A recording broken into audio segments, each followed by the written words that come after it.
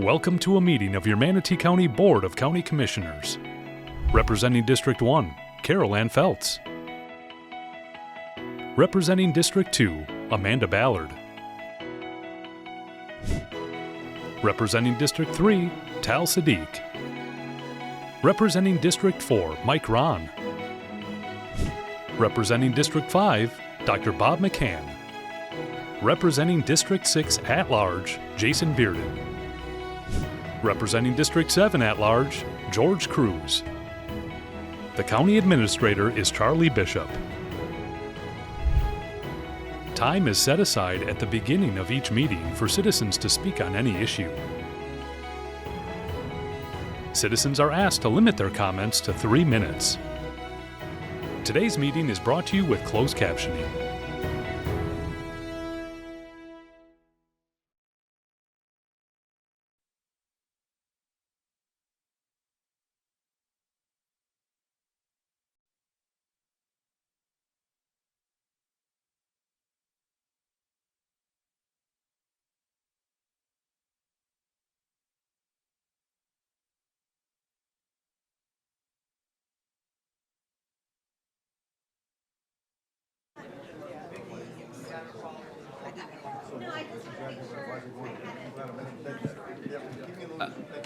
Charlie, am I supposed to wait on something for your fancy little intro? No? All right. Who? Oh, I see it. Okay. I see it. Good morning, everyone. Today is Tuesday, September 2nd. I hope you had a great Labor Day weekend, and we are back with our regular agenda. We will start as we always do with the invocation and the pledge. Today's invocation will be led by Reverend Brock Patterson of the Longboat Island Chapel, and our pledge will be led by Commissioner Bob McCann. Please rise if you're able.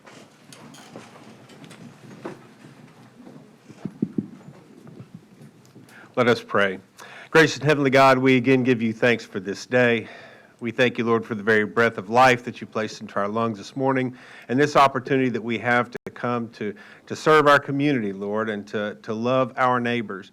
Thank you for allowing us this opportunity, and thank you so much for the sacrifice and service made by so many men and women who make our presence here possible. That is the men and women in our police departments, fire departments, emergency personnel, and of course our armed forces. Lord, we thank you for the gift of their sacrifice and their example of courage.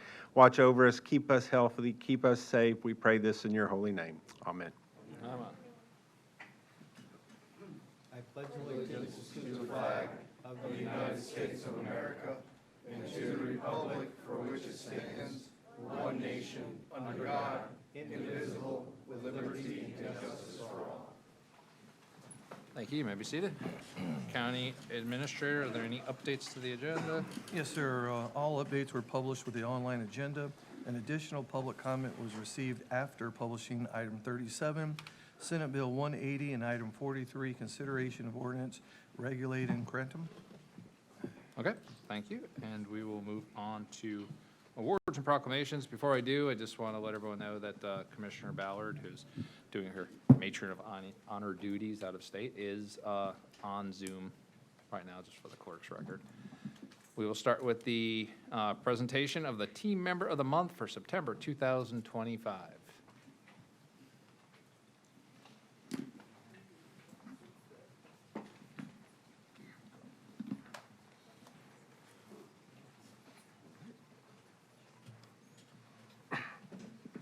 Good morning, all. Brandon Bennett, Property Management Division Manager. Today, I'm proud to present Duncan McNaughton. He's been with the county almost 35 years. His primary area of focus is the Palmetto and Paris area, and he serves the county every day with a very big smile, and he's an absolute pleasure to work with. And today, we'd like to thank him for his service and present him as the Employee of the Month. Commissioners, let me at least say good morning. It's an honor of mine to be in front of you this morning, and thank you so much for the award. And I want to thank Property Management, but thank you for everything you do also. Thank you.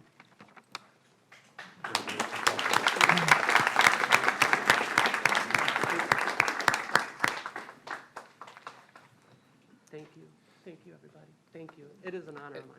Thank you. Yeah, thank you very much. It was Thank you. it was a fun time last week when we gave that to you. A lot of people walk in and have no idea what they're walking into. Some people think they're being fired.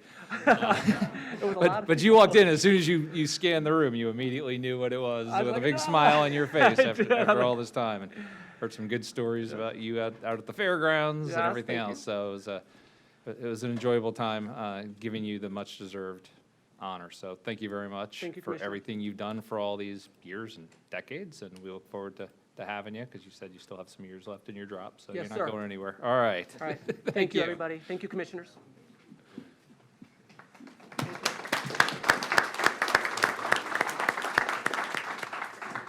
All right, we now have 3 proclamations. Before I send anybody up, while I've got the full board, I need a motion to adopt the proclamations. So moved. I have a motion by Commissioner McCann, seconded by Commissioner Ron. All in favor, please say aye. All opposed? As approved unanimously. Our first one is National Preparedness Month by Commissioner Feltz, I believe.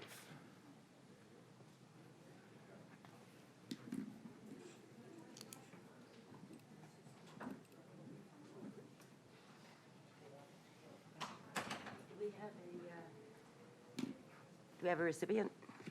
They're walking up behind you.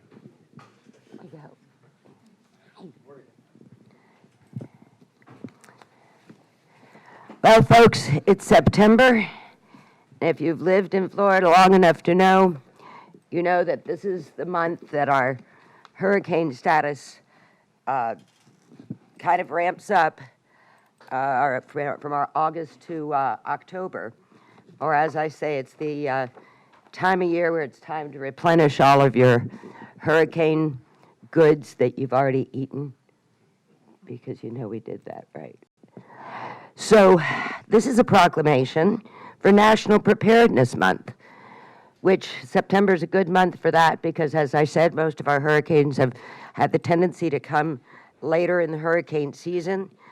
I urge everyone to review your supplies, your batteries, your Coleman lanterns, your stoves, your tarps, your water. We've done a wonderful job of providing for our community after these storms. We've had various points of distribution, but it takes all of us doing our part. And that means that if you can, to prepare yourselves beforehand instead of being dependent on being able to get to those supplies afterwards. So, my recipients are Jody. Joel and Ashley. Okay. All right. Well, come on up and let's read. Whereas each year, Manatee County promotes National Preparedness Month as an effort to strengthen the county's preparedness capabilities for natural hazards.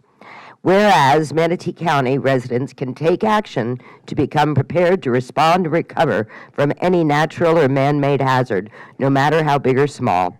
The more people who are prepared, the quicker our community will recover. And whereas first responders may not always be able to reach residences quickly after an event, and the most important step to take is to be self-sufficient for a minimum of 7 days.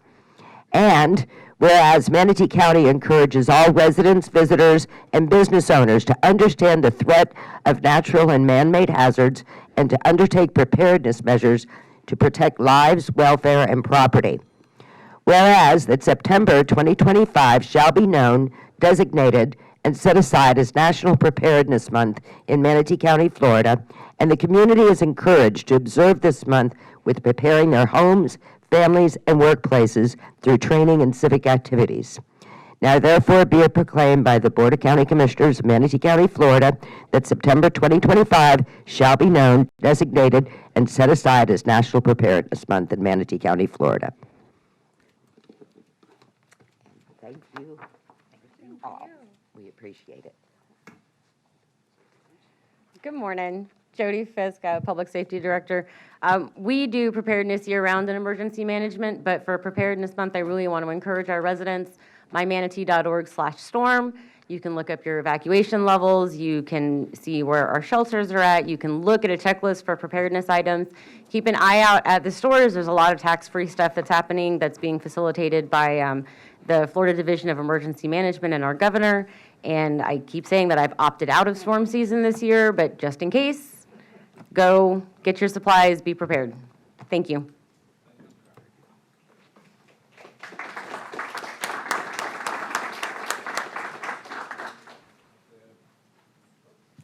Tribute to Heroes Day with Commissioner Bearden, and I'm guessing you're all here for this one.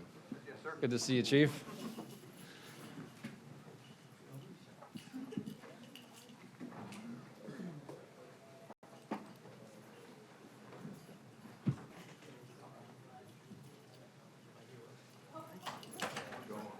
How y'all doing?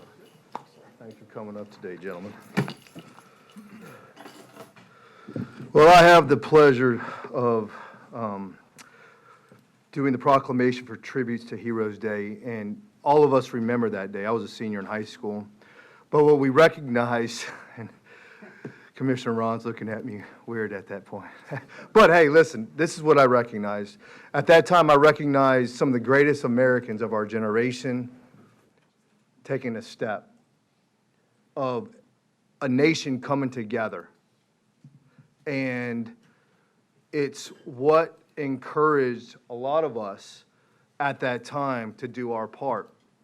And so it was a day that everybody remembers, and not just that, it's our duty to pass down that information to the next generations to come.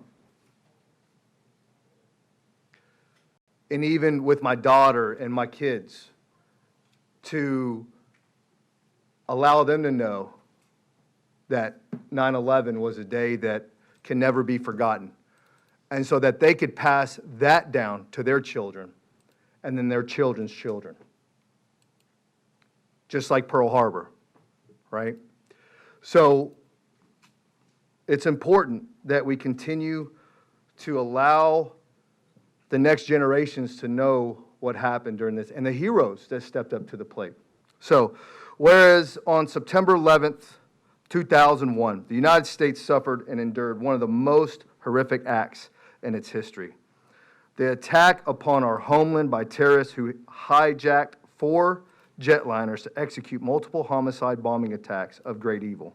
And whereas the citizens of Manatee County join Americans across our great county to remember and honor the victims lost in this tragedy with courage, strength, and dignity.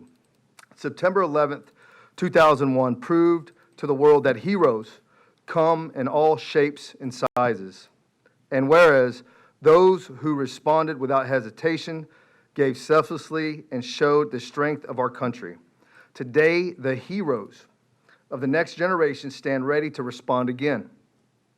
These heroes continue to stand guard all around our country, and whereas our firefighters, our police, our first responders serve our communities with dedication and vigilance. And we continue to offer support to the families and friends who lost loved ones in the devastating events of that day.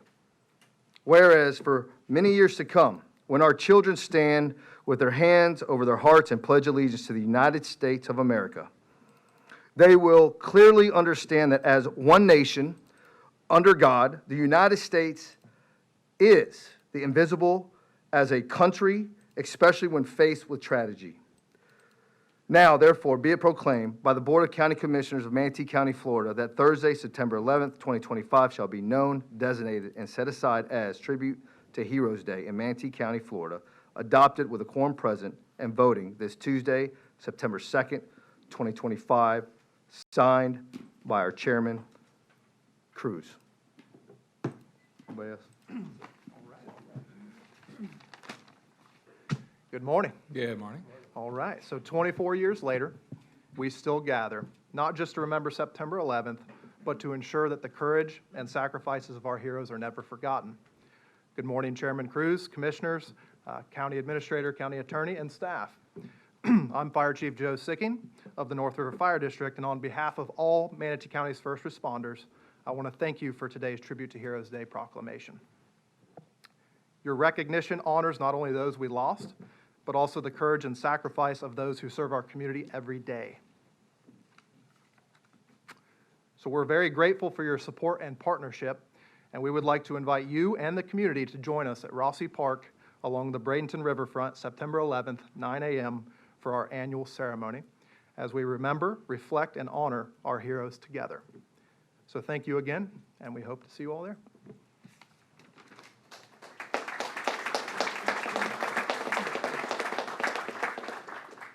Does anybody else like to say a few words? You sure? Thank you very much. I would encourage everybody who's able to come out to that. I go every year. Last year I was honored with being able to speak at it. It's a great event, so I would highly encourage it next Thursday. Thank you all. Our last proclamation is Usher Syndrome Awareness Day by Commissioner Ron.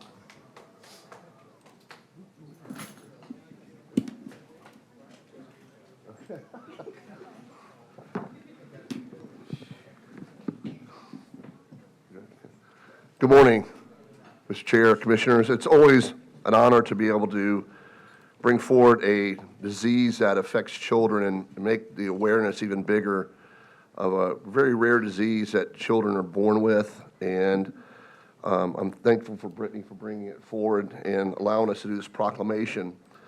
Whereas Usher syndrome is relatively a rare genetic disorder caused by a mutation in one of at least 11 genes, resulting in a combination of hearing loss and visual impairment, and a leading cause of a combination of combined deafness and blindness, and it's estimated more than 400,000 people. And whereas are affected by this genetic disorder worldwide, as many as 25,000 in the United States and over 1,000 here in Florida, the vision loss in Usher syndrome is caused by progressive vision disorder known as retinitis pigmentosa, or RP. And whereas light-sensitive cells in the retina gradually deteriorate, initially resulting in night blindness, followed by narrowing fields of vision, children with Usher syndrome are born with or develop hearing loss, and it estimated as many as 10% of them. And whereas the congenital bilateral centroidal hearing loss have Usher syndrome, there are three types. There's type 1, 2, and 3. Which are distinguished by severity and age, which the signs and symptoms appear because of limited public awareness in those affected.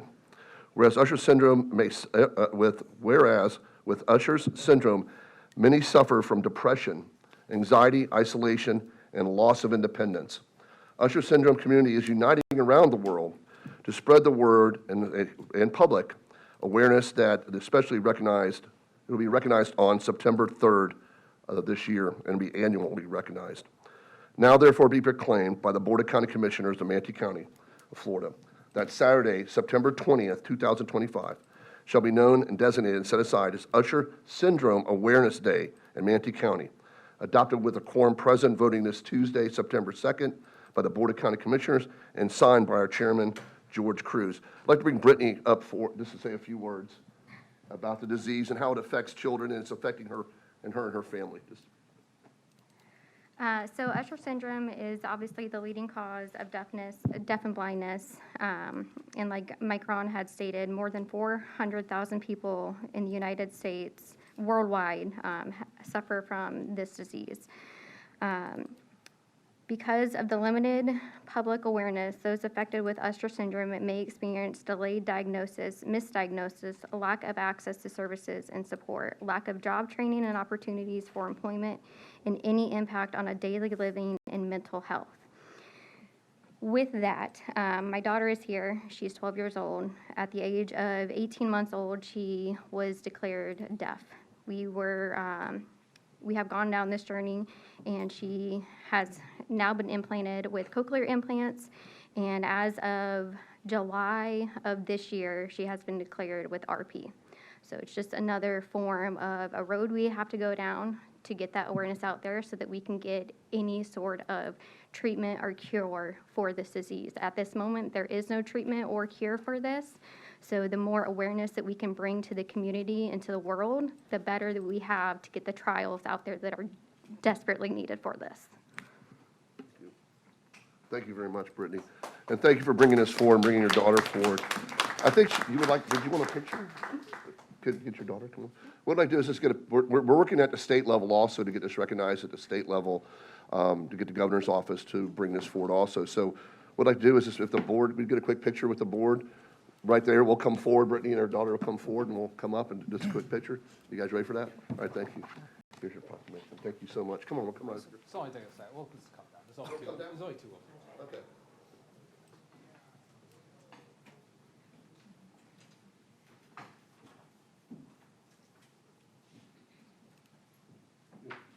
You want to go for the dice? Come on, Brittany.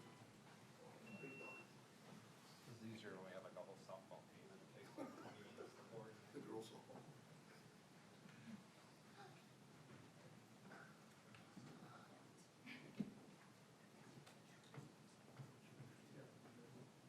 All right, you guys are ready? In 3, 2, 1. Oh, wait, Charlie pass. All right, in 3, 2, 1. Perfect.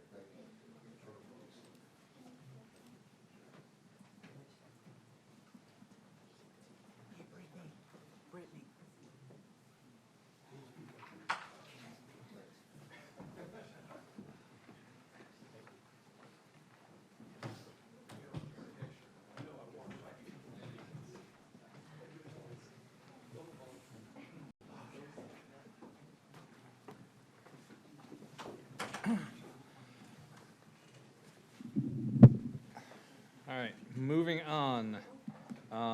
Looking for any requests by any commissioners to pull items from consent. Any items from consent? Yes, I'd like to pull 10 and 15. Items 10 and 15. Are there any others?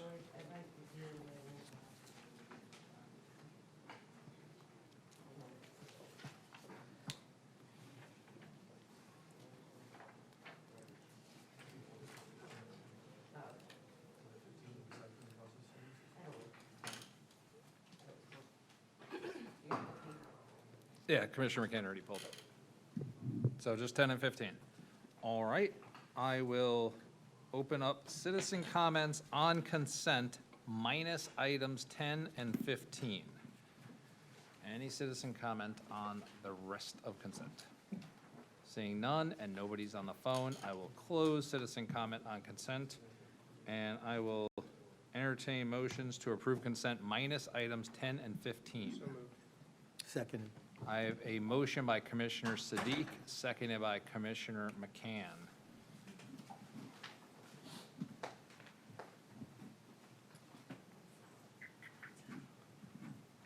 It's not up on the board, so we'll do this by voice. All in favor, please say aye. Aye. All opposed?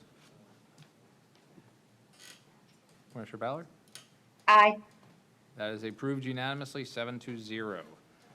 I will now open up citizen comments on future agenda items, items that will not appear on today's agenda. I have nobody signed in, so.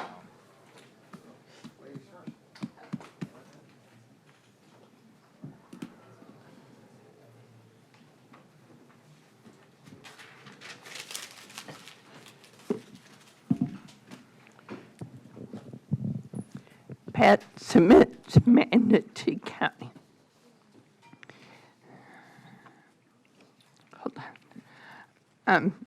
You might want to pay attention because class is in session and there will be a quiz later.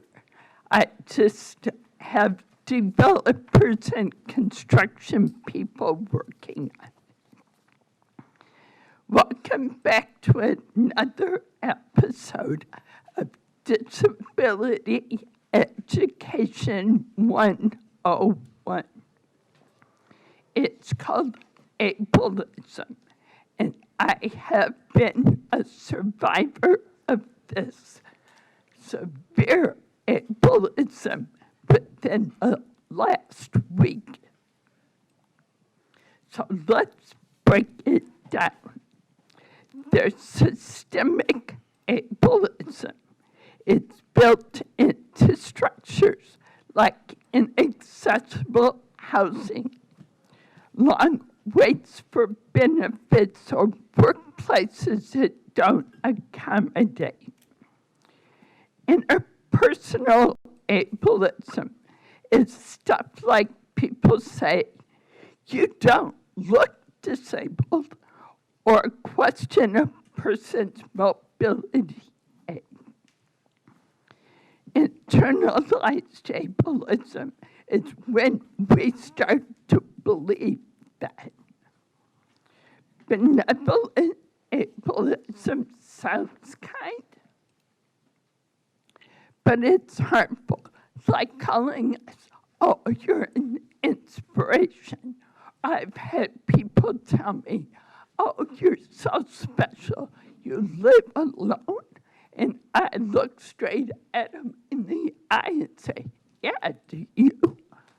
Why would you wouldn't ask an able person that question? Why would you ask me? Invisibility-based ableism is when people doubt your disability. It's not visible. And that means it's not real. Yeah, it is. Medical ableism in healthcare, when symptoms are dismissed, everything gets blamed on one diagnosis, or quality of life is just assumed to be poor. They prioritize a cure over support.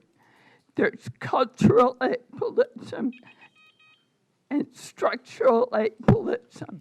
And I just wish people would realize that being able is not a permanent condition. Thank you. Actually, the list did come up, so Dalton is second, and then it's free for all after that. Oh, no, I was just naming Dalton. The list did come up on who signed up, and I was saying Dalton's second. Good morning, Commissioners. Dalton Nelson, Manatee County. We love this county. We love its rivers, its wetlands, its coastline, and the communities that thrive here. But today we face a problem that is drowning us, literally. Overdevelopment has stripped away the natural protections God gave us, and now the floods come faster and harder. We see it in our neighborhoods, water rising where it never rose before, roads washed out, homes damaged, and families displaced. But this is not an accident. It is the cost of putting profit before people and concrete before creation. The word speaks, woe to you who had house to house and joined field to field till no space is left and you live alone in the land. Does that not describe what we see today? Fields paved over, wetlands gone, and neighborhoods crammed so tightly that nature itself can't breathe. And yet, it reminds us that the righteous will never be uprooted, but the wicked will not remain in the land. The righteous, those who care for creation, those who protect their neighbors and stand firm even when the storms rise. But here's the challenge. Even when our local leaders try and act, state law has tied their hands. SB 250, passed after Hurricane Ian, first began restricting how counties could rebuild smarter and stronger, and then became SB 180, a law that goes even further and forbids counties like ours from enacting stronger protections than the state requires, retroactively from August 2024 to 2027.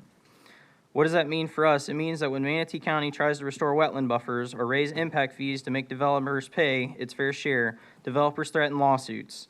And after any hurricane within 100 miles, we're barred from any stronger safeguards for a full year, exactly when we need them most. But my friends, we are not alone without hope. The righteous person may have many troubles, but the Lord delivers him from them all. Yes, we may face many storms, and yes, these laws may seem like obstacles, but the Lord delivers, and he calls us to act. We are not called to be silent while our land is paved over, while our neighbors suffer. We are stewards. We are protectors. We must lift our voices to demand laws that defend our homes and not dismantle them. So let us speak with courage. Let us remind our leaders that the righteous must overcome wickedness, stewardship must overcome greed, and the people of Manatee County will not be silenced. The floods may rise, but the righteous will remain. Stay strong like an oak. Thank you. Thank you, Dalton. All right, I have no one else on the list, so it's whoever gets up there first.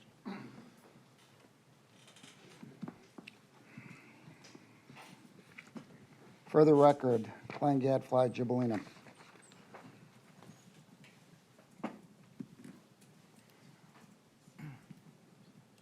You know, when you get disrespected, why would you give that person any respect? Manatee County, fully Republican county. First county targeted by Ron Sanctimonious. It's unbelievable.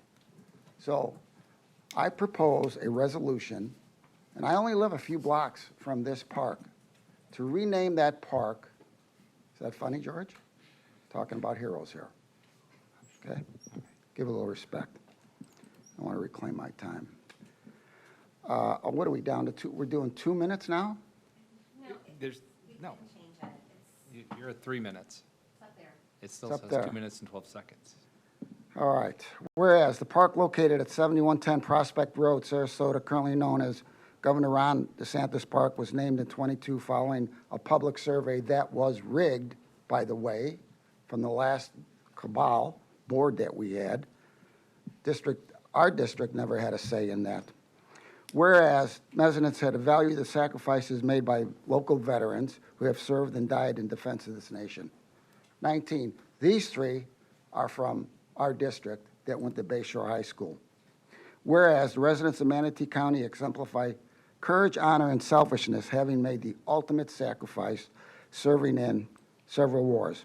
Whereas Senate Bill 180, signed into law by Governor Ron DeSantis, has imposed limitations on local government's ability to enact certain policies, prompting the residents of Manatee County to seek meaningful ways to exercise local authority and honor community values. And whereas the Board of County Commissioners recognize the desire of the community to commemorate local heroes whose legacy unites, inspires.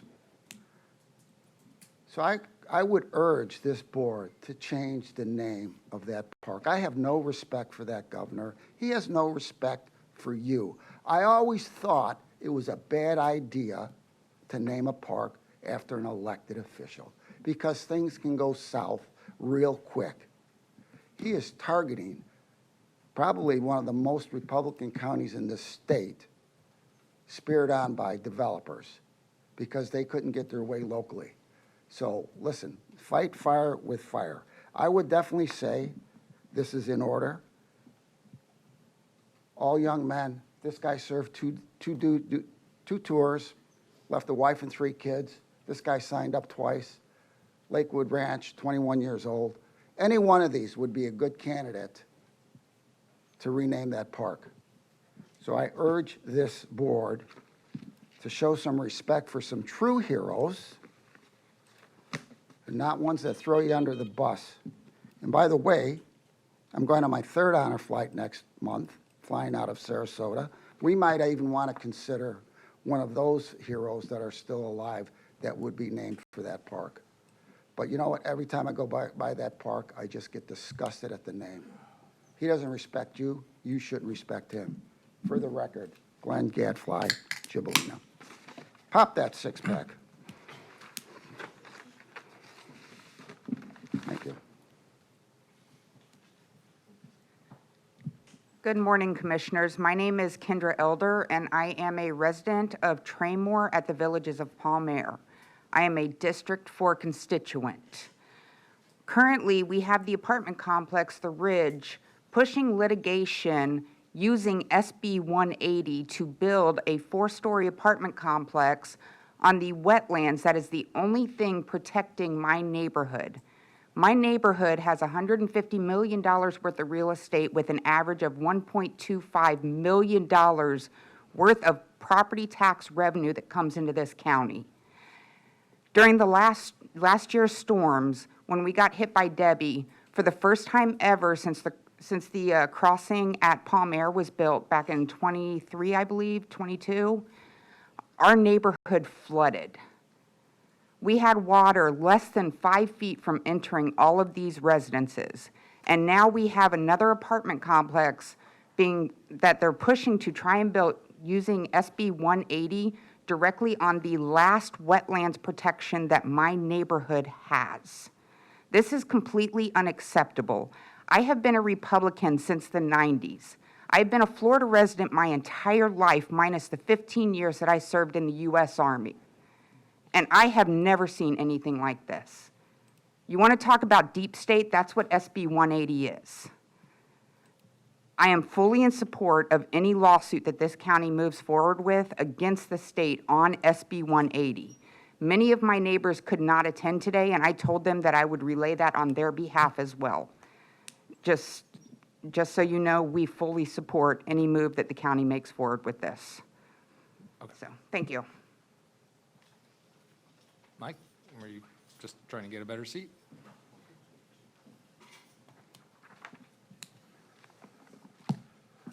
Short topic, pitfalls of governmental budgeting.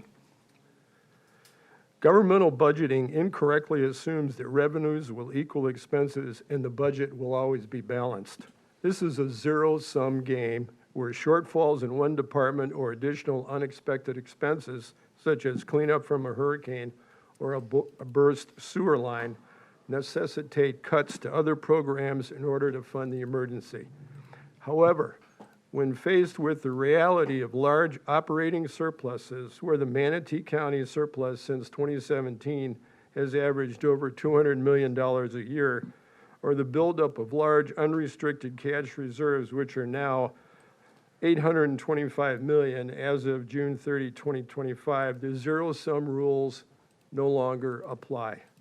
Thus, when Public Works came to the Commission earlier in the year with a request for additional funds beyond their budget for flood remediation, you were able to approve the request without negatively impacting other programs or departments. Similarly, when you decided to restore funding to Our Daily Bread, ample funds were available due to the long-term operating surpluses and large cash positions on the balance sheet. The same real-world logic should apply to your consideration of substantial millage cuts and property tax rebates for the upcoming budget year.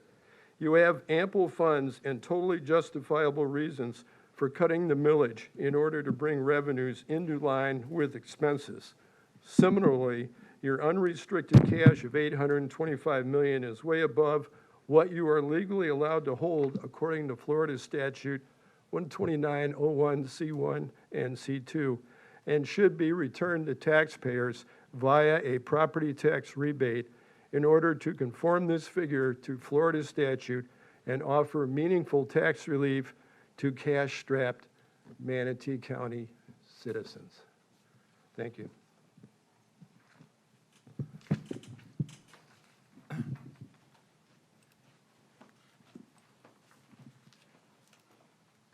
Good morning. My name is Zaide Smith. I wanted to talk to you guys real quick about your new waste management program here in Manatee County. You all recently rolled out the 96-gallon garbage bins, and I believe in the beginning of October, we're going to have once per week pickups now.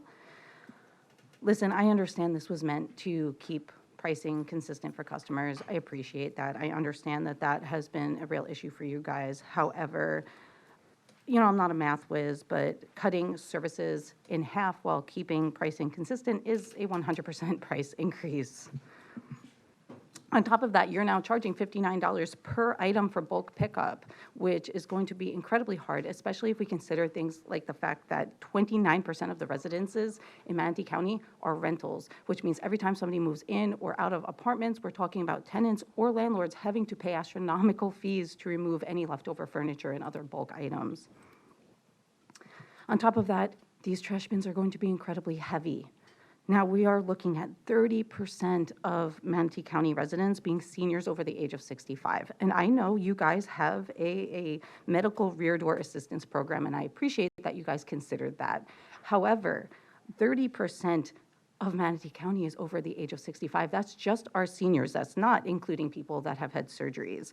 That's not including people who are disabled. That's not including pregnant people. There's no way, realistically, that program's going to be able to work because we're not going to be able to have the driver of these trucks stop at almost every house in Manatee County to go in and get the garbage bins. Again, I appreciate the thought behind it. I just don't think it's something that's realistically going to work. Your constituents have been speaking out about this over and over again. We have so many HOAs in our county. I live in Lakewood Ranch. Almost every community out there has an HOA. And pretty consistently, the rule is that you can't have your trash bins outside. They have to be in your garage. And consistently, your constituents keep saying that they can't fit these massive garbage bins, these 96-gallon bins, with their cars in a lot of the garages that they have, especially in townhome communities and stuff like that out in Lakewood Ranch. So again, it's not a doable thing for people, even when they're trying to abide by rules, even when they are trying to respect the new system. On top of that, we have so many young families that are coming in. When you consider people with young children, when you're considering diapers that are going to sit there for a week and the amount of food waste that's going to sit there for a week, we are talking about not just a horrible smell that is going to be coming from these people's garages, bless them, but also rodent problems and litter problems when this is all over our streets. And none of us want these things. We love our communities, we love our neighborhoods, and it is going to get much, much worse. That's not even considering the fact that there's going to be a huge uptick in illegal dumping, because people are going to have to do something with their garbage. And if they can't afford the astronomical fees and they can't have their house full of garbage, what else are they going to do? Listen, I understand that you guys did your best at the time trying to come up with a solution. I am urging you to listen to your constituents. There are a lot of very, very upset people, and I just don't think your solution is the best solution. So I'm urging you to reconsider and come up with a better solution. Thank you. Thank you. Any other public comments on things not on the agenda, unlike some of the tricky little roundabout things we've heard so far here? Good morning, Anthony Shulo, Manatee County resident. I would like to again encourage you for a future agenda item to direct a work session for several areas in the county. Specifically for me, and the most that I'm concerned about is the Gamble Creek watershed. You guys have made some procurements or some purchases of land in that area. We have several land use projects happening at the north end of Rye. We have just experienced our seasonal high water level, which was exactly what we all expect in our area. I've been documenting that, sharing it with the staff. And the reason I'm sort of bringing this up is, lots of folks said, hey, we'll wait till you see what happens next year and so forth. We reached seasonal high water levels, and they were as expected. Of course, we didn't experience flooding because we didn't have a catastrophe at our local dam based on mismanagement. But what I would like to really ask you to consider asking the staff to do is have a work session for residents to join those watershed projects that are on the horizon. 675 is a major county road project. It is going to have lots of implications for traffic and water. I understand that it is in the future plan, but you need to start talking about it now. And the reason that that is important to your development community is there's opportunities for public-private partnerships, not just in roadways, but potentially in stormwater management. We really haven't explored that or talked about it too much when we talk about public-private partnerships, because everybody wants to be able to get their kids to school on time and they don't want to wait in traffic. But some of us really want to make sure that we're directing the stormwater in a way that we know we can retain it. So please, again, request staff put work sessions together for these various watersheds. In my situation, Gamble Creek is a concern to me in that watershed. But there's other basins, like the public comment mentioned earlier, that may be worthwhile to consider. So thank you so much for your time. Thank you. Any other public comment in the room? Seeing none, I will go to the phone. There's one hand raised. Caller 750.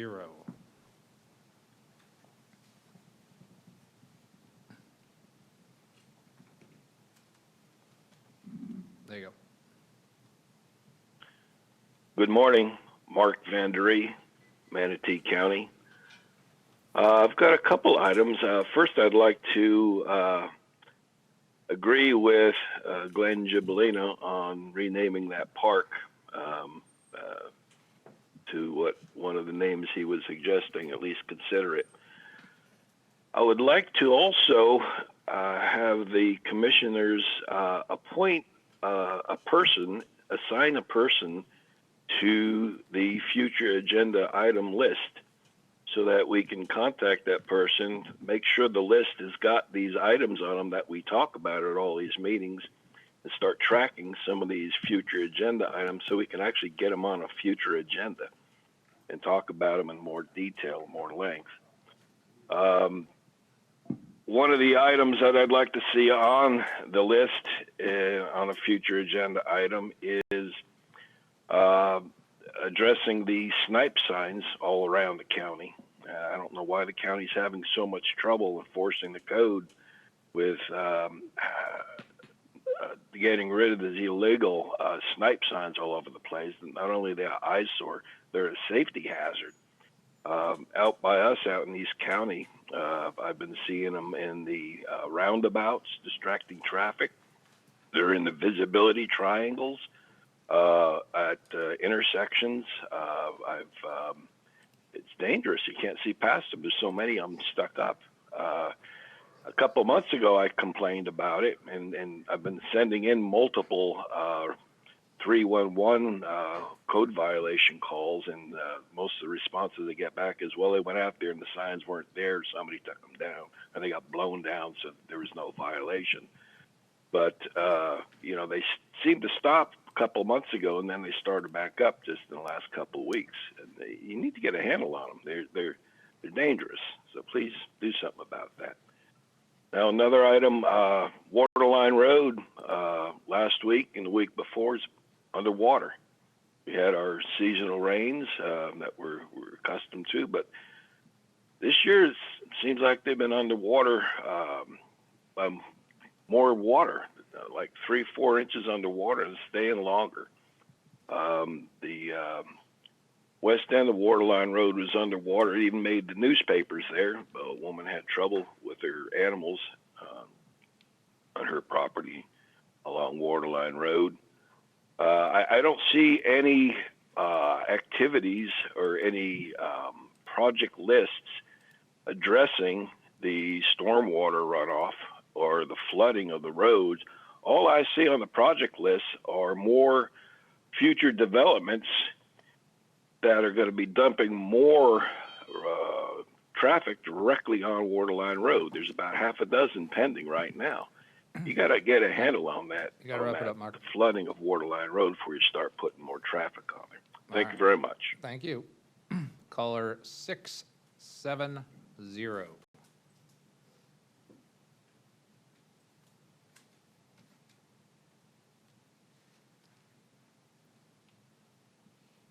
670, you there?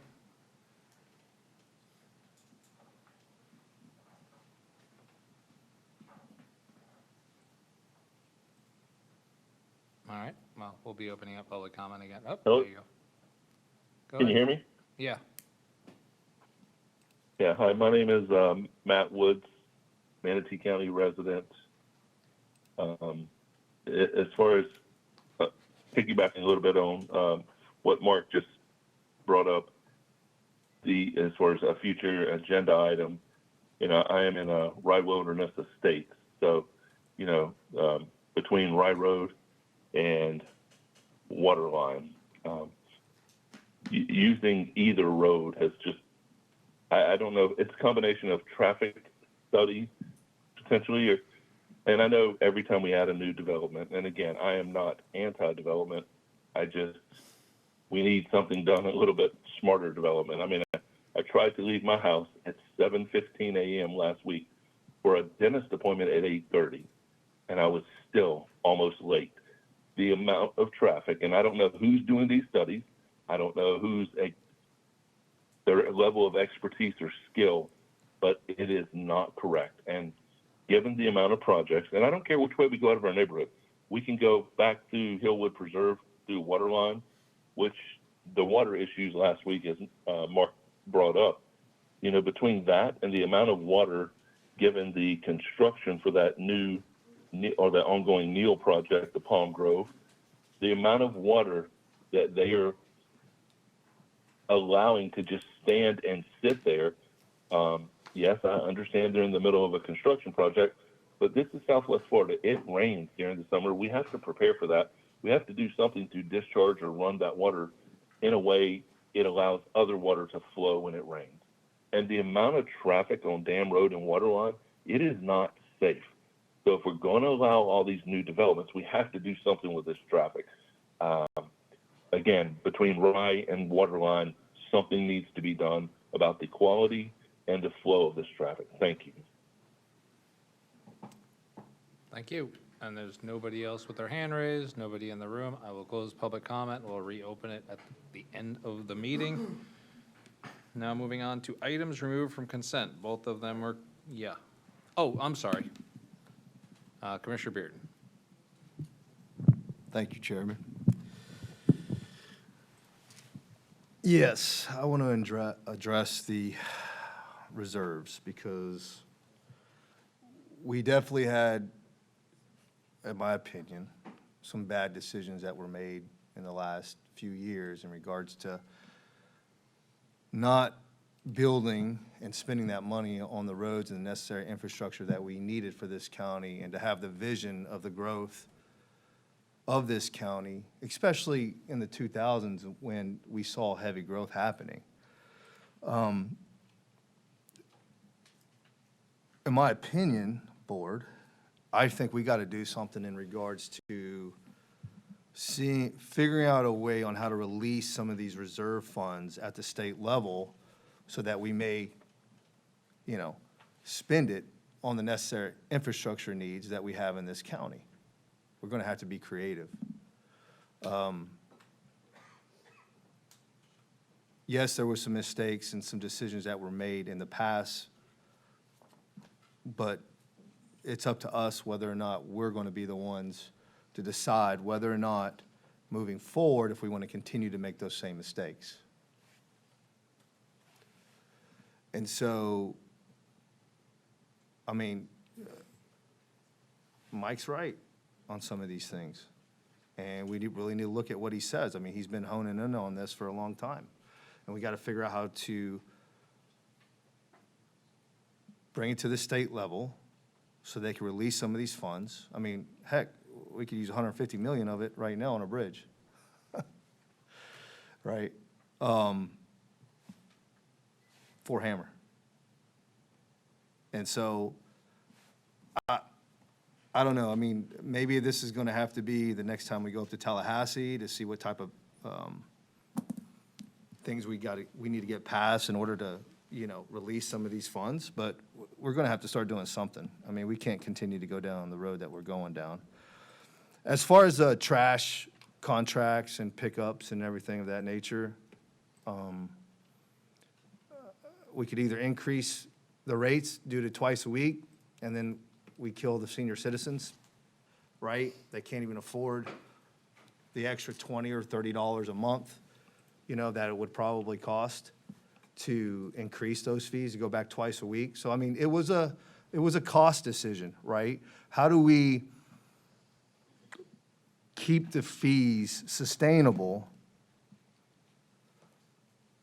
without, and still try to figure out a way to have, services that are good for our community, right? And, we're not going to make everybody happy when it comes to making decisions up here, especially when it comes to, trash rates or, decisions regarding the trash, because, like I said, we could either increase the rates, we can't have them at the same level if you guys want them at twice a week, right? But, those are decisions that we had to make during that time, and we just really didn't want to, hit people with increase of rates. If we increase the rates because we got to go, to twice a week, we're getting yelled at as well, right? So it's a balanced approach that we're trying to find up here on this board. But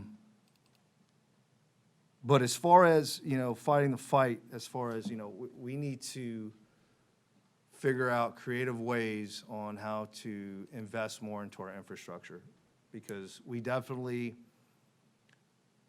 do have a lot. I mean, do we need that much in reserves? I know former boards are saying, hey, we need to put more and more in reserves.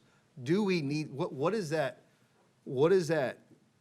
point to where we say, okay, we have too much reserves, right? That we don't need to continue to keep building up our reserves, because what's the point? I mean, our constituents are spending more on taxes than I've ever seen right now in this county. So we're going to have to start making some major transitions as far as how we're going to spend this money, and we can't continue to bond out and get more money when we have it. We could utilize some of this money to pay down some of these bonds, right? So I just think it needs to be a discussion that we need to have as a board as far as moving forward with the vision of what we want this county to look like, and how much in reserves should we have? You know, what is too much reserves? What is too less reserves, right? Because obviously if a storm hits, we got to be prepared for that as well. So that's all I have, Mr. Chair. Those are just a few points that I wanted to bring up. And hope everybody had a great Labor Day weekend. Thank you. And my computer screwed up, so I clicked both of you. So Commissioner Felch, you're on, even though you're not on the list. Thank you. First off, I appreciate our constituents that have taken the time to come down here this morning and should be recognized for making that effort. Our call-in comments, we appreciate those people too. And it's keep it up, because squeaky wheels get the grease, we hope. On some of these, as far as our garbage goes, we're pulling an item from the agenda that, later that maybe we'll get into a little bit more detail on. And I think our speaker has left the room. But this is the involvement, as Commissioner Bearden said, this was very much a financial issue.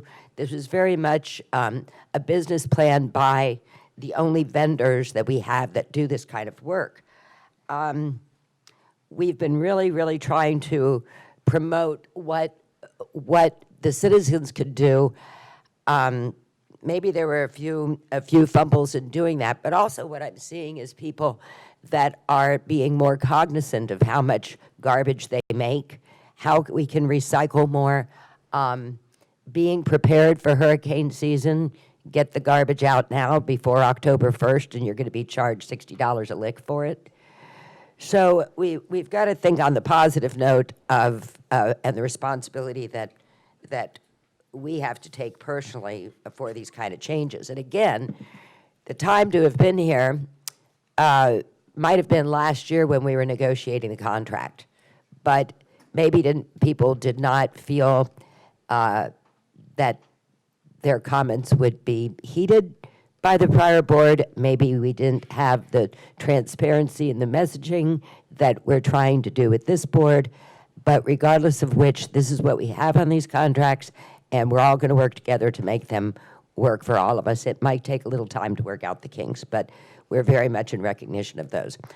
Regarding the list of things that are brought up on future agenda items, I think this is something that possibly I might have said from down there a few years ago. Who's keeping track when a citizen comes to that podium and says, and especially if you can, identify the problem and have a suggested solution, who keeps track of that and gets back and puts it on a future agenda? If it's in my district, I will try very hard to do that for you. I can keep track of my district. But I challenge the other commissioners that if one of your citizens comes up here and asks for something to be put on a future agenda, that's your responsibility to follow through with it. And I think we need to take that seriously. As far as Waterline Road, our stormwater, our flooding issues, we've been tested this last week with the amount of rain that we've been getting and some of the bursts out there. we're taking a couple steps forward with things, but then we take 2 steps back. Just in the last couple months, we did an extensive site visit to the areas between the state park and Zipperer Road. I did a site visit with my activists, with county staff, and we've been playing whack-a-mole over there. And some of the things I think out of maybe the 4 or 5 issues that we addressed at that time, only one has actually been corrected. And we found out, was it a problem? Yes. Were the citizens right? Yes. Did we fix it? Yes. So where are we going with these things? And we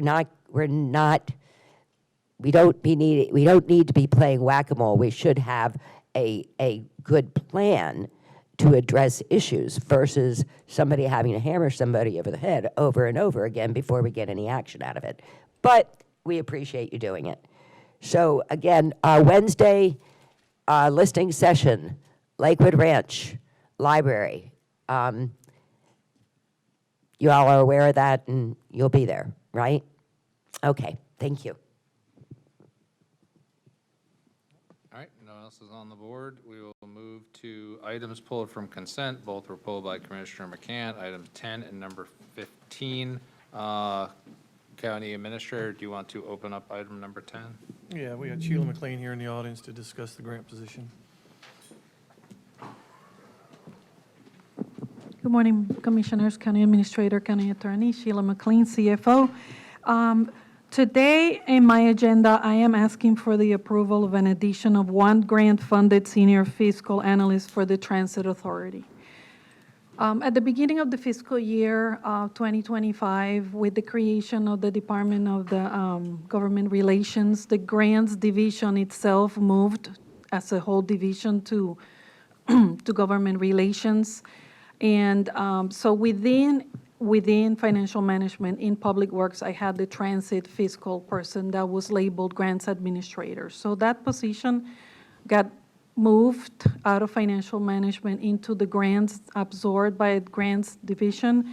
With the creation now and the award of the CDBG-DR, this position, the person that was currently housed in this position for transit got promoted as a grants administrator in the CDBG-DR. So that left a gap in being able to process and do all the transit work, fiscal duties and administrative work that's required for this grant.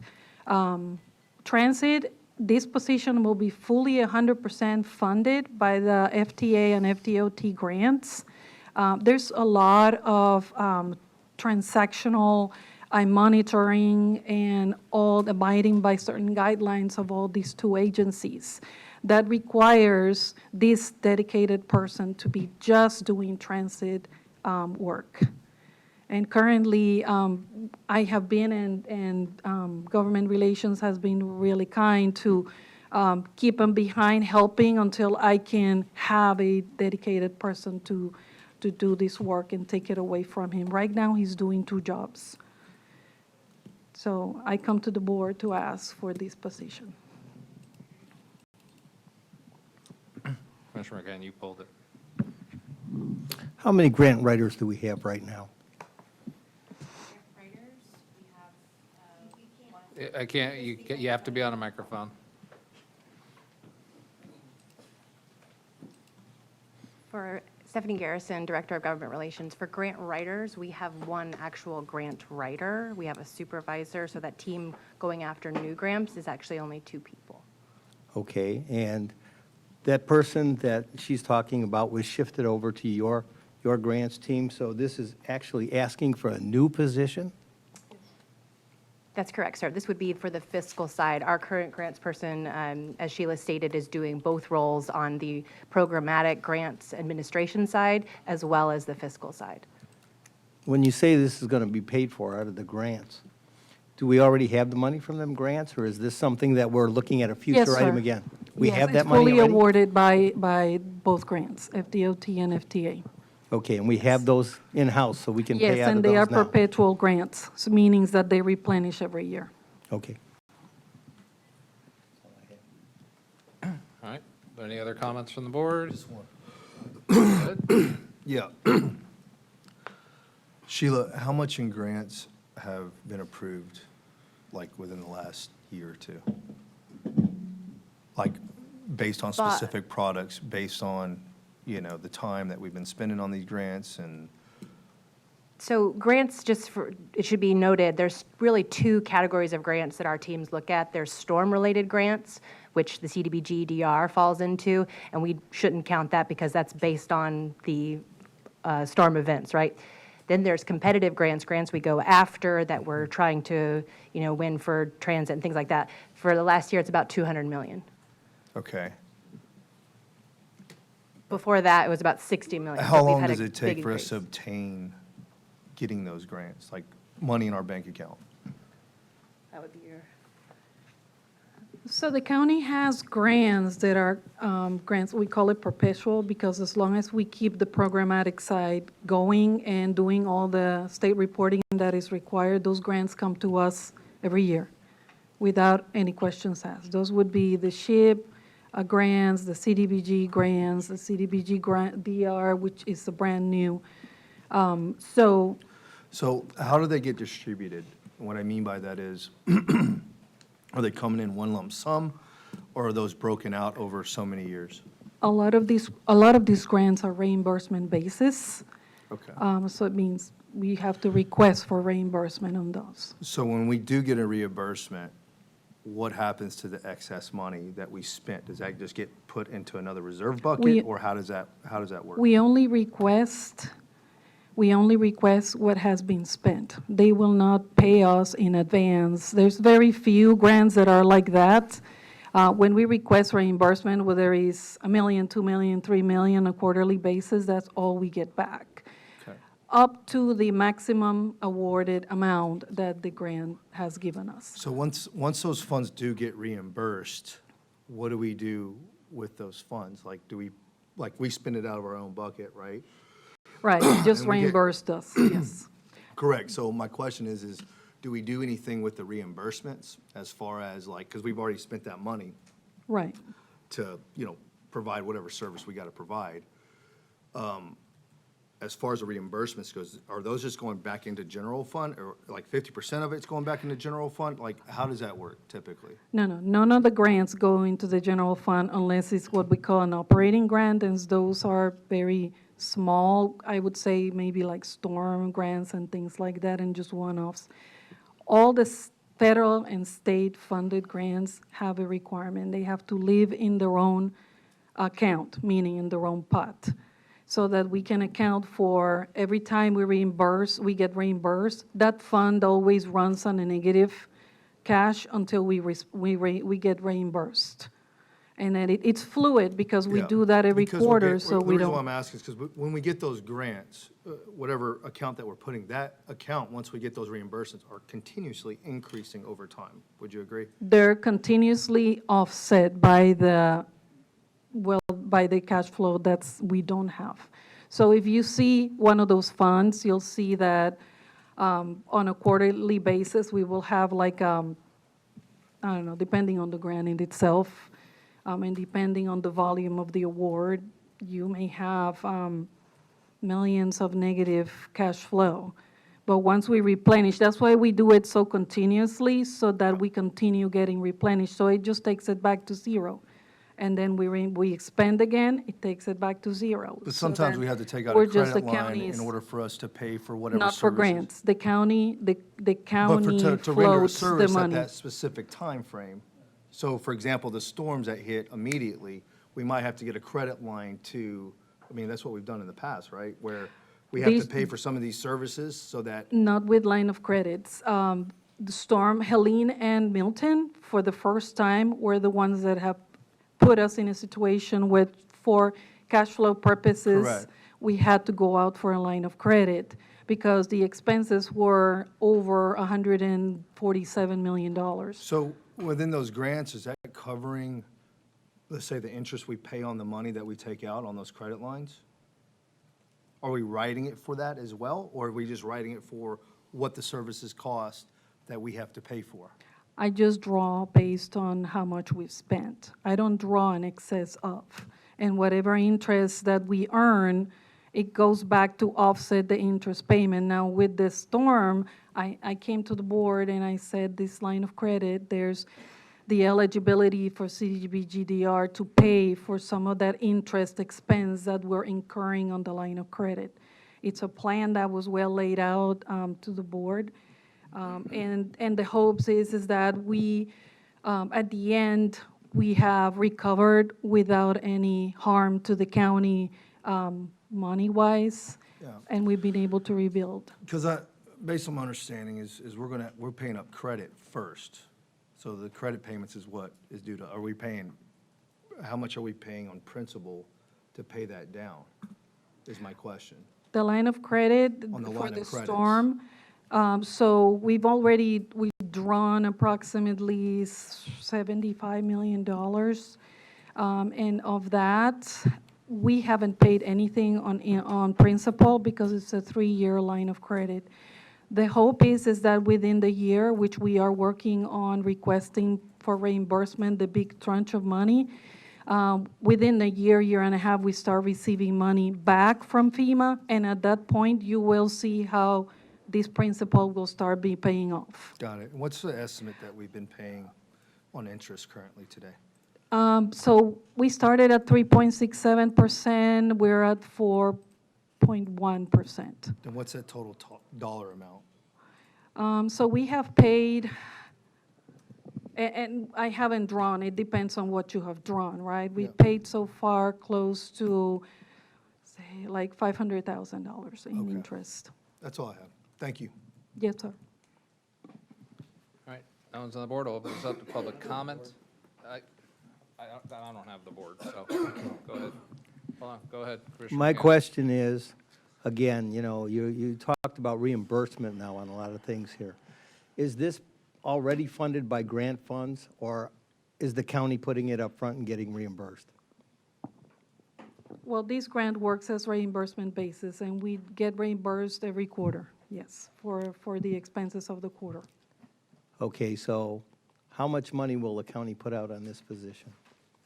With benefits and all, this position right now that I'm requesting will be a non-exempt position, means it's hourly, so it's cheaper than the one that got moved to grants administration. So it'll be a savings around $5,000 to $7,000, depending on how we hire the person and what we hire them for. So it's with benefits and all, it'll be around $110,000 with benefits and all, Okay. a year. A year. And would this person be in a supervisory position? Would this No, be a sir. director position, or would it be just an hourly position? It is just going to be an hourly position. Okay. It just lower base, one of my lower base positions.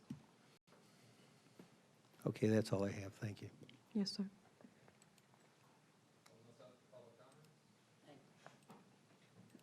I do not have the screen open, neither does anybody else. So if you want to talk, you're going to have to raise your hand. Sheila? Go ahead. Well, quite done. Sorry again. So this position existed before in a different manner that took care of both the acquiring and the execution of the grant that pays for it? Yes, that person was a grants administrator, and he'd been with the county for a long time. Right. So he moved on to, So in your department, that person's position was the grants administration, but also this work that you want to hire the hourly person to start doing, since they moved on to grants? yeah, it will be a fiscal analyst, a senior fiscal analyst. It will not be labeled grants administrator because at this point, that position is more a grants person. But I just need a person that will support the transit grant programmatic person, which they already have one. So they're just going to be doing all the this position was grunt work. covered by the grants that they Yes, ma'am. acquired and then administrated and executed all of that under one person. But now, since we're going with the grant duties separately in another department, this is an hourly position to kind of do those administrative things to support the grants, that now the person is going to be working in this department. So The person that was there But before. that is the new position then. I mean, this is a replacement of half of what this person used to do. The new position is actually in government communications. Commissioner, the way that, and Sheila, please step in and to I mean, the add, whole the- department's new, this- so the I'm pers- assuming a position would be new. The person's doing two jobs right now, two different skill sets, and they're doing both of them. And so, long-term, it's not sustainable because you have a grants piece of the work and you have a fiscal piece of the work. So with the same person doing both, it becomes a bit of a, you've got. But they've been doing this for They how have been long? doing it, but it is definitely two persons' job. So I want to, echo But- her thoughts there. There's definitely two skill sets at play here, and right now, one person's juggling both. So this was a new position in our new government communications department.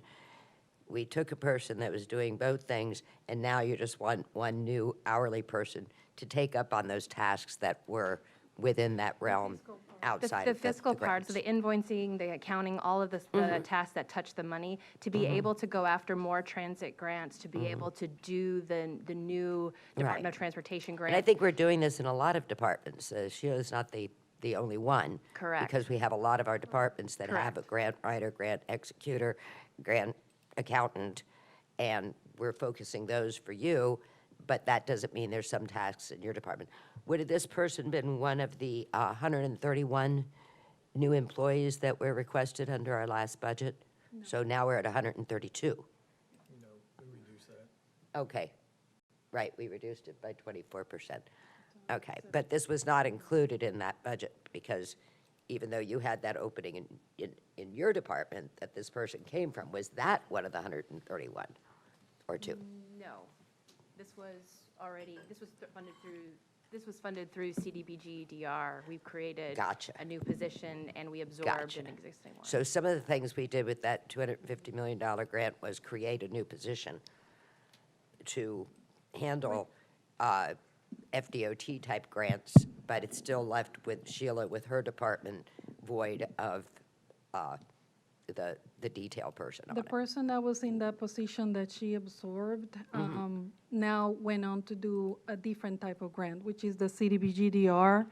Now, that leaves grant transit with that gap. So because now we are two departments united but separate. Right. She has a person now doing the programmatic side of the grant of transit, and I need that person that will do the fiscal side. There's a lot of monitoring, there's a lot of paperwork, there's a lot of. I understand. And I think we're requirements. going to be seeing this with a couple other departments too, Yes. that we're still a little bit, we go from centralizing, decentralizing. We're now in the centralizing mode. So I think we'll see a lot of this. It may mean that we do have additional people, but as you've said with this, with the cost of replacement within your department, this is an hourly, non-supervisory position. Right. And I think it's a good reward for a person who's been here to have an opportunity to do more for us. I appreciate the explanation. Thank you. Thank you, ma'am.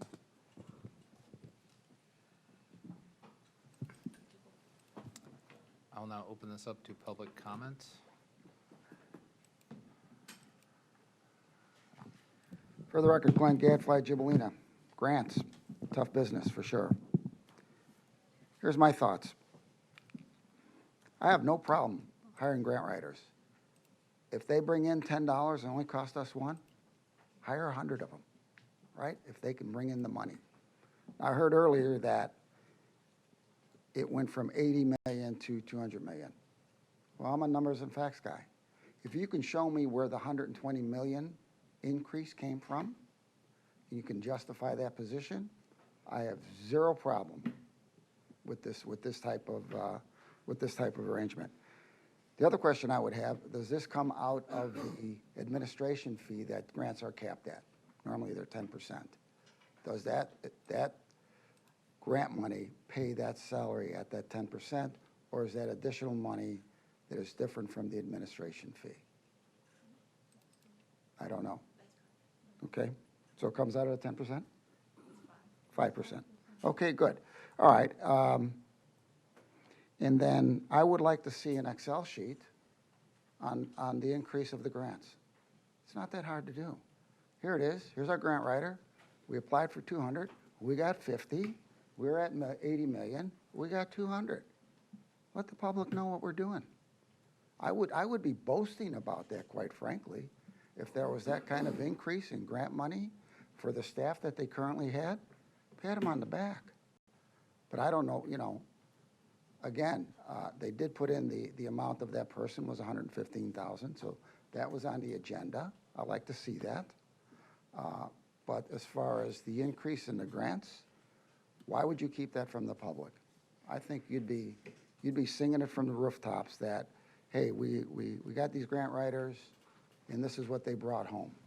So it's not that hard to do. I think the public deserves that information, and if that's what they're doing, bringing that kind of money, God bless you. Keep bringing it, for the record.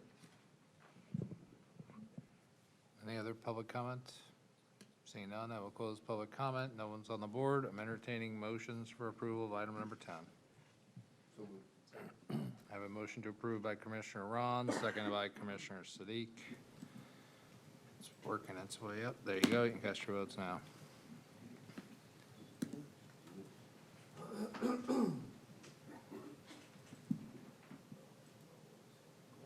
You don't have it up on your board? Yeah, I had to close out of my on base and come back in to make it work. So let's do this verbally. All in favor, please say aye. Aye. All opposed? Is it approved 6-0 with Commissioner Ballard trying to find a charger? Seriously, we need a budget amendment for chargers after Commissioner Ron's and now Commissioner Ballard. Item number 15, execution of agreement number 25-R087290 Recycling Processing Services. This was also pulled by Commissioner McCann and being presented by Chris. Go ahead. Chris Collins, Deputy Director Utilities. And yes, this is to request the approval of the recycling processing agreement that we've been working on to fall in line with the new solid waste franchise hauler agreements that are taking place beginning in October. So happy to answer any questions. Commissioner McCann? Can you explain on the recycling how this is going to work, what the cost is, and what's going on? I have so many people that are contacting me right now saying, I got a 96-gallon garbage can. Do I put my recycling in that? Do I put it in a blue can? If I put it in a blue can, do I take it out? Are you going to take the blue can back? How much is this costing us? Why are we having the halving the amount that we're paying? And you know, why are we halving the services and paying the same amount? So, you know, what we need is a little presentation here on what's going on here, what we're contracting, how we're doing it, and, you know, which garbage can do you put your garbage in? Sure, yeah, and the only thing changing is how we're doing the processing. Nothing with the new solid waste contracts that are in place, nothing is changing with recycling. Blue cans are still there. Blue cans will still get picked up. The haulers will continue to pick up the blue cans. The only thing that's changing is behind the scenes who's doing that processing and how that's working out. Prior contracts, the contract we've had since 2008 had the recycling wrapped up within the contract, so it was kind of some hidden costs, and, you know, when you dug into it, it was quite expensive. So we felt it best, working with our consultants and FMD, that we were going to break out the processing portion of that and, you know, put that out for bid and see what kind of cost we could get there. And we got a heck of a good cost. We pay $100 per ton for recycling, and it's a revenue share contract. So the AMV, average market value, is looked at on a regular basis. And if the market value of those commodities, those recycling commodities, is above that $100, we get a percentage of that money back from our recycling processing facility. And the company that won the bid is located right here in Sarasota County, just down the road. And they are, when you look into them, they are one of the top recycling processing facilities in the nation. So people will still use their blue cans for Correct. recycling? Correct, and that's the messaging Stephanie and her team are trying to get out there. Every time we go out into the community, we're constantly putting that message out there that nothing with recycling is changing from a resident standpoint. Oh. Well, I can tell you that, you know, the message isn't getting out in the community because we asked the question this morning. My wife asked me, which can do I put garbage in? So the thing is, you know, you're saying that the contract here is actually going to be a savings for us? Yes. And picking up once a month is, once a week is a savings for us? Correct. How much savings is that? I don't have that number right off the top of my head. I can get that number for you. You know, it's an estimate based on the recycling that's processed. You know, that they're guaranteed to process. I think the number is more than 70% of the material. So, which, you know, in talking to them, they think they can get over 90% of the material processed, which will increase their market share of the product, which then in turn gives us potential for more revenue share from the product. Right now, we've got 2 different processing facilities we're using at the hauler. It's all on the haulers right now. They take it and do whatever they do with it from their own processing standpoint. This gives us a little more teeth. We have a direct contract with the processing facility.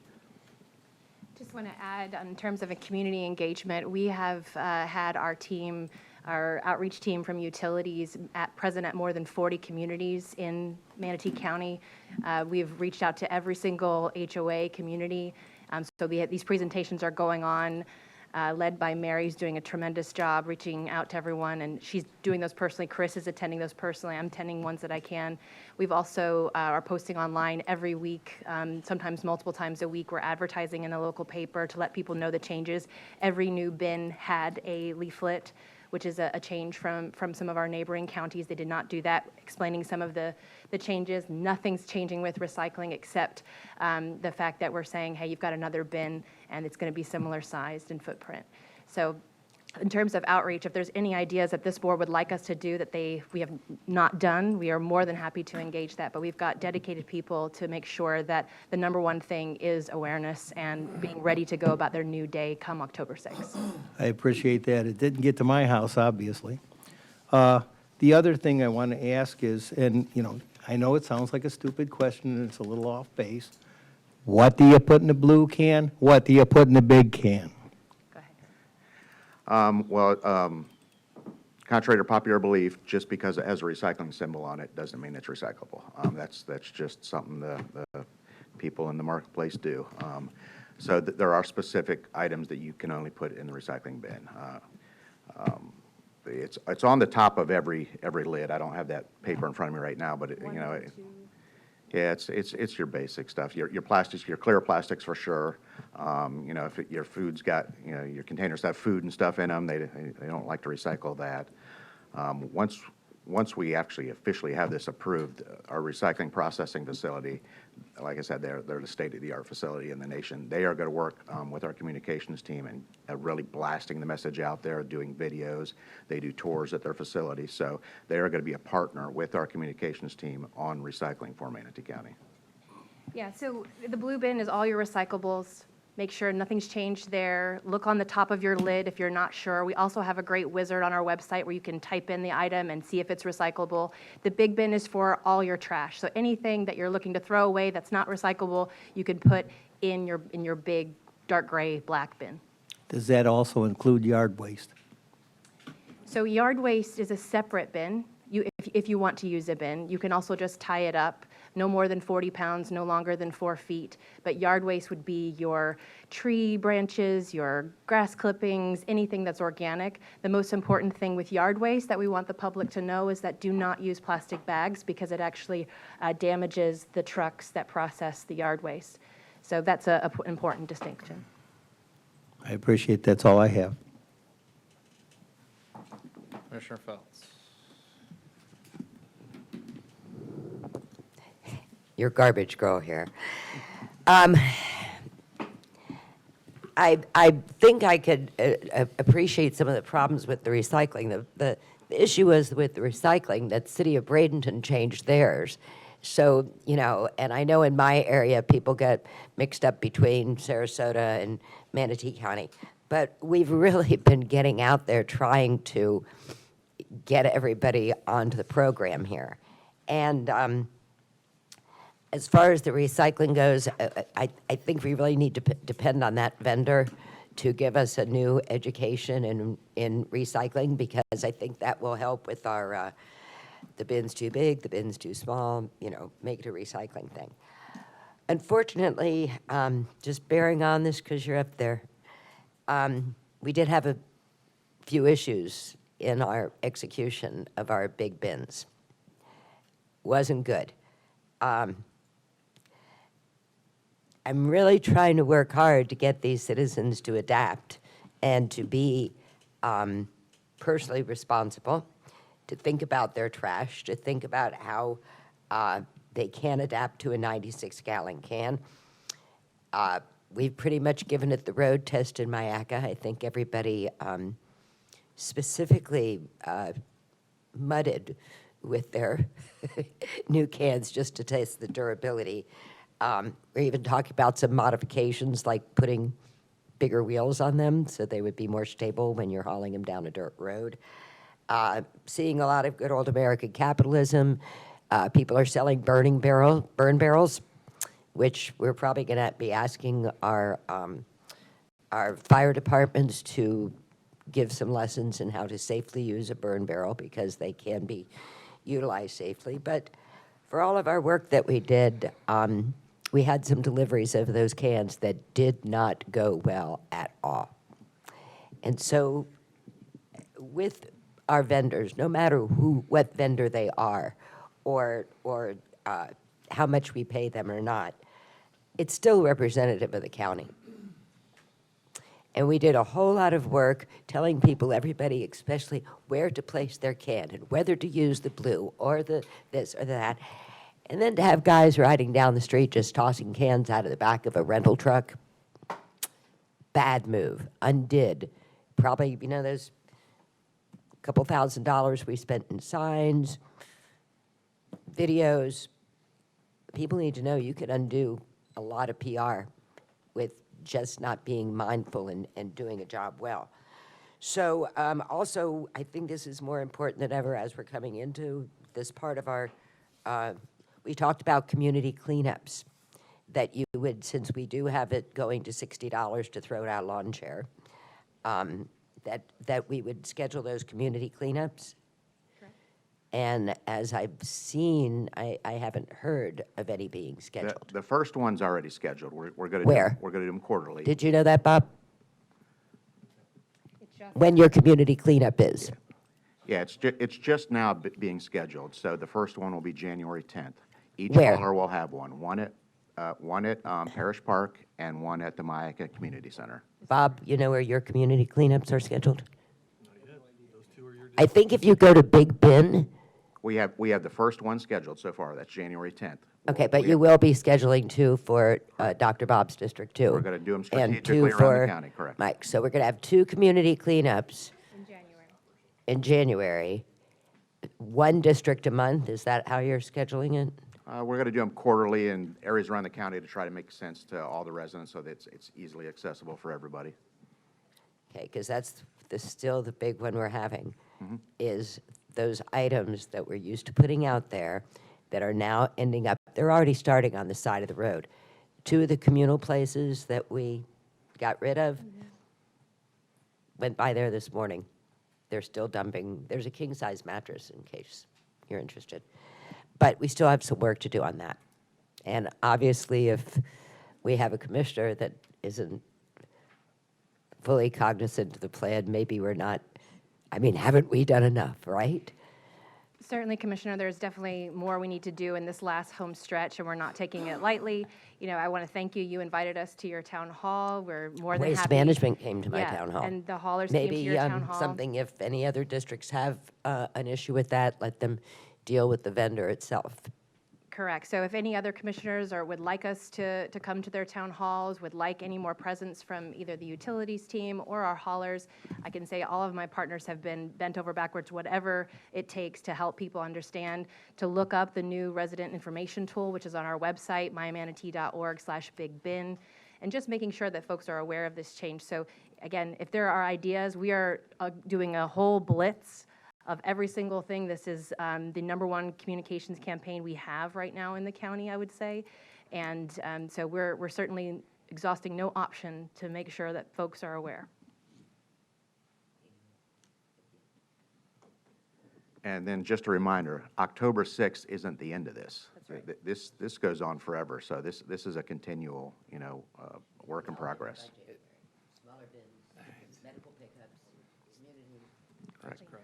And then just to speak really quickly about those videos that we saw over the weekend, those were horrible. I'd love to stand here and say, hey, those weren't county employees, we don't have to worry about it, but as you said, it's a representation of Manatee County. Completely understand that. We immediately got with the haulers who are working with the vendor to contract these out. Those individuals were fired immediately, replaced. On the I guess a plus side of this is if a bin is damaged, we'll replace it immediately. So we appreciate the community letting us know that and sending us those videos so we can get it handled, as opposed to just word of mouth out there, bashing. So we want the community to continue to send us stuff like that. Let us know. There are morons out there in the society. We understand that. Commissioner Beard. I think the constant theme here is obviously, as you guys know, is over-communicate. As far as the recycling issue, have we done anything with the bills and put anything in a leaflet with the bills and making sure? Is it very big letters?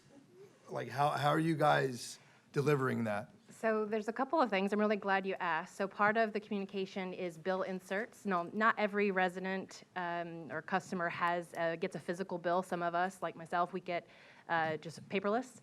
So we have to worry about not just those who get a paper and get the paper bill insert, but also those who look at their bill online. There's a smaller message area for that. We're taking advantage of that real estate. We're helping most people to find out either if it's not on their bill, if it's not in the bill insert, then also our website. So getting it out through social media, getting out through, we actually contracted with 4 different journalists to try the bins, which also talks about the recycling, no changes there. So it's all related and part of the communications campaign, but literally every single type of channel that I can think of, my team is working on. And just to clarify, no changes, even meaning the day of pickup of the recycling. That's right. That's a really important caveat. So your Got it. day may change, but in terms of the operations of recycling, that is not changing. Okay.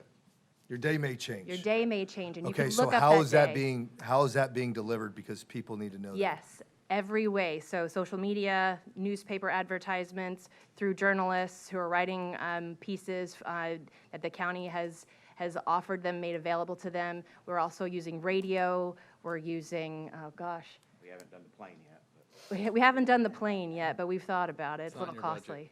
costly. Okay. Thank you all very much. All right, move us up to public comment pertaining to the recycling processing contract. For the record, Glenn Gadfly, Gibelline, I live in Manatee County. I have to tell you, if you go to the website and just punch in your address, bam, it comes up. We're going to pick up your large container on this day. We're going to recycle on this.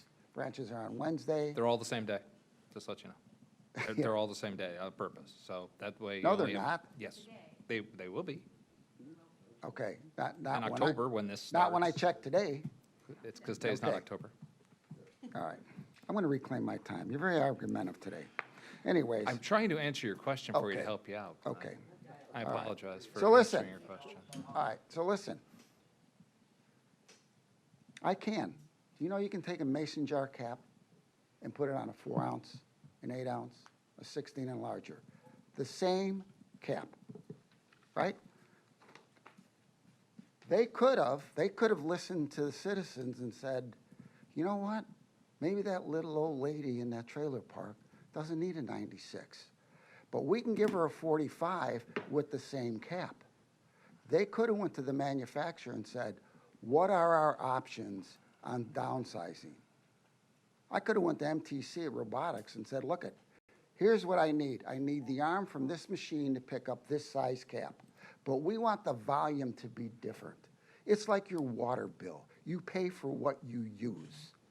They could have done that with these large containers. They could have had the same size cap and downsize the container and downsize the monthly cost. Because those people that could have used a smaller container, you're charging the same land use fee, dump fee, that they're not using. That's taxation without representation. I guarantee you, I could look up that manufacturer and call them up and say, love the product, but it's too big. Can you make it work on the trucks we have? Bam, bam, bam, bam. They go down to engineer, they punch in a few buttons, and that robotic arm can adjust to that size. And if you leave the cap the same, you don't have to adjust anything. It just needs to go lower to the ground, which they do anyways. We have been demanding a smaller capacity. I don't think it was fully looked into by the manufacturer, and hopefully you'll revisit it, right? Because a lot of folks, believe me, especially in a garage, and they're not using it or getting charged for it. It should be like your water bill. Here's what I'm putting out. This is what I want to be charged for. They could easily went to a 45-gallon all day long with the same cap, use the same trucks, the same arm, the same robotics, the same mechanisms, and you could have reduced that homeowner's bill, maybe not by 50%, but they'd be happy with 25, something, for the record. Any other public comment pertaining to the recycling processing contract? Good morning, everybody. John Hanson, Circular Services. We are actually the vendor that's providing the processing for your recycling carts. To answer your question, I believe, Chris, the new carts, and Chris, there you are. I believe the new carts have the display up on the lid, which will show you what you can and cannot put in the recycling cart. I also think it's important that you do, for the recycling bins, have larger bins than maybe your garbage bins, so people recycle more instead of throwing the recyclable items out in their garbage. That would be a very positive thing for us. But so you can go to your cart and look at it, and it should say that, as well as a few items that really shouldn't be put in there, that they've come out in the years on it. Circular Services will also be helping the county with the training and getting the information out to the public. There will be tours held at our facility, which is right in Sarasota. We're super excited to have Manatee County. The recyclables, we currently process about half the recyclables. Starting in October, we'll be recycling all of those. So we're looking forward to having this new contract in our new facility. I appreciate what you say. My blue can is blue on top, has nothing else. My blue can is old. It has a wheel that's broken on it.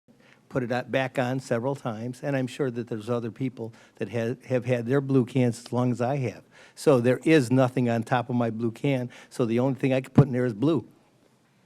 If I may, Commissioner, we can submit a ticket for you to get a replacement bin to fix that wheel, and also a new one that has that sticker on top. I would reach out to 311. Any other public comment pertaining to the recycling processing contract? I do appreciate someone staying on point there. I like that, yeah.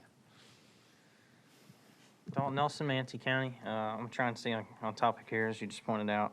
I just feel the need to ask I feel like kind of a dumb question, in the fact that we're saving money, which is great. That's awesome that we're saving money by going with this new company. But could the possibility of either, like the gentleman said earlier, making money off of this contract with the profit share, and the money that we're saving have been put in to the garbage side to keep what the residents wanted as far as that goes? And I just needed to say, I haven't heard anybody say it up here, and it's a quick thing. We're a farming household. Like, we don't recycle a lot of our stuff. A lot of our stuff is trash, and a lot of our stuff does not fit in bins. The stuff that we could probably recycle, I can tell you won't fit in bins. We get large mineral tubs, they're not going in a bin. They're going out to the side of the road so you guys can pick them up. And we sometimes throw these things out 40, 50 at a time. So you're gonna charge us $35 every single bin that we throw out there? Good luck.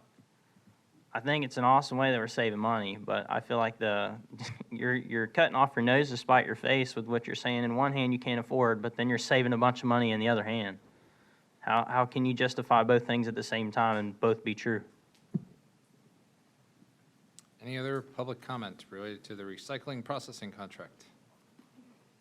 Seeing none, I will close public comment. No one's on the board. I will entertain motions for execution of the agreement. I have a motion by Commissioner Sadiq. I have a second by Commissioner Ron. You can cast your votes now. Commissioner Ballard, how do you vote? Aye. Everyone else is on. Are you still off? Okay, do it by voice. All in favor, please say aye. Aye. All opposed? It is approved unanimously, 7-0. We're now going to take a 10-minute recess till 10:55. If IT can come up and turn off and restart people's on base, that'd be great. Thank you.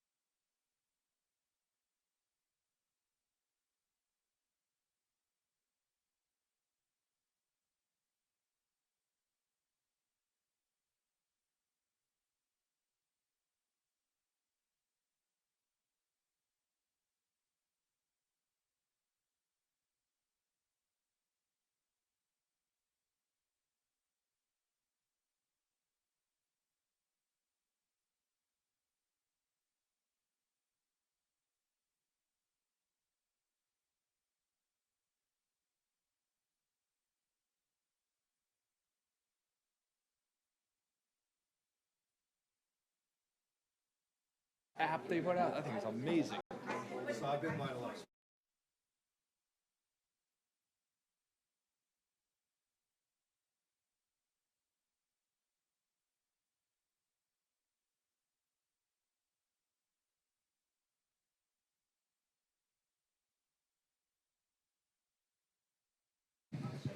All right, we are back and finished with consent.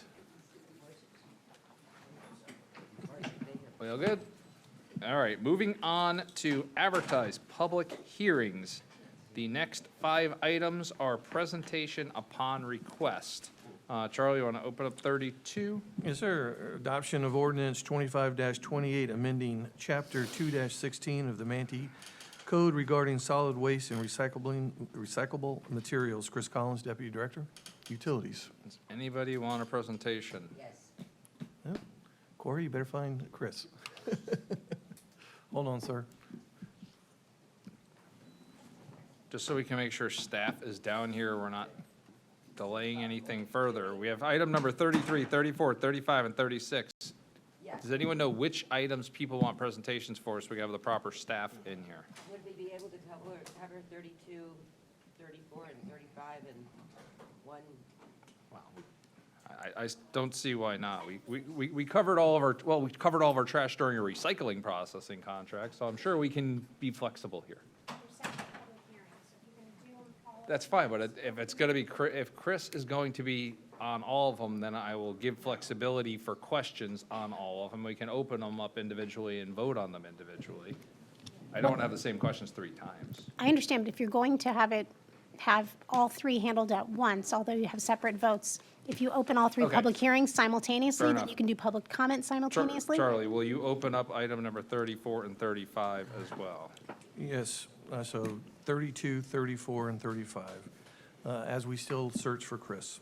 34, adoption of resolution R 25-148, amending and restating rates, fees, and changes for solid waste collection and disposal services based on the 2025 amendments to the franchise agreement, establishing revised special fees and charges, and establishing restating security deposits.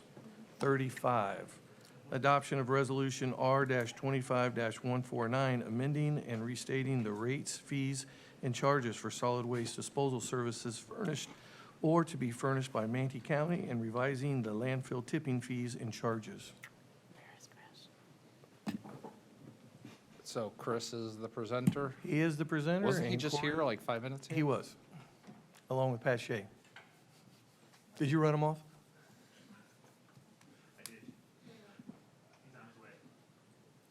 There they are. Chris, you're wanted at the podium. Chris, we went ahead and opened up 32, 34, and 35.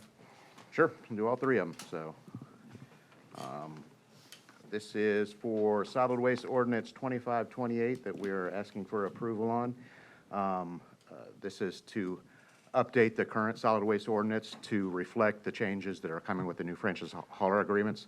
No massive changes, you can, and again, this is just to fall in line with the hauler agreements that are starting on October 6th. We've changed added some definition changes. We've always had the rear door accommodation for medical. We just wanted to memorialize it within this document, which we did that. We clarified some of the extraordinary services. You know, obviously there's some changes, no free services anymore, so we clarified some of that in the contract. We set limits on the bin and cart size changes. If you're a resident, you're allowed to change your cart size once a year.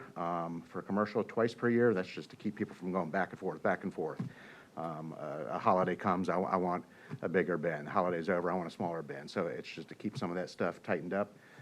We also added the yard waste change. It's one of the few things it's changing with yard waste is just the no plastic bags. Everything else with yard waste is staying the same.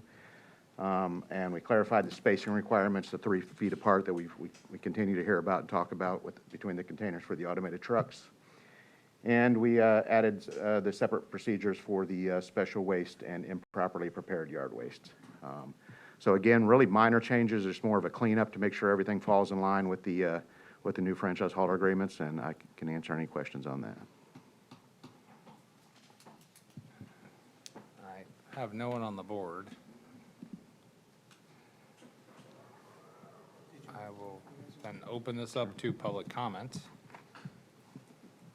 I will. Why? We opened all three of them. He's only done the presentation on one. Oh, I thought it was just. Want me to roll through them all? Go ahead. Yeah. All right, Q, line them up.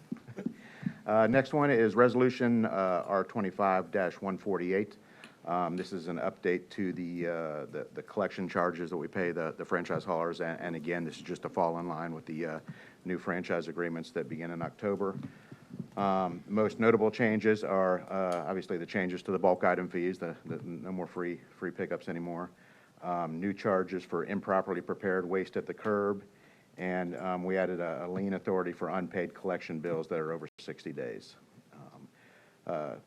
Some major things that aren't changing is, we were able to hold rates the same.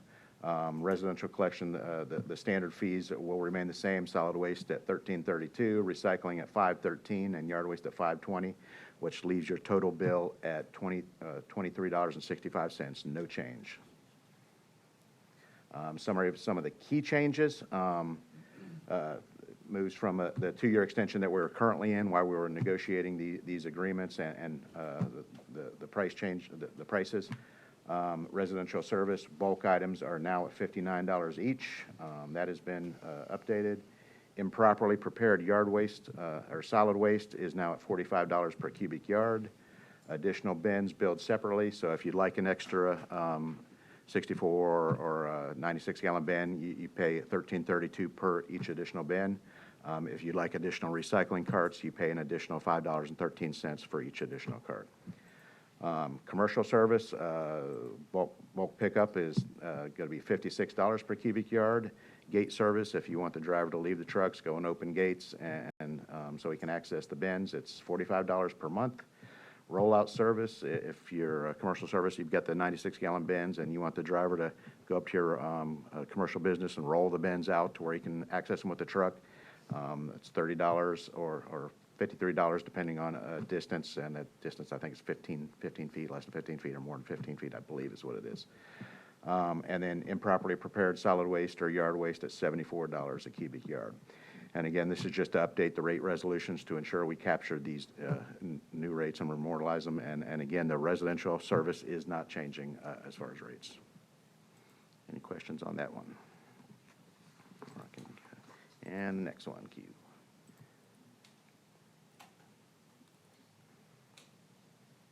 And then this one is our rates and fees charges for solid waste disposal at the Lena Road landfill. We call this our tipping fee rate resolution, R25-149.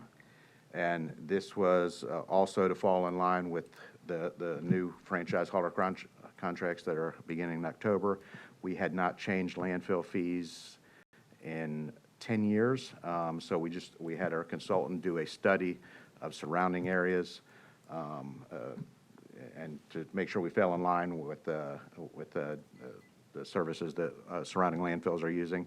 It seems like over the years, our Manatee County landfill has been getting bombarded by out-of-county folks coming to this county because our rates have been so low. I can't tell you how many times we've found, caught people that have been out of county, but they've been, they'll come up to the scale house and say, try to get by. I've got a Manatee County address and use an address, and we throw at them. And we've actually had staff follow trucks in from Sarasota County right to the scale house and have them lie right to them. Hey, I got this in Manatee County. So we just wanted to make sure our rates were in line with those around us, so we weren't getting the brunt of the lowest rates around. So everybody was coming to us. We just wanted to be fair with the surrounding community. So we also wanted to add an annual rate indexing to this based on the garbage index beginning October of next year, which allow incremental increases to keep up with that. And then here's the summary of the key changes. Again, very minor adjustments. You'll see on this that the big number that really stands out is the tires. We've always had the lowest rate on tires, and it is, if you've been to the landfill, it is tire mountain out there. And we know that's not all coming from Manatee County. So we just want to, again, be in line with what our surrounding communities are doing, as well as what we're paying. We pay somebody to come and take those tires from us, and I think our rate right now is about 156, 158, somewhere in that range is what we're paying for a company to come in and remove those tires from us. So we wanted to be in line with that as well. But again, the other charges are minimal, and some of the things that aren't changing, it's still $5 if you come to the landfill with a carload. We're not, that's the message we're continuing to put out there.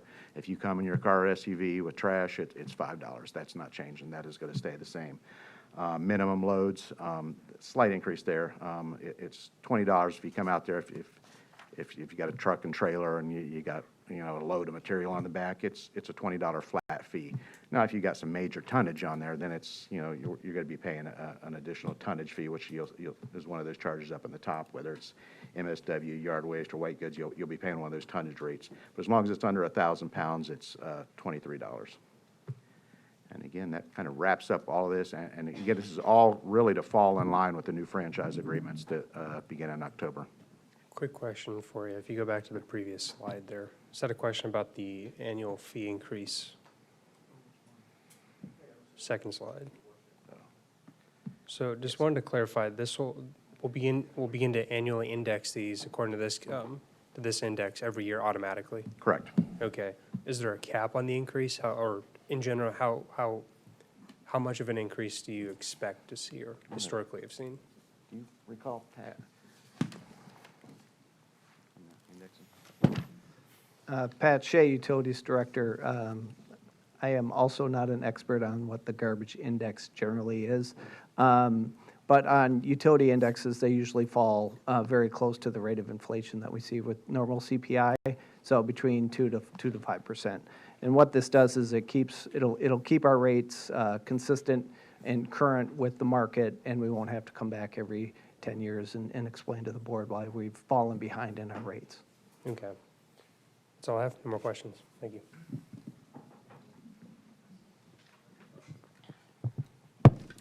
One question that's being asked, and I think it was in the contract, but I'm not sure how to explain it. With having only one pickup a week, people are concerned as far as what happens if my pickup is missed. We've had several areas out there, again, especially in the rural area, because they're vocal about this. There are still some difficulties that they're going to have with once a week pickup with the rural area garbage. But we were told that if the pickup does not take place, we call 311, but it mentions something about a penalty for missed pickups. Can you explain what that penalty is? Correct. And just to kind of answer that first part about the miss part first, yes, if a resident's missed, they can call and that truck will turn right back around. Well, I won't say turn right back around, but the following day probably will come back out and pick it up. The trucks have what's called third eye technology. There are cameras all over that truck. Our customer service folks have access to that technology. So when they get the call or the 311, they can go in, type in that address, and they'll see everything around that address, time, everything. So they'll know where This that truck takes is. care of things like, I'm notorious. My trash Yep. did get picked up one Tuesday, but I didn't get out there till 8 o'clock, so bad on me. But what if, once all those factors are reviewed, and again, what is the price that they pay for not doing their one-week pickup? There's a 2-page list, I think it is, in the new agreements of liquidated damages and I charges. think that's what the citizens want, a explanation of versus a 2-page list of That's what I'm liquidated damages. Getting to, yep. Yeah, so in the new agreements, there's about a 2-page list. I don't have that in front of me, I'm sorry, but and it lists all the different scenarios that we can charge liquidated damage. And basically what that is, that's for those, it's a fine against the hauler for doing something they're not supposed to do, or that doesn't meet the agreement. So whether it's a missed pickup, bin damage, whatever, like I said, there's all kinds of items on there. Our customer service team actually at the moment, as we speak, is working on entering all that stuff in the program. Our our billing program with the haulers, so everything's got to be automated. Can we just give maybe a simple, you missed my trash? Yep. This is how much it cost you? I don't think I have. Yeah, it depends. I can get those numbers, like I said, they're in the new agreement. It's $1,000 a day for this item, $100 an incident for a missed pickup. There's all kinds of different, but they will be charged. So that's why we are adamant about asking residents to continue to notify us. We pay these haulers a lot of money. If they're not doing what they're supposed to do, we want to be able to, use these liquidated damage. Yeah, and I think the citizens are, let's put it in their perspective, in their mind, are you giving me $1 off of my bill this month for a missed pickup? That's, the calculations are great, but number one, it's getting the trash picked up, job one. Correct. And then it's, how is this, my citizens are paying $23.65. They're only getting once a week service anyway. If they miss it, or if they even miss the second pickup, we'll be back tomorrow, and they don't come back tomorrow. And, the citizens want to know what's in this for me? I'm paying $23.65 for one half the service that I used to pay $23.65 for. I think that's what they want to see, Right. is And a credit on their bill, and nothing that you're talking about is really giving me that Well, ability to explain that to them. At the moment, there's no procedure in place to give a credit on bills. This gives the Manatee County teeth to ensure the haulers are meeting their agreement requirements. Now, we've been in discussions with Sarasota County because Sarasota County has started doing liquidated damage too, and I'll let Stephanie speak to that to talk about how they have seen changes by doing this. Liquidated damage is something we've always had it in agreements, we've just never used it. I think that's what So, we're and- talking and about now. I We've can- had I it can- before, but it never I can promise was you used, it is and being it's used. my citizens that are saying, where's the trickle down? If I'm paying $23.65 for twice a week pickup, you're down to one. You miss me. They want to take $1 off their bill, gang.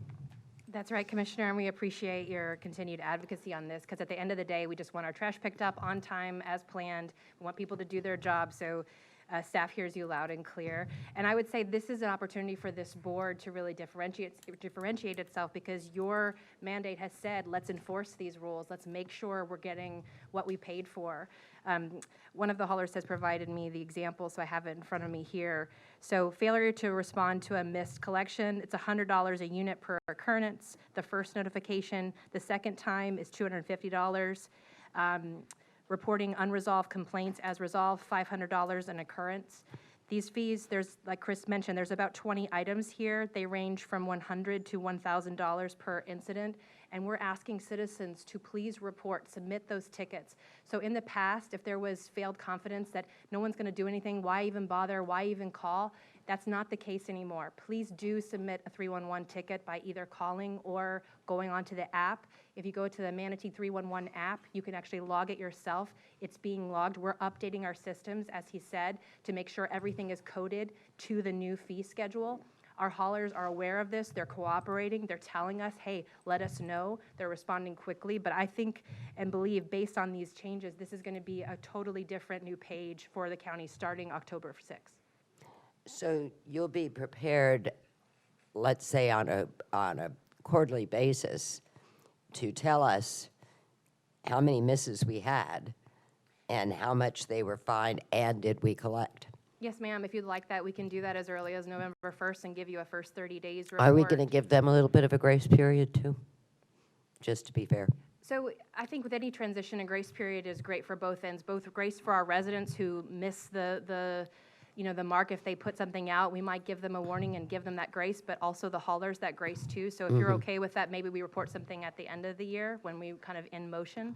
It might be the best thing. I mean, that is some pretty big numbers as far as it's- $100 a unit. So if my trash That's doesn't right. get picked up, Waste Management is going to be charged $100. And that's the first occurrence, correct. So they're committing that they're going to do this, or else the fees actually increase. But the fees are only good enough if they're enforced and collected. So If we've they're already enforced- had that, We have not, I don't think that Which we've was had never the- enforced. I don't think that we've had neither the enforcement or the reporting to the standard we're asking for True. now. Because with the cameras and everything, we'll be able to ascertain, was the garbage out there by 6 o'clock in the morning, or That's did you miss right, it? that's right. And so the squeaky wheel gets the grease to the residents. If you're not getting the service that you're entitled, please let us know. We want to hold them accountable, and the haulers have given us every assurance that they are taking these seriously. And then what happens to this money that we collect for missed pickups? Goes in my pocket. It goes back, I don't, do we have any financial? Sheila's back there. Where's the money go, Sheila?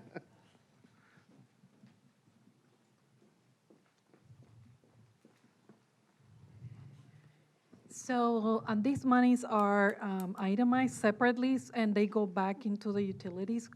Budget? Yeah, in the landfill, the solid waste budget, for, into the reserves for repurposing of any other services that may need additional funding.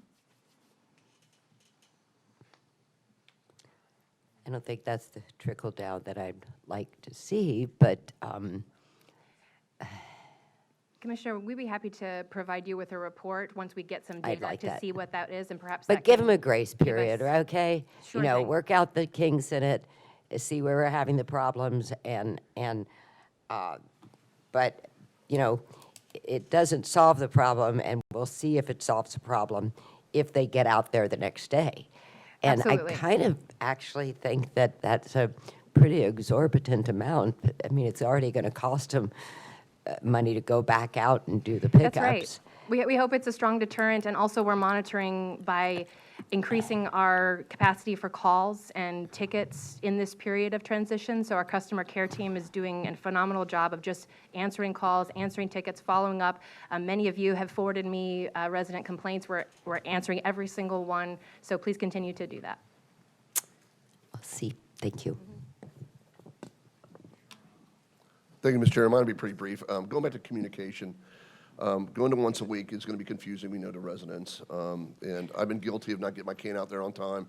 And luckily, I had to go the next Thursday and was able to put it out, and they came by and got it.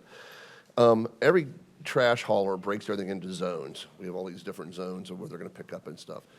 Would it help the citizens to know of the times that are going to be in those, they're going to be in those zones, to put that out on all your guys' intel to say, look, aren't this, the guys are coming, if it's Waste Management or Waste Pro, whoever it's going to be, does that give, would that help with, because a lot of times we talk about missed pickups, it's, let's, take some responsibility and say, we were the issue, not the waste hauler, but now having to wait till a whole nother week, even if you got a full, big bin, would it help to get that communication out there to where, hey, these guys are going to be in your area, in your zone between X and Y and Z, or it's impossible to do that?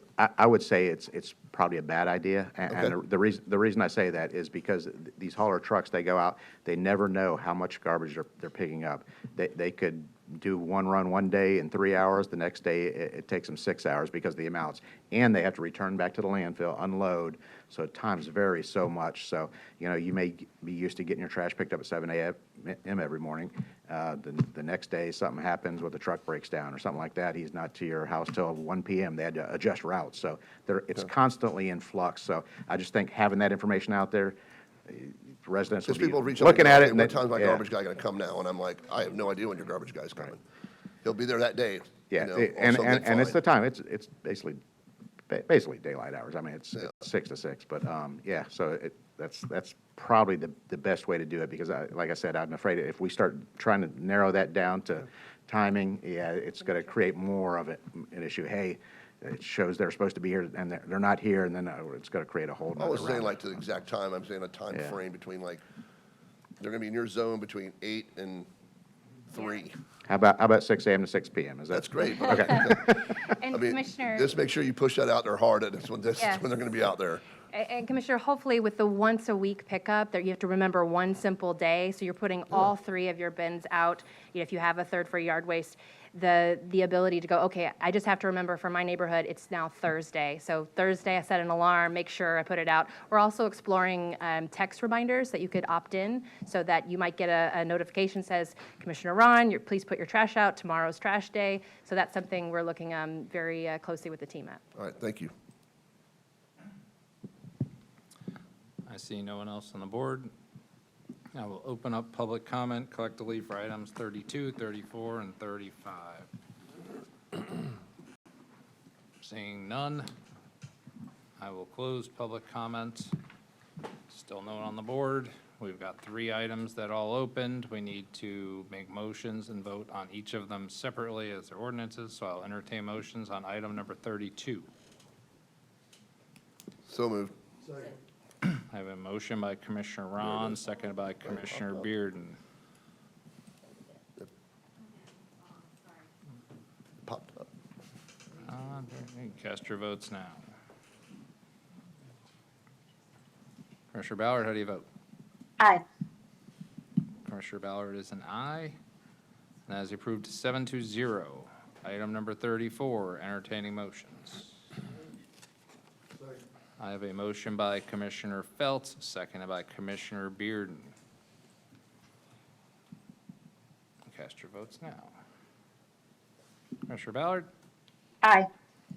Commissioner Ballard is an aye. And that is approved unanimously, 7-0. Item number 35.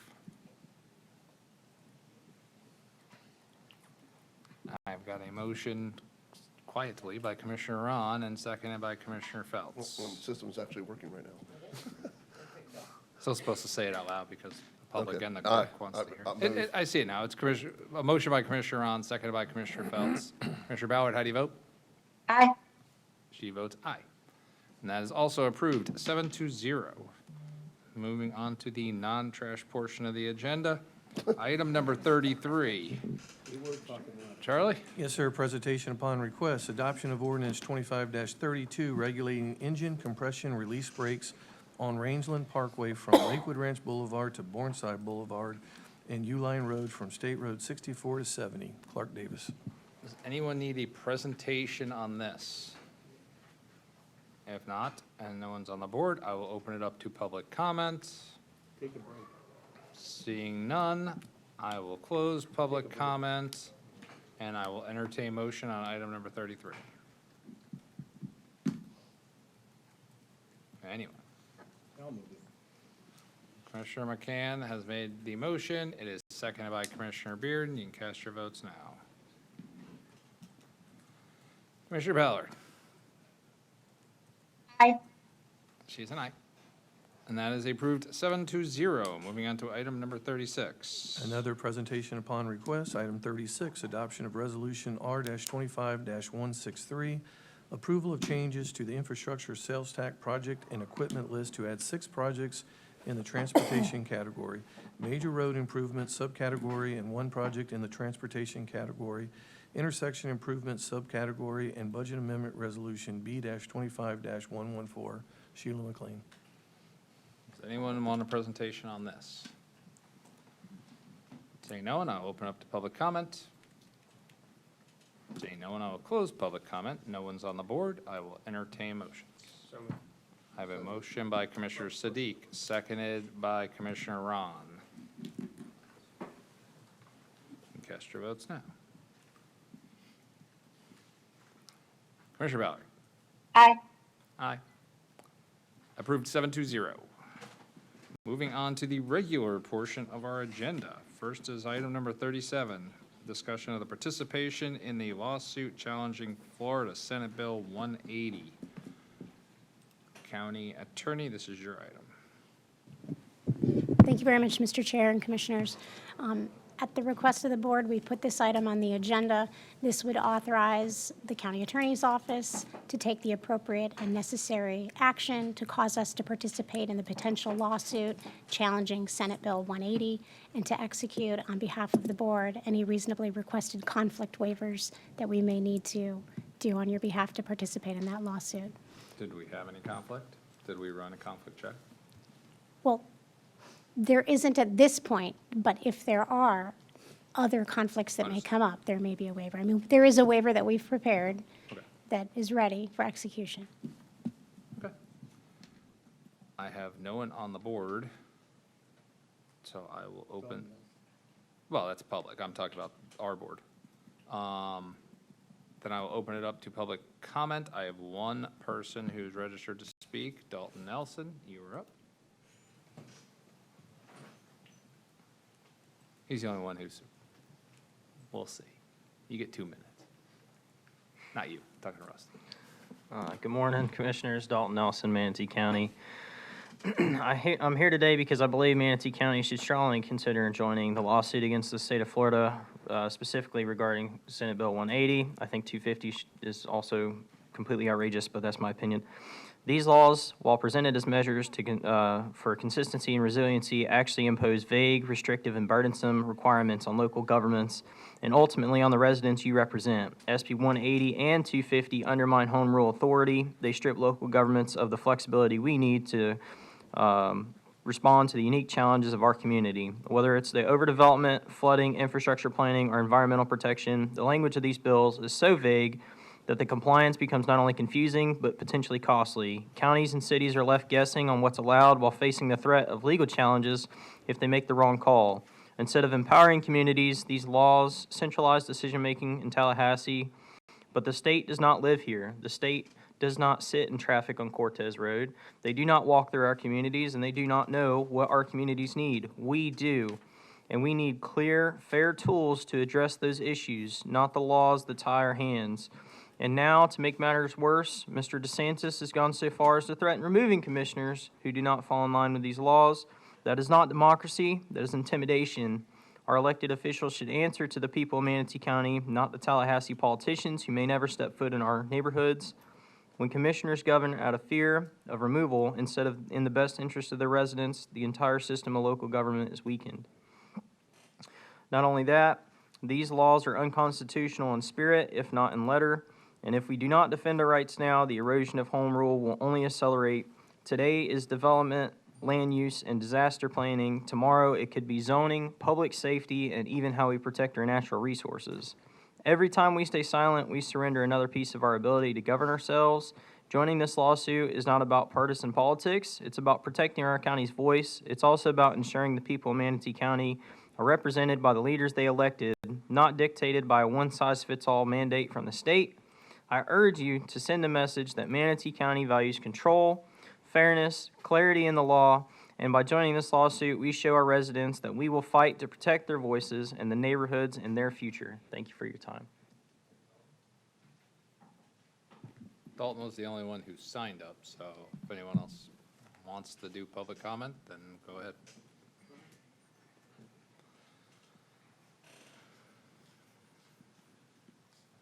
Good morning again, Kendra Elder once again. Mine's not as great as Dalton's is, but as a Manatee County resident and also a registered Republican who voted for Governor DeSantis twice, as well as several members on this board, I fully support the county in doing this lawsuit against the state. This takes away our voices as Manatee County voters, and it dictates what we can or cannot do. That is not the party of freedom. That is not the party to where woke goes to die in Florida. That is controlling every aspect of every county in this state, and it's inexcusable. It is unconstitutional. So I wholeheartedly support Manatee County joining this lawsuit.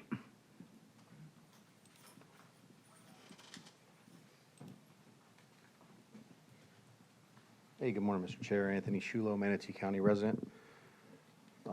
Before I start, through advocacy, just ad hoc, I have people call me all the time just asking, like, what am I doing down here, all this stuff, and I just try to share information. But, a resident called me the other day, and she's like, can I talk to you about, what's going on in my neighborhood or whatever? And she's just like, because I'm a nobody in this county. That's what she said. She's like, and I'm like, well, if you're a nobody, don't think I'm a somebody. I'm just a resident here. So, I mean, if your constituents are telling you these things, don't make them feel like they're a nobody. And I would share that sentiment towards our state legislators who don't respond to us. Thankfully, you do. I can't afford to drive up to Tallahassee every week to talk to them. So, good morning again. My name's Anthony Shulo. I'm here today to urge you, for the record, to join the legal action seeking clarification of State Bill 180, particularly the vague and potentially dangerous language relating to future land use and its distinction from disaster recovery for existing properties.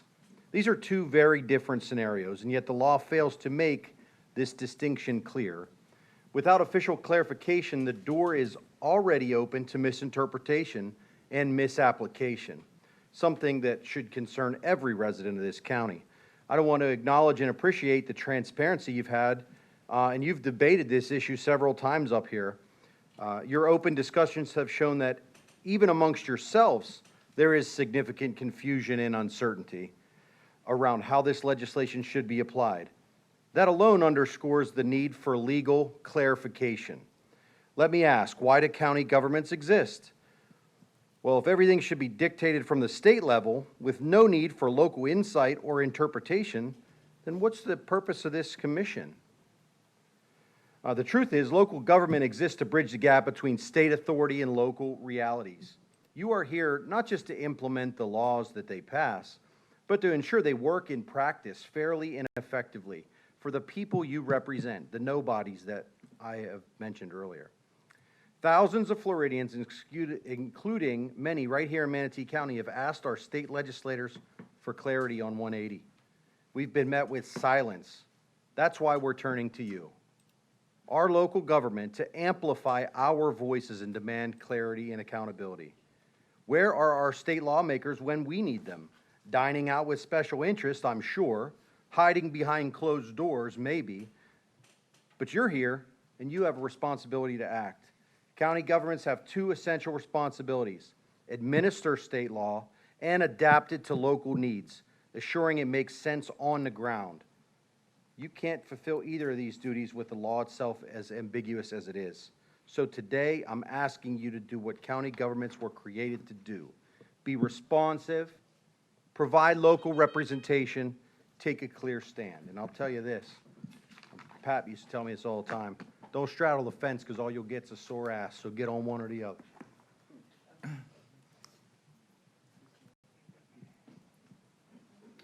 Good morning, Commissioners and staff. Rusty Chinnis.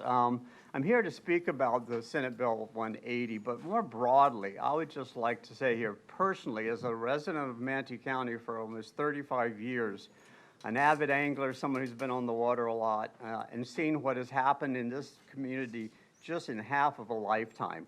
That's why I'm here, and I want to speak to these developers, which I hope are listening to me today, to tell them we should not be on opposite sides of these issues. The environment, our quality of life, all depends on protecting these natural resources. I was a building contractor for 35 years, and I knew what happened when the red tide hit. I saw what happened in my business. This is not just about manatees. It's not just about dolphins. This is just about our economy very much as well. So first of all, I'd like to see, and I've been trying really hard and I'll continue to try that. But as a citizen of Manatee County, I highly recommend that you join this lawsuit to protect our interests. And I'm also here to represent as the chairman of the board of Suncoast Waterkeeper. We as an organization, the board of directors met last week and we voted unanimously to encourage you to join this lawsuit. Because if you do nothing, our county will face weaker environmental protections. We'll have more increased flood risk. This is not about something, as these other speakers so eloquently said, this is not something about the state having control of what we do here locally. They did not know what we have and what we need here in Manatee County. So thank you very much for your time and attention to this, and I want to tell you how much I appreciate this commission, and this commission now speaking to the interests of its citizens. So many have voted to put you on this board, and will continue to do that. Thank you.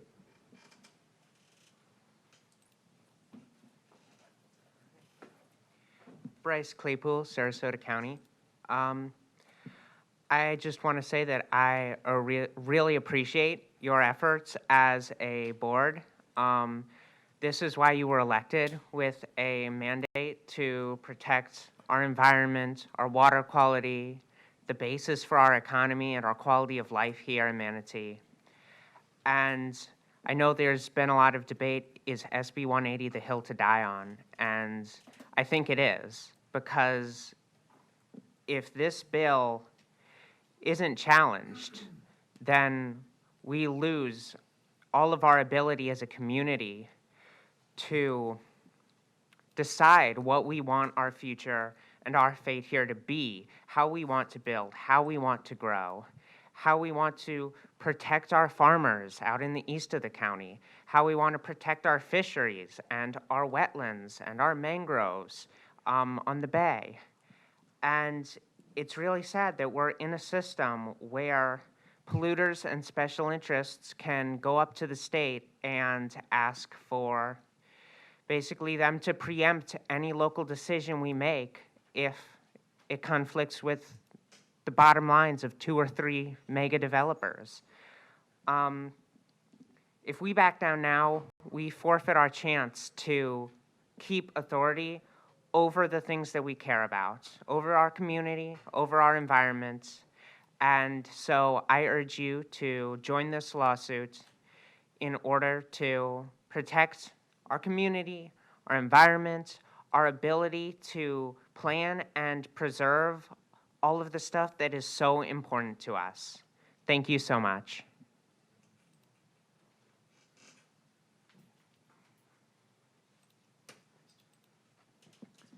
For the record, Glenn Gibolina. So, you know, I write a lot of letters. I'm pretty redundant. So I wrote the Governor DeSantis, and of course I haven't heard back from him yet, but I did write Mr. Connolly, who voted for this bill. His response is right out of the playbook of a developer. I want to read one line that just really got my goat, really. Voting to contrive a state law is a risky move, both legally and ethically, and will likely attract unwanted attention from the governor and his cabinet and the Doge. You're kidding. You're already targeted. So that's the kind of insanity we're dealing with up in Tallahassee. Every one of our elected officials in Sarasota and Manatee County voted for SB 180. And that's the kind of developer response we get. The other one, well, it's a constitutional right and blah, blah, blah, blah, blah. I don't buy it.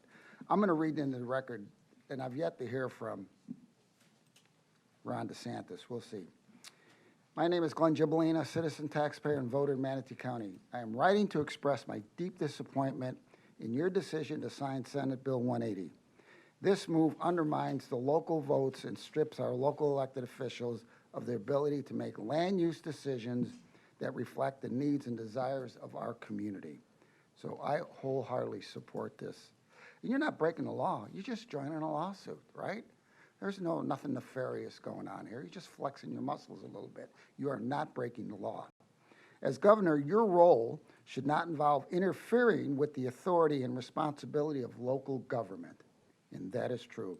This bill originally may have merit, but it was hijacked at the last minute by developers and their lobbyists, powerful interests that have a long history of influencing policy for their own gain. The insertion of language that limits the autonomy of local officials, both underhanded and undemocratic. It's no secret these developers are also major donors to your political campaigns. That raises serious concerns who truly believes of the legislation, clearly not the residents of the counties like mine. I urge you to reconsider the Bill 180, and according to Mr. Connolly, that's going to be difficult, if not impossible, either rescinding it or providing corrective action during the next legislative session. Hopefully we'll see that. You've lost the trust of many voters and elected officials across Florida. Rather than promoting limited government and local control, this bill empowers state overreach and corporate interest. This issue will not disappear. In fact, your actions have galvanized the growing movement of our citizens committed to restoring local decision-making. So, hats off to you for moving this forward. I continue to move this forward and draw the line in the sand. And like my dear friend, don't saddle the fence. Thank you. Is there anyone else for public comment in the room?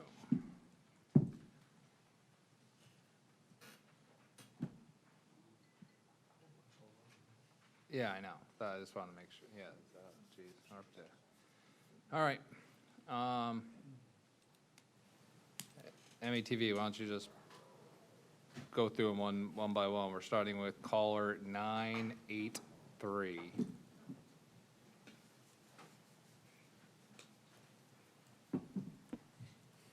Yes, hi, y'all. This is Liz Arnold with Manatee County. I want to thank you all for discussing this issue and being willing to vote on this issue today. I agree with everybody that's spoken before me much more eloquently than I could. You definitely need to join the suit against SB 180. There are a couple other things I'd like to bring up as part and parcel, if you will, to this. During a recent Bradenton Times podcast with Mr. Joe McClash, Mr. McClash stated that he believed the two amendments regarding the FDAB and the wetlands had flaws and could likely be overturned. And I would like to suggest that you hire an expert land use attorney to review that and pursue that avenue. And I also think that it's good to hire, like, if you will, a second opinion, an expert in land use attorney, because I believe that the current county attorney would be conflicted. 3, my husband with over 30 years experience in top management in government wrote an op-ed in the Tampa or the Bradenton Times explaining why he believed SB 180 violated the Florida state constitution. And I think he's got some pretty good points. He's not an attorney, but his points are pretty valid. Those have been upheld before, and I believe a land use attorney could probably help you with that. So in closing, I certainly hope you do everything you can to return our home rule to the county, because you all know better than the people in Tallahassee what Manatee County needs. Thank you. Thank you. 223 is next. Good morning still. Yeah, we're still morning. This is the husband that Liz was just referring to, and have a couple of points to just share. First, just on record, you all absolutely should. Can you please state your name? Could you please state your name and your county of residence, please? And can you hear me okay? I need you to state your name and your county of residence, please. Oh, I'm sorry. Larry Arnold, Manatee County. And just, if you can hear me okay. Yes, go ahead and continue. You all made the correct call when you didn't vote. I think there's on the wetlands and on the urban boundary, every chance that if you had, we might not be talking to this board today. You absolutely should join in on that suit. It is not going to be easy. I think you're going to fight a lot of money, and sadly, state taxpayer money, which is also ours, is going to be used probably to challenge you. But you have no choice, in my opinion. Basically, if you look at what's happened in the legislature over the last decade or two, and if you want to just get really recent, 2019, they passed a bill that was very pro-developer and basically had a chilling effect on average citizens getting involved in local land use decisions. You can ask Don McClash about what happens there when you got to go on risk for, $250,000 or more of attorney's fees. They then ran another bill through in 2023, and then in 2025 we had a number of bills introduced which got beat back down because there was public uproar, and then they snuck this amendment into this bill without it being in the title, which is why one of the reasons it's unconstitutional. A reasonable reader needs to go look at the title and know what's there. There's nothing about it. And from that perspective, I think you got a good chance. Obviously, you've got legal counsel. Want to share with a couple of the folks that talked and with y'all, and maybe for consideration to put on your website, our legislative delegation, which did us absolutely no favors in this, and I'll single out Senator Boyd. They have their annual, before we go back to Tallahassee meeting. It's October 27th, 8:30 till noon. Might be good, post that on the county website. county may want to be represented. Obviously, you'd need to talk to your counsel and where you are in this proposed litigation, but those folks need to hear from the community. They need to hear, if you look at how they bill that meeting, they need to hear from local elected officials about what happened and what is happening for the next session. That's a great opportunity. They do make it fairly onerous, so you have to register ahead of time. You have to send them a brief summary of what you're going to talk about, and some of us are already registered, some are not. I don't want to, I think the other two things to share with you is You're going to have to start I did a study we're a not going to have while time back, for two which things, Larry. I think I shared it with most of y'all, that basically talks about the taxpayer, the current resident taxpayer cost for funding Larry, additional. Larry, you're well past your 3 minutes. We don't have time for you to present two things. You could send us an email, however. All right, caller 750.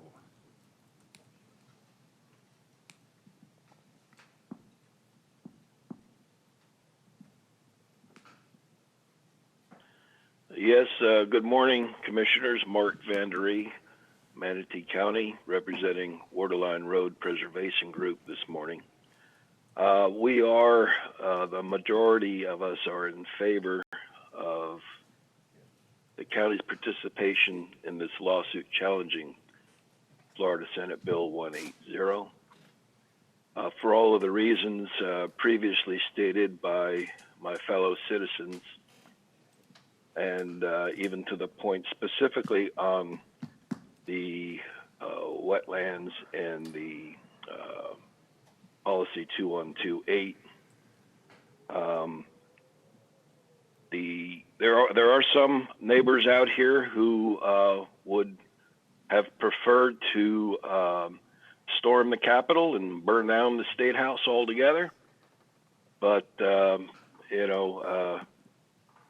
listening to what Mr. Gibolino was saying, we citizens were not done any favors in Manatee County by Senator Boyd or Bill Carnley's votes to pass this SB 180. And those representatives should be reminded that in the state of Florida, they can be recalled. They don't have to serve out their term. And in order to preserve our home rule, as it should be, those actions may follow. But for now, please pursue this participation in the lawsuit. And I think we can get it done. Thank you very much. Caller 454.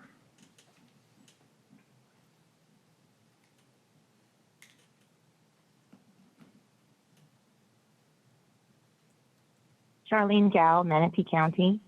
I reiterate the sentiments of the folks that have gone before me and urge you, as it is imperative for you guys to join the lawsuits across the state that are challenging SB 180, an otherwise decent bill that was sabotaged, and not merely through partisan action, but it was bipartisan. So I know some people make comments about that, but it was, we have to have greater scrutiny of our legislative delegation, and people just vote them in because of partisan leanings.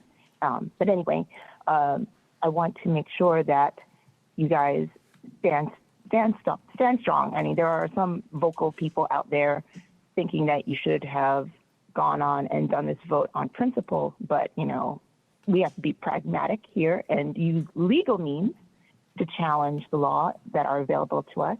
And I don't see any reason why any of you should, aside from losing your jobs, face potential civil and criminal penalties from the governor.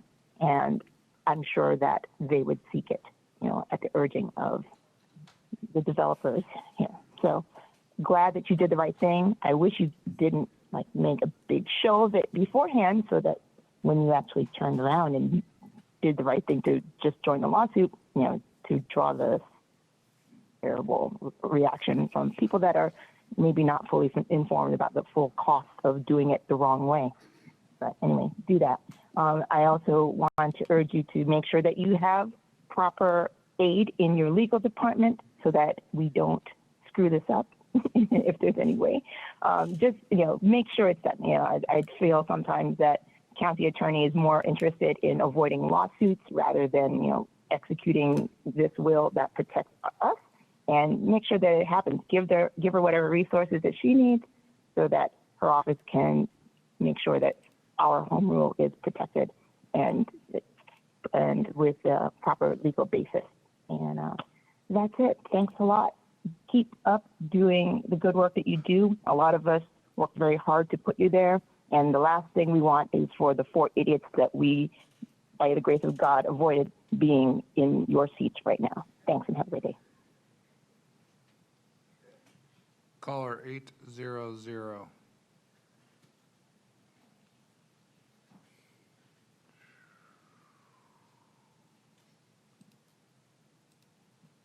Hello, my name's David Daniels, Manatee County.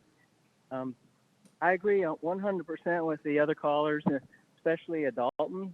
He made some very eloquent comments. I think it was Mr. Chinnis that said that these developers should be working with us.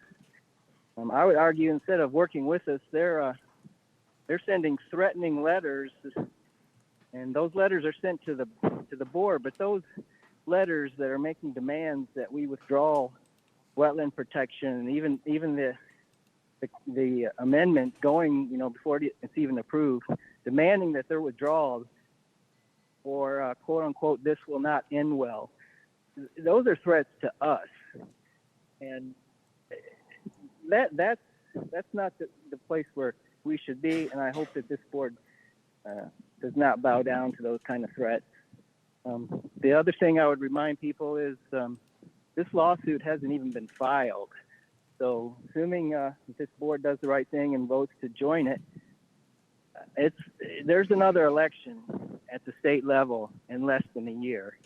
And it's far likely we'll be at that point before anything's decided from this lawsuit. And I urge everyone listening that we pay attention and we stop sending the same old people back there that preempt, that not only restrict our home, or this portion of our home rule regarding the zoning and development, but they've been preempting home rule for years, and they vote for the special interest, and we keep sending them back up, and it's time that we stop doing that. All right, thank you. Thank you. Caller 311.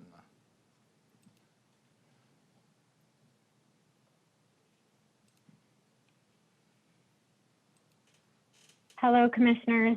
My name is Lindsay Lee. I'm a Manatee County resident residing in Mayaca City. Additionally, representing Florida Keepers as the Tampa Bay leader, I'm calling to urge you to stand up for home rule and join the lawsuits against SB 180. This law strips our local governments of the ability to enact planning or regulatory safeguards. It hands our power to developers and leaves communities like ours without the tools that we need to protect our natural resources when they are most vulnerable. We don't have to look very far to see why this matters. Here in Mayaca City, we currently have 2 golf course developments that are now pinching our river. I did email you all some photos of that, but the required 30-foot buffer is not being respected. Massive fill dirt, deep pond excavation that is absolutely mind-blowing to witness, and a flimsy plastic barrier that all stand between that project and the Mayaca River, not to mention the wetlands that they are covering with mountains of toxic sand and fill. My questions are, who's monitoring compliance? Who's testing the water for turbidity, runoff, contamination? The answer seems to be nobody. And this exact kind of situation is where we need strong local authority. Instead, SB 180 ties your hands and prevents you from acting in defense of our river, our community, and our rural agricultural way of life. I respectfully ask that this board join the lawsuit against SB 180 to preserve home rule.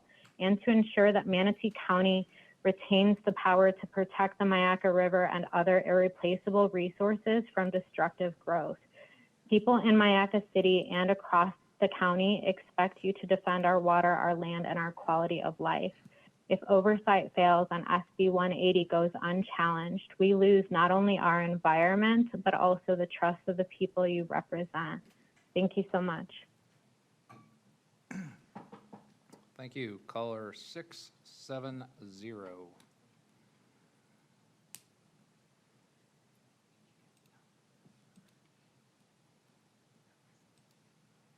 Hi, this is Matt Woods, Manatee County resident. Just want to call and encourage you all to join the lawsuit challenging SB 180. There's been a ton of great information already relayed to you all, so I won't belabor the point other than just letting you know myself, my family, and several community members in my neighborhood definitely have discussed this, support this, and as much as I tend to be a conservative leaning person, I vote for people that make sense. And some of the people I've voted for in the past, whether it be the governor, Senator Boyd, Representative Connerly, they're not doing their job because I don't believe they're fairly representing the will of the people of Manatee County. We need you all to protect home rule. I have expressed my concerns to all of the people mentioned before, but you all are entrusted to protect Manatee County, and I trust that you will do that. It will be ugly. We'll have many more innuendos and veiled threats, I'm sure, but doing the right thing is not easy. So just know you are supported, and God bless. Thank you. Caller 787.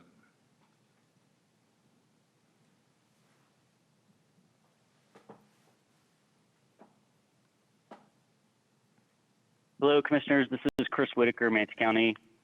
Thank you very much for covering the issue of Senate Bill 180, and I'm very pleased to hear all the callers today and all the speakers. Really appreciate the constituents and really standing up and voicing what we need as a community. I believe we're all in a majority in agreement with this and support you guys joining the lawsuit for this bill. It's very damaging to the commissioners and being able to make great decisions that really affect us and our families. So I also really respect all the commissioners and everything they've been doing and the courage that they have. You guys really have been great since you've become commissioners in office, the ones we voted for recently, and can't say enough how much we appreciate you. Thank you very much.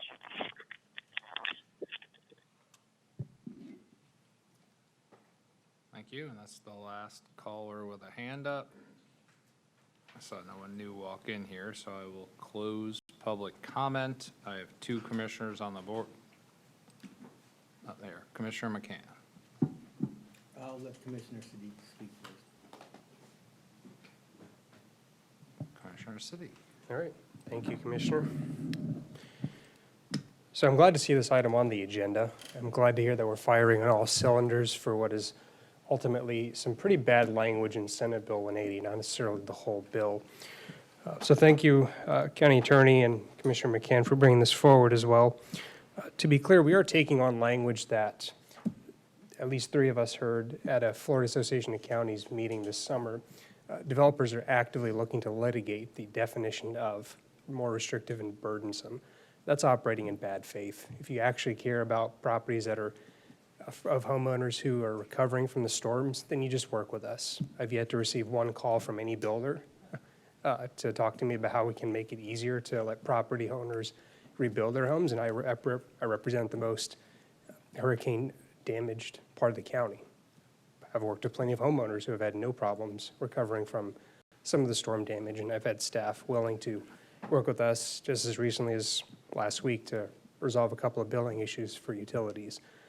So this notion that we're restricting homeowners from rebuilding is just ridiculous. It's false. And I certainly welcome the developer community to work with us, and certainly in Tallahassee, hope to see you there to define this language. I won't see you there, I doubt it. But that's really the only way to show that you're operating in good faith. So I welcome us joining this lawsuit. I think it's the only way to make sure our voices are heard, that we're not just talking to legislators privately, but we're making it clear this is what the voters want, but also what we want. And it's not just about home building, it's about implementing good policy. We're prevented from passing any kind of land development code update, which could be more restrictive. Somebody wanted to ban a certain type of business that's causing harm to minors, or we're talking about kratom later, you can't do that through the land development code. You can't pass good policy. It's not all just about the home building industry. It's about just passing good, sensible policy that we just can't, at least through our land development code. So I welcome this opportunity to rectify that issue. I think at the end of the day, this is a bad faith attempt to weaponize our court system against us.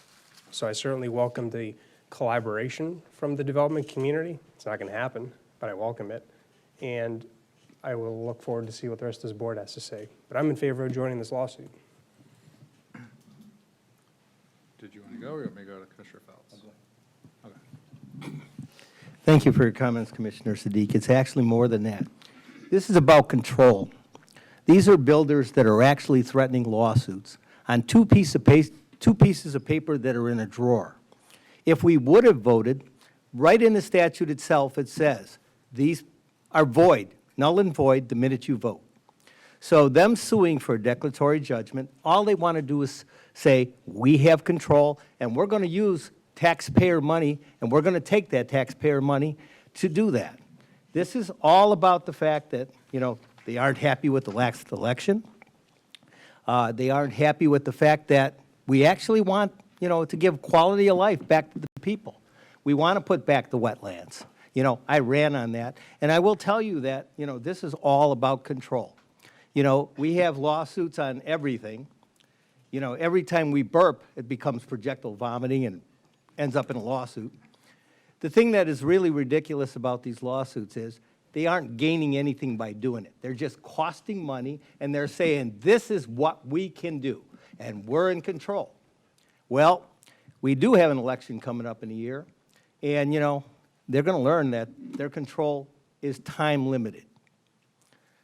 The problem we have here, again, is the lawsuits that are being threatened. Right now, they're using the state as a tool.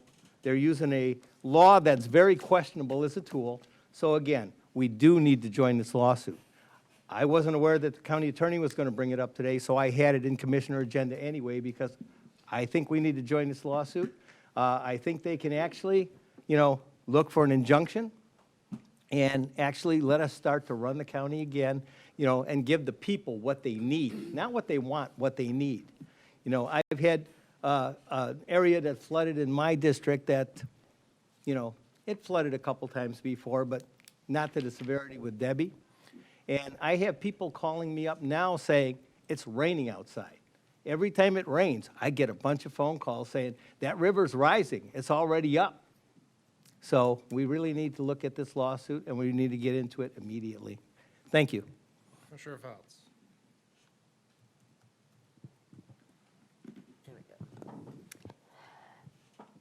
When I first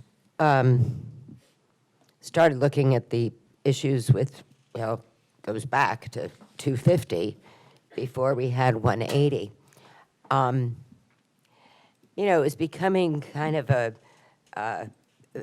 the standard process. We would vote on a new development, and before leaving the dais and getting up to my office, there was already a piece of paper on my desk saying that, we're going to sue you over this. It just became part of the process. I was worried that with going into a lawsuit that maybe we had other ways that we could resolve this, because pride is we'd hate to admit when we've made a mistake. So it's often not easy to convince somebody that they've made a mistake by hitting them over the head to say, you made a mistake, you made a mistake. It's not going to make them any more pliable. And people have a certain sense of pride.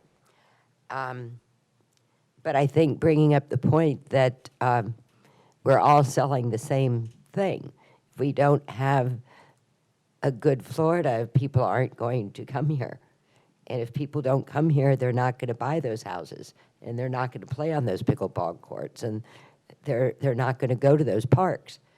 So I think we all have something in here together. But the direction of the board began with small steps. I think Tal before did not introduce the lawsuit. He was looking more at getting our lobbyists to act a little bit stronger. George mentioned bringing in the Florida Association of Counties, or what does Pasco County say? And I think that what I would like to make clear with this is just part of the American way. We abide by it. We have a law that is made. We abide by that law, and then we legally find ways to change that law if they don't work for us. And this is the same thing that I feel when I get a letter on my desk that a land use decision that I've made is going to be challenged. That's absolutely your right. That's absolutely the way we do things. And I think the people, we took a lot of heat for not acting immediately on this, but I think we took a prudent way about it. Dr. McCann introduced it. Our attorney has reviewed it. Our people have spoken, and we got called cowards, and we're only in this for the money and everything else. But we were doing things in a prudent and a manner that this is not about animosity to the governor. It's not about, and I'm not going to frame it that way. This is how our democratic republic works. We bring in a law. It may not be a perfect law. The hardest part is to admit when you're wrong. And so I don't want the lawsuit being seen as antagonistic or with animosity. It's not a good law. And not good laws need to be changed so that they can serve the people. And I think this commission should be very proud to do that.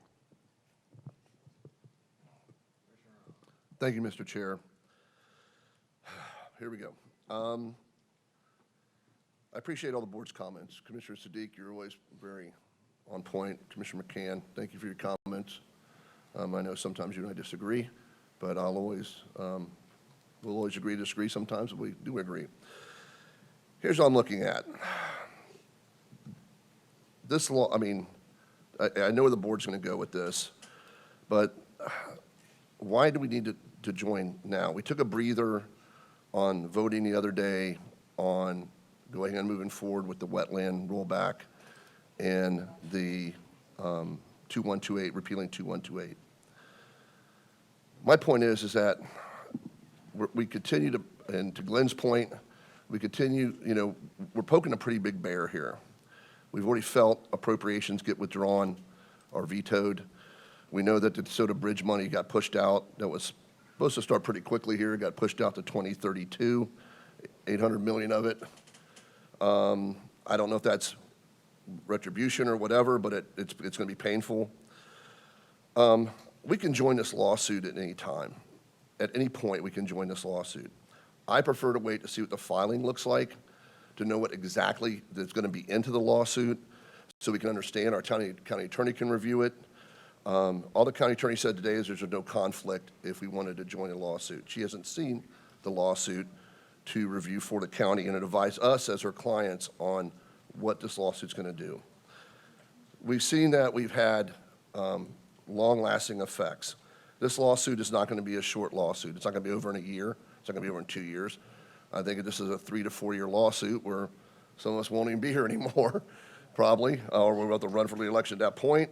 But I think that I just want to sit down, really analyze this, I don't even know the attorney that's filing it. I'd never heard of the guy before, never met him. I would like for him to, maybe do an individual calls with all of us and say, give us some idea of where he's heading with this. We're already working with FAC. Commissioner Cruz and Commissioner Sadiq have got us into FAC with their going up with their verbiage that they'd like to see, and other counties are joining that. Other counties are joining that quicker than they're joining the lawsuit. We got 67 counties, and only think one maybe has voted to join it. 3 of us are going up in October to meet with the delegation, to meet with committee chairs, to talk about how we can make this language better in 180. And it just doesn't affect us. It affects 67 other counties. So, we're going to go up there. We're going to work hard and try to figure out how we can, either work the language in, make the language better. I know Commissioner Cruz, Commissioner Sadiq, myself, and I believe Commissioner Ballard is going up to work on this. I'd rather build consensus with other counties and be able to go up and say, hey, look, this is what we want, rather than slapping a lawsuit against the state of Florida, which there will be retribution, I'm telling you. We're feeling it now, just over 2128 and over the wetlands. So I would ask that we just take a breather like we did the other day. Let's get some more information from this attorney on what I know he can't disclose to what his plan's going to be, but I would like to have some more conversation with this attorney over in Fort Lauderdale. I know he's probably a very good attorney. I think this is what he does a lot of. But also, we already have, Commissioner Cruz knows, and I know, and I believe Commissioner Steek knows, there's already amendments that are being worked on to go through the committee process, to get to the floor, to help work with this process. Because I do believe, even though people don't believe that our legislators are hearing us, I think they are hearing us. They are hearing that this is a bad bill. But remember, both Democrats and Republicans voted for this across the board. It was, I think, 1 member in the House and no members in the Senate voted against it.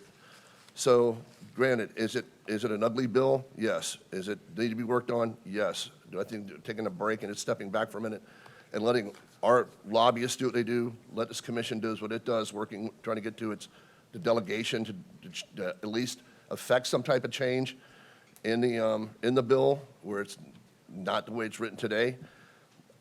That's what I'm just, let's just take a breather on it. It's very heated. It's very pragmatic. It's very back and forth.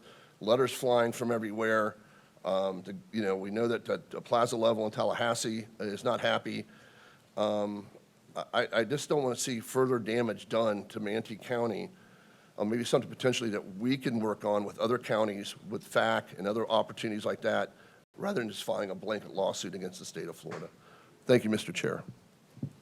Commissioner Ballard. Can you hear me okay? Yes. Okay. So I do think that the lawsuit it's a legal and it's a proper way to clarify the meaning of the law. I don't know that it solves the problem as quickly as we want to. I think it would be great if it were enjoined on an emergency basis, but we don't know that that's going to happen, and it is going to take a significant amount of time. So I don't want the public or anybody on this board to have an unrealistic expectation of the timeline of the suit and how quickly we're going to achieve what we want to achieve here. I think a lot of people in the public want to see us, symbolically fighting back, and I do think that that has value, but it does have costs as well. Our powers derive from the state, and obviously they do have the power to withhold funding. That includes large grants, projects from FDOT. I'm not at all saying that the suit isn't worth joining, and I will be voting to join the suit, but I don't think it's going to be a quick resolution. I think there are going to be really significant knock-on impacts, and I think all of us need to have our eyes wide open as we move forward, and understand that it's not just $10,000 to join the suit. There are going to be a lot of other impacts as well. I think that concurrently, we need to continue working really hard with our legislators, trying to work collaboratively, trying to get this resolved through amendment and language. I think that that is a quicker and cleaner way to do it. But I will be voting to join the suit, but I do have significant concerns about what it's going to potentially cost the county. Thank you. Thank you. Commissioner Phelps.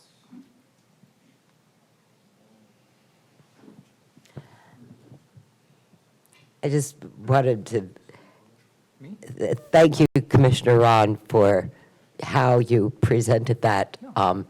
But I just, and this is the same thing. Look, this is not an approach with animosity. Okay, this is how we get things done. This is part of, and it's not meant to be that way.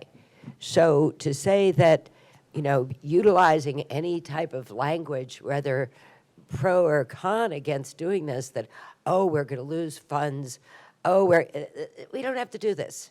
Not that way. That's not the way it's done. Okay, we're not doing this as any more than a course of action. It's a course of action that we have to take. So for using language, and I'll put it on both sides, no, I do not want to rename it the DeSantis Memorial Park just out of pettiness. We don't want to do that, right? But neither are we coming at this lawsuit with saying there's any other way that this is how we get things done. And yes, it could be a long process. Tell you what, the hardest thing for the government to do is to decide, well, maybe we might have made a mistake, but pride is not your friend. And I said this a few years ago, that how you vote on this wetlands issue is going to determine how the voters vote in November. And for those of you who are looking for another term on this board in 2026, I'll make the same prediction.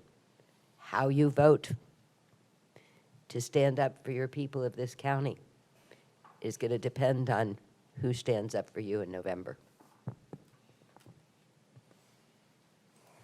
Commissioner McCann. Well, I'll be quick. I appreciate all your comments, Commissioner Ron, but we do disagree on some things. If you can get the builders to stop and take a breath, that would be great. You know, then we could stop and take a breath, but since they're going to continue to build, even on wetlands, that's a problem. 250 came into effect June 28th of 2023, before I even ran for the board. It continues now in SB 180.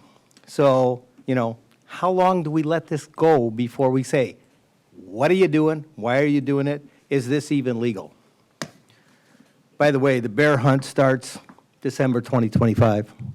So I don't think we're poking the bear by doing this. I think what we're doing is saying, you know, this is your interpretation. We don't agree with it. So we want it interpreted by somebody that can actually make a decision. You know, a lot of people have gone through, even I have gone through, and done an analysis on SB 180. And the analysis that people do doesn't matter. The analysis that the judge makes is what matters. He's going to say, this is the law.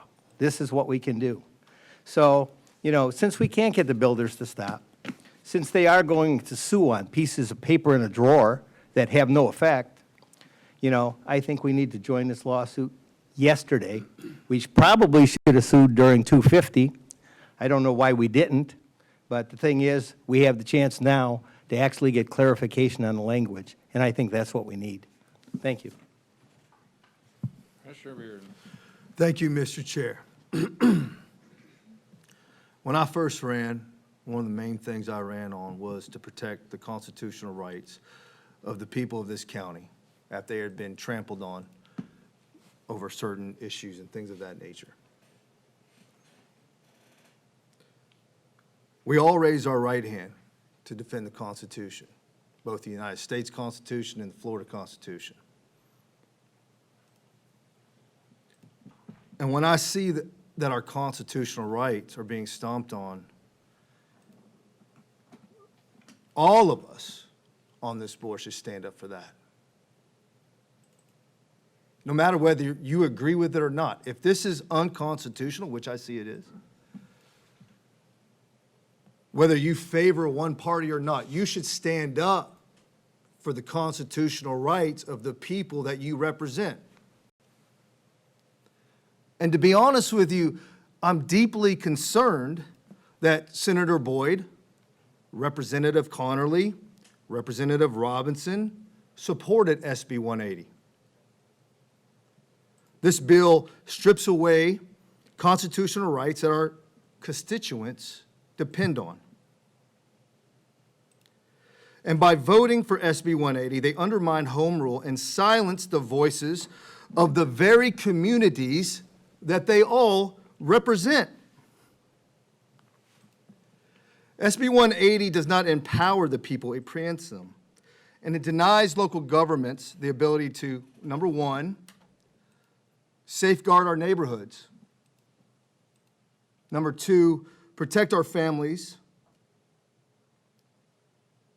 And this is not just a policy disagreement, it's defending the constitutional rights of the citizens to govern themselves locally. So I hope that the representatives are listening to me right now, because I'm going to be calling on Senator Boyd, Representative Connerly, Representative Robinson to explain to the people of Florida and Manatee County why they voted for this bill. Explain how they could fail to see this clear violation of their constituents' constitutional rights. Our communities in this area deserve that honest answer. Constitutional rights are not just negotiable, and they should never be casualties of the legislator, okay? I'm going to ask them to be humble. And look, if you made a mistake, come out and say you made that mistake and fix it. And make drastic measures on fixing this bill. Look, sometimes we don't want to, rattle the cage. But sometimes it is necessary to get things done that need to be done. Because guess what? Every 2 years we have an election. Guess what? In about we're going to have a new governor. So I'm not going to be held hostage for somebody telling me they're not going to give me immediately $1 million to support a project. I'm sorry. This is not going to happen. And none of us up here as county commissioners on this board should allow that to happen as well.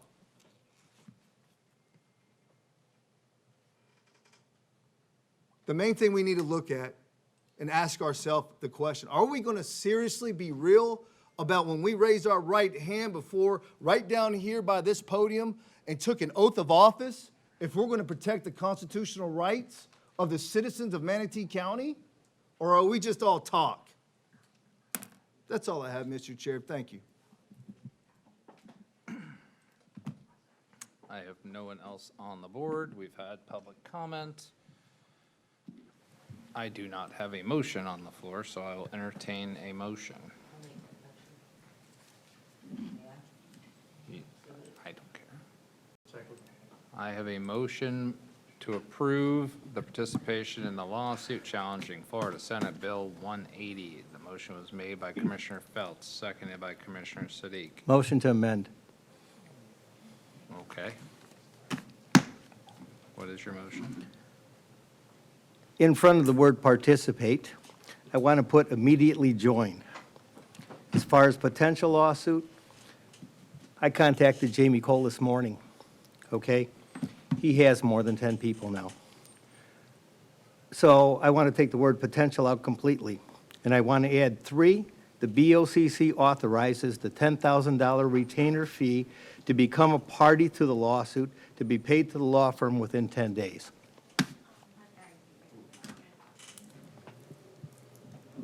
Go ahead, Pam. We don't know what was part of the amendment and what wasn't. I don't know. Hold on. We have a draft contract that we've been going back and forth with Mr. Cole on, and it has terms in it in terms of when we will pay him the funding. So that would require revising the contract. My preference would be, since we've already negotiated the terms and Mr. Cole is fine with the terms that are in the contract for the payment of the money, I'd like to keep it as is, if that's all right with The What are motion the is. terms in the contract so that we can understand what they are? Because I want this to be immediate. This has been going on since June 28th, 2023, and we've been sitting on this. We need to join this lawsuit so that he can get it filed. Respectfully, sir, Mr. Cole only brought this forward within the last couple of months, not since 2023.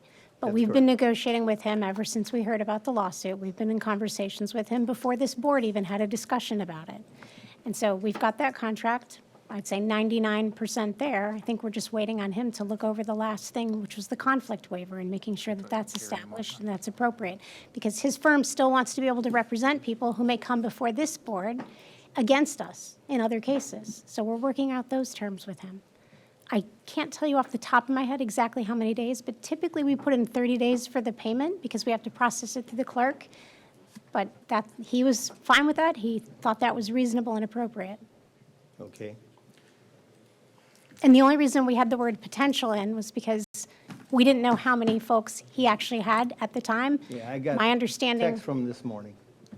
The thing is that, again, I want this to be immediately join and participate. And as far as the payment goes, we're authorizing the payment, within the terms of the contract. I'm just trying to figure out how to reword it, because All we you can't, we can't immediately join a lawsuit that hasn't been started yet. Like, he's, even if he texted you this morning saying, I now have more than 10 people, he physically hasn't filed. So we can't make a motion to immediately join a non-existent lawsuit. We're still at the mercy of when he is going to file it, and I believe participation in the lawsuit is pretty clear. And he's filing it based upon the promise and assumption between a conversation with Pam and a vote of this board that we will be party to it as soon as he files it. But we have to wait, we're at the mercy of him and his timing on when he's gonna file. If it would be helpful, I plan to sign the contract and send it over to him as soon as this board acts by close of business today. If that gives you the reassurance you need, Commissioner. Okay, then let's just put that in there, that, the contract will be signed and sent over for review today. Because I want this to be immediate, and I want us to join this lawsuit.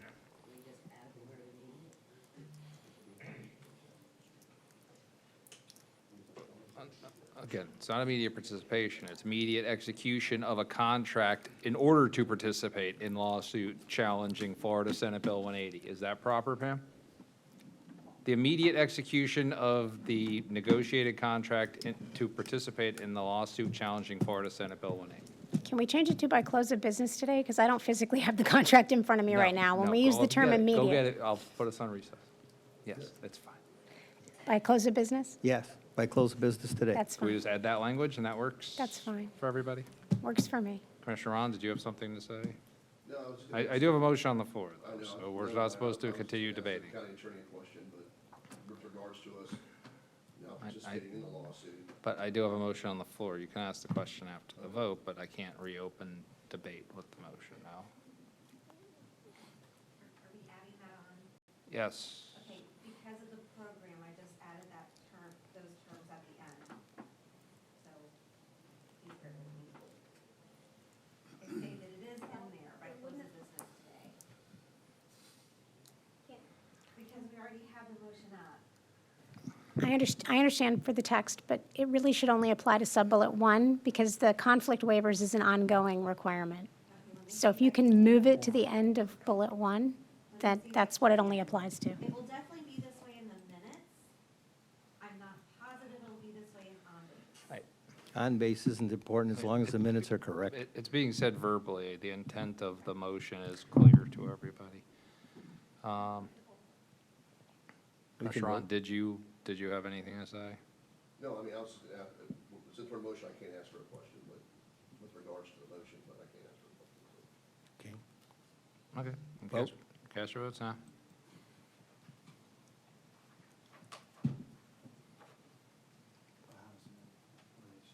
Commissioner Ballard, how do you vote? Aye. We're waiting. It is approved 7-0 Well- unanimously. But that was just the vote on amending the motion, correct? Now you need to vote on the motion itself. Yes. Okay. So now we amended the motion So Commissioner Ron can ask his question now, correct? Correct. Because it's a question pertaining to the now motion on the floor as opposed to before. So go ahead. Madam Attorney, does, Your mic. Madam Attorney, does, our participation in this lawsuit, which will eventually be filed, does it preempt us, like if, does it preempt us from being able to meet with our delegation since we are suing the state and the legislature as part of the state? Does it preempt us from being able to sit down and talk with them across the table of, because if things are, we can work with them, lawsuits filed, we're still going to want to work with our delegation, try to make the bill better, because if they make the bill better and at this next session, or they change the language or whatever, the lawsuit will basically be null and void, correct? If we're up there battling with our lobbyist and all the powers we're using, and they change the verbiage to where it's not burdensome to roll back wetlands, or it's not burdensome to repeal 2128, particular, doesn't the lawsuit become null and void at that point? I think I'm hearing two different questions, So Commissioner, I know so I asked you forgive two me. questions. One, the first Yeah. one was, does us suing the state of Florida preempt us from meeting with our delegation as a litigant in a lawsuit? The answer to that would be no. You shouldn't Okay. be talking to the attorneys on the other side representing Okay, the all right, state, just but because I know we get involved in lawsuits and you can't talk to this person or whatever as a board, you know, so, and then the second one would be, is if the legislature does a policy change through all the hard work of all the counties that are involved and all the everybody going up to Tallahassee pushing this to change the verbiage to make it less burdensome, would a lawsuit become null and void? Because they're suing over saying that it's burdensome. that's a hypothetical that I don't feel like I could answer at this point because I'd have to see what that legislative change says. Or what the lawsuit is. Oh, with the lawsuit, I don't even know what the lawsuit is. The lawsuit could say all kinds of craziness that it could do whatever, so I mean, we haven't even seen what his plan is yet, or he's not gonna show his plan, but it hasn't even filed yet, so I'm just trying to figure out a way to where, you know, I mean, the verbiage is the verbiage, but I mean, you know, this concerns me, I mean, it does, I mean, it does.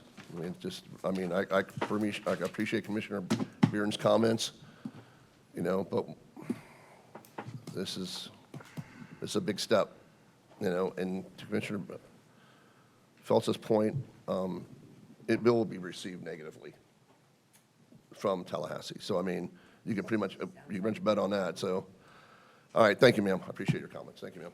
All right, I have a motion to approve the amended motion by Commissioner Phelps, seconded by Commissioner McCann. No one's on the board. You can cast your votes now.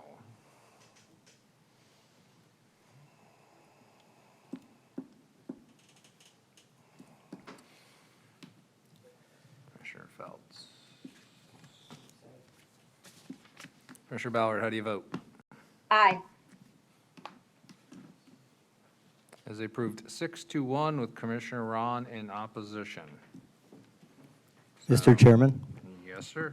I would like to pull item number 44 from the agenda. It's already been discussed here, so we don't need to do it again. We don't need to do it again. I appreciate that.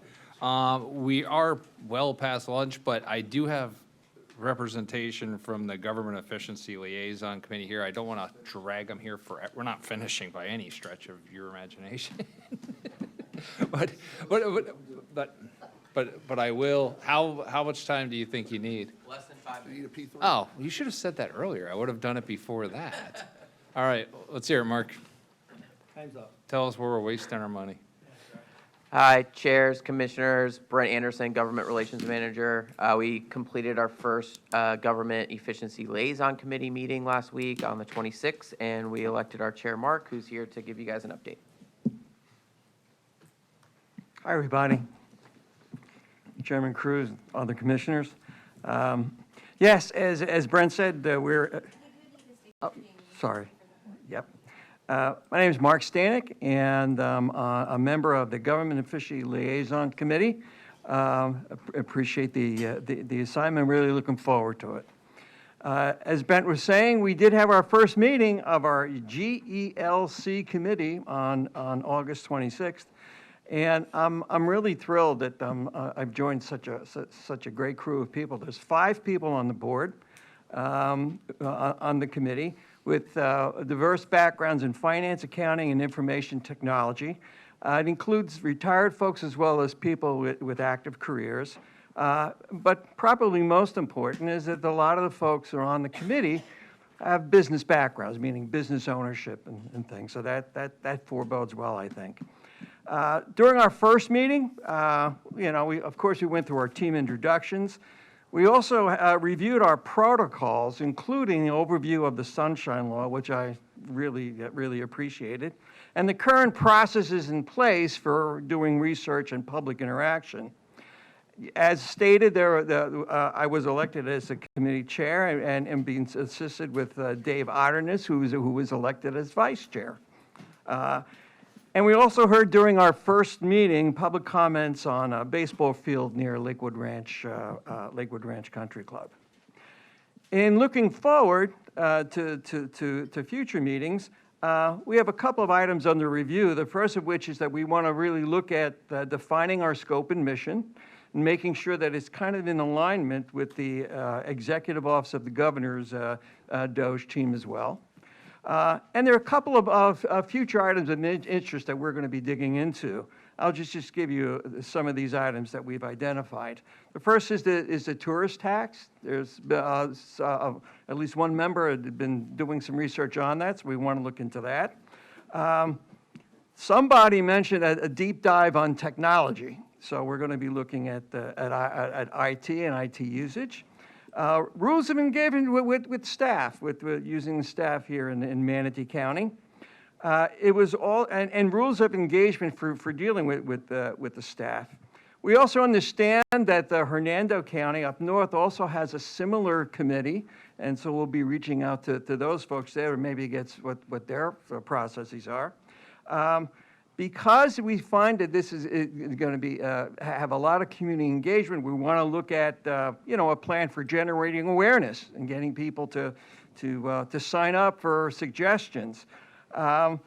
Grants are another thing. I mean, grants are seem, at least to me, a little nebulous. I think we want to be able to get our hands around that, see all the sources of funding and how it gets generated, and then finally. There's a notion of, the county is over $1 billion enterprise budget, as is the school system of Manatee County. We thought that maybe there'd be some synergies or ways for us to aggregate things to maybe, save some funds there. So those are our initial ideas.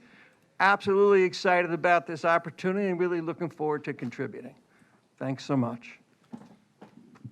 Thank you, Mark. Does anyone have any questions about what they're doing? Mr. Chair, I've just got a quick question. Go ahead. In working with the DOGE, I don't think it's called DOGE anymore. In Tallahassee, it's called something else. Yeah. I don't want to say it because it means other things. Yeah.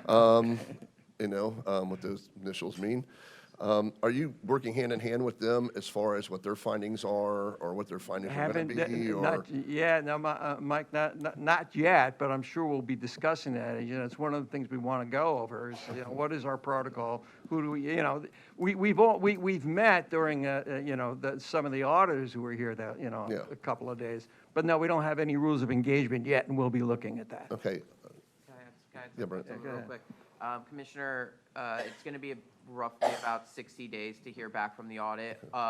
This committee has received all the documents we've given to the state office, so their kind of first step is going through all the information we've already given to the state, and so hopefully our findings will be similar 60, 45 days from now. Okay, then our committee will review, then make a presentation to us of what the DOGE found, or whatever the voodoo that they do, whatever they're going to do. Yeah. They'll report back to us. Or you guys, they'll go to you and then you come to us. Is that the plan? Yeah, I mean, or something like that. I know, this is our first shot at this. I mean, this is our first time having this.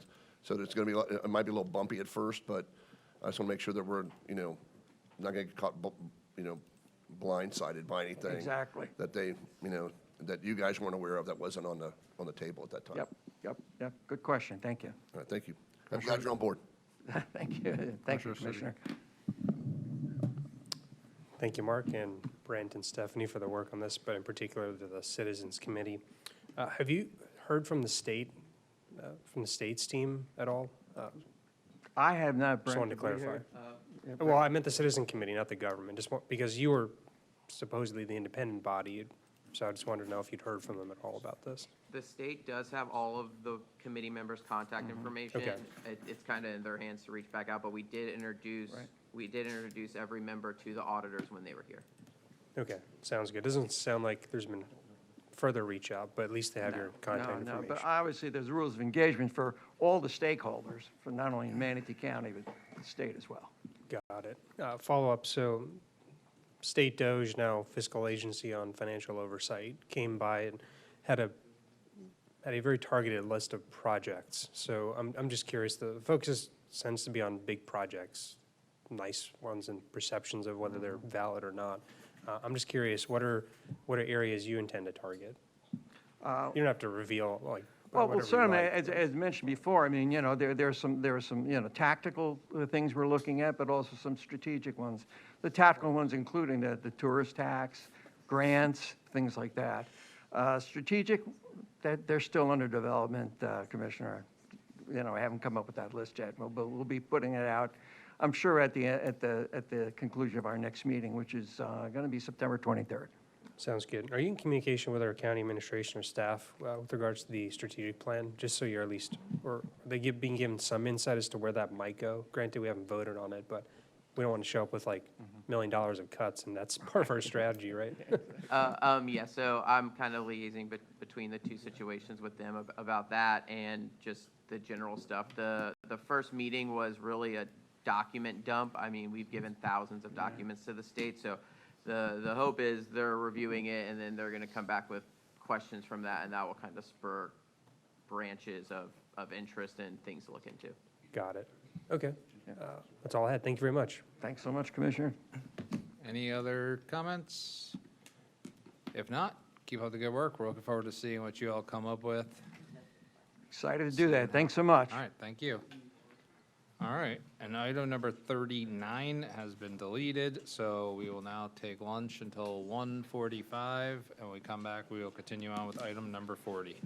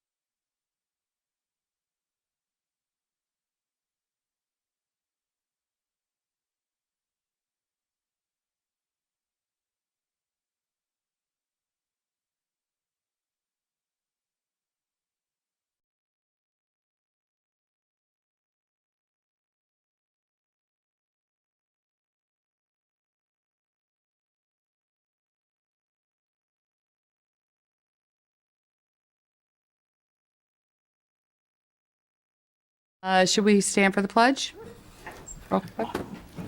Pledge allegiance to the flag Flag of the of the United States of America and to the republic for which it stands, one nation, under God, indivisible, with liberty and justice for all.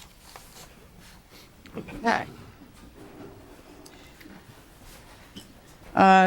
We're at citizens' comments. They'll be accepted during this portion of the meeting on any non-agenda item, future agenda item, or topic of reference to community redevelopment of the city of Bradenton. Comments will be accepted on the public hearings at appropriate time. No comment, Madam Chairman. No comments? Okay. Okay, we're to the consent agenda. Do I have any motion? Sorry, was this added? Pardon? Was this new? The D, I'm sorry. What's that? This came after, but it came last week. Correct. Yes. Madam Chair, Yeah. move to approve the consent agenda as presented today. Do I have a second? I'll second it. Seconded by Councilman Schuessler. All in favor, say aye. Aye. Aye. Opposed? Passes unanimously. Okay, we're to item 5, all CRA districts. Is this you, Jeff? Yes, this is a presentation by code enforcement for this year's budget. They have to come before us. They fill out an application for the funds, and we'll have Volker or Ice come up and give a quick presentation. And he said he was quick. Good afternoon. My name is Volker Reis. I'm the code enforcement manager for the city of Bradenton.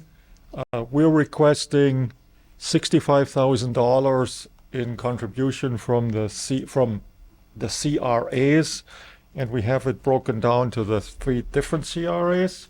So here's my very short application. As you kind of know probably what code enforcement does, the most important items, I think, on this list is we create a predictable environment for real estate investments. We enforce, through our enforcement, preserve natural resources, and we maintain stable communities and deter and reduce crime. We are part of, we work hand in hand with the police department. And I think stable communities and well-maintained properties do deter and reduce crime. We have complaint-driven and proactive inspections, so we respond to complaints from anybody. And we do proactive inspections. Our ratio is usually 3-to-1 for each complaint. We do 3 proactive inspections. Citywide, we move around about 3,400 cases a year, both complaint-driven and proactive. So that's about the average we have. We do what we call proactive strategic neighborhood inspections, which means we go through an entire city block, entire neighborhood, maybe only a street, depending on what is requested. We do that upon request from elected officials, residents, resident groups, and law enforcement. I had a lady come in yesterday, and I'm not saying where she lives, but she is in one of the CRAs, and she requested that we go down her entire street. And I told her we will do that. It would be one of my code enforcement officers. We won't need more than that, but that's what we do. Sometimes one of the elected officials come to us and say, look, you need to look at this area. This looks terrible. I had complaints there or whatever. Then we do it. And sometimes the police department comes in and we do it. We do outreach meetings. I wished we would do more. I wished I would get invited to more meetings. I don't know, maybe they only have me once. I don't know. But I wished, I believe, from my experience, the community used to be more active 10 years ago than it is now, because I get a lot less invitations to meetings than I used to get. I like going there because I like to educate our residents and what is our process, what is available, what do we do, what do other departments do, and so where's help available for you. So, but like I said, I don't get a lot of invitations anymore. I don't know why. Must be me. No, I don't think it's. Just a quick look at our staff. We have me, we have our coordinator who does most of our paperwork. We have our one senior code enforcement officer, and we have four full-time equivalent code enforcement officers. One position is open right now. Our new code enforcement officer will start on September 2nd. What our goal is every year is we want to do 2 proactive strategic neighborhood inspections in each of the 3 CRAs. We want to get even more active when it comes to identifying dilapidated structures, but this must happen in cooperation with the building division. We want to educate our residents on available resources for them. Each year more than we did the year before.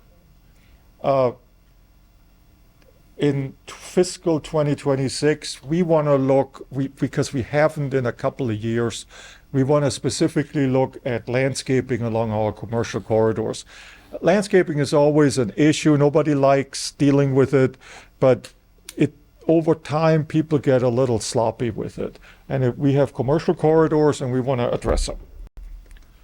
So our funding request is here, CCRA 25,000, Tamiami Trail CRA with 14th Street CRA $25,000, Downtown CRA, Bradenton CRA $15,000, and that's my entire presentation. We will reschedule Volker to come in for future and to go over how we can work better with code enforcement. Okay. But we need a motion to accept the application for the funding so we can put that in our budget. Okay. Second? Okay, I do just need to ask one question, because is this above and beyond what they're normally doing? It's simple. He has code enforcement officers, which he showed you, that do the whole city. Yeah. And then this is on top of those, just in the CRA area. Okay. So it is actually above and beyond what the rest of the city has. Okay. Any discussion or questions? All in favor? Aye. Opposed? Passes unanimously. Thank you. Thank you, Volker. Okay. Downtown CRA? Yep. We'll have a presentation from Public Works on the Downtown CRA cleanup team for their funding. Speaking of cleaning up. I know. I told them. They filled out their application, we reviewed it, and they'll give you their presentation.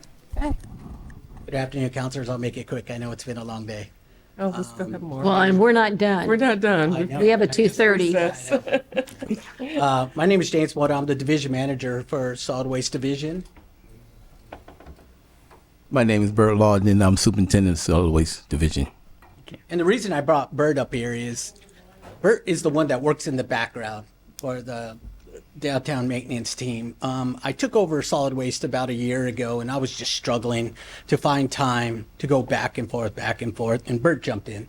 And Bert does everything in the background for me. He does my payroll, he does my accounts payable, he schedules, he does everything, which freed up some time for me, and I really appreciate him. So I thought I'd bring him up here and so you can see who Bert is. This next slide is kind of scary, but I have to show it to you guys. Let me introduce you to my downtown meeting. It is scary. So we got Gilbert Pena here. Gilbert is my team lead. He's real knowledgeable. He runs a landscaping business on the side, so he knows how to cut, crop, fertilize, and do all that stuff. So he's my main guy on here. And then we got Skylar Crocodile Dudley. Put that on real quick. You'll see him out there. He's always wearing that hat. We got Ricardo DeCastro, Kyle Silvers and Daniel Cannon. About 8 months ago, Gil decided to get on a ladder and go up to his house, and he decided to fall off the ladder and break his leg. So Daniel kicked in.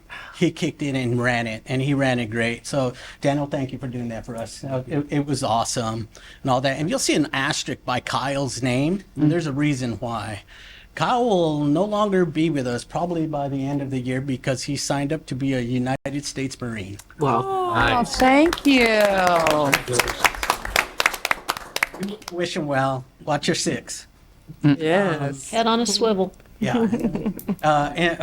Hurricane damage. There are over 1,000 flowers and plants were replaced this project. It took over 4 months to complete phase 1, phase 2, and 3. You're probably asking why it took so long, because they still had to do their normal daily stuff, maintain all other duties like power washing every Tuesdays and Fridays, weed, litter, graffiti control. And the most important one here is customer relations. Yesterday, I got off the phone with O'Brick's owner, and he was just praising us up and down, telling us how great of a job we're doing. And it's just wonderful on how we're recognized out there. And really, the work proof is in the pudding. If you walk down Main Street, it looks really, really good. Gorgeous. And that's awesome. So phase 1 went from Baccarata to 3rd Street. And Bert and I, and talking about a team effort, Bert and I were talking, and we were like, we just can't keep these plants alive anymore. After the storm, we don't know what's going on. We plant them, they die. We plant them and die. Well, I had a supervisor overheard the conversation. He goes, I know a little bit about plants and stuff like that. He said, can I take a shot at it? I said, sure, absolutely. So he pulled out some plants, took it down to a nursery, and we come to find out that the salt mist. Salt water. Yeah. Salt water? I'm new to this town, so we don't have salt water in the Southwest. It was killing our plants. And they said, hey, try this and try this. And as you can see now, we have a totally different set of plants out there, and they're surviving and looking good. Phase 2 went from 3rd Street to 4th Street. There in that area, we could start putting some decent looking plants because that mist is not going all the way over there. And if you walk on phase 3, don't think we got lazy. Phase 3, we couldn't plant a lot of plants. And if you can see in this first photo, you could see it elevated. That is not accumulation of mulch and dirt and all that. Right under this mulch are the tree roots. And we cannot cut the tree roots. We could kill the trees and all that. So what we did is we planted some bushes, if you will, and then they'll spread over the year, and then you could shape them any way you want. Round, square, and all that good stuff. Train. Unicorn.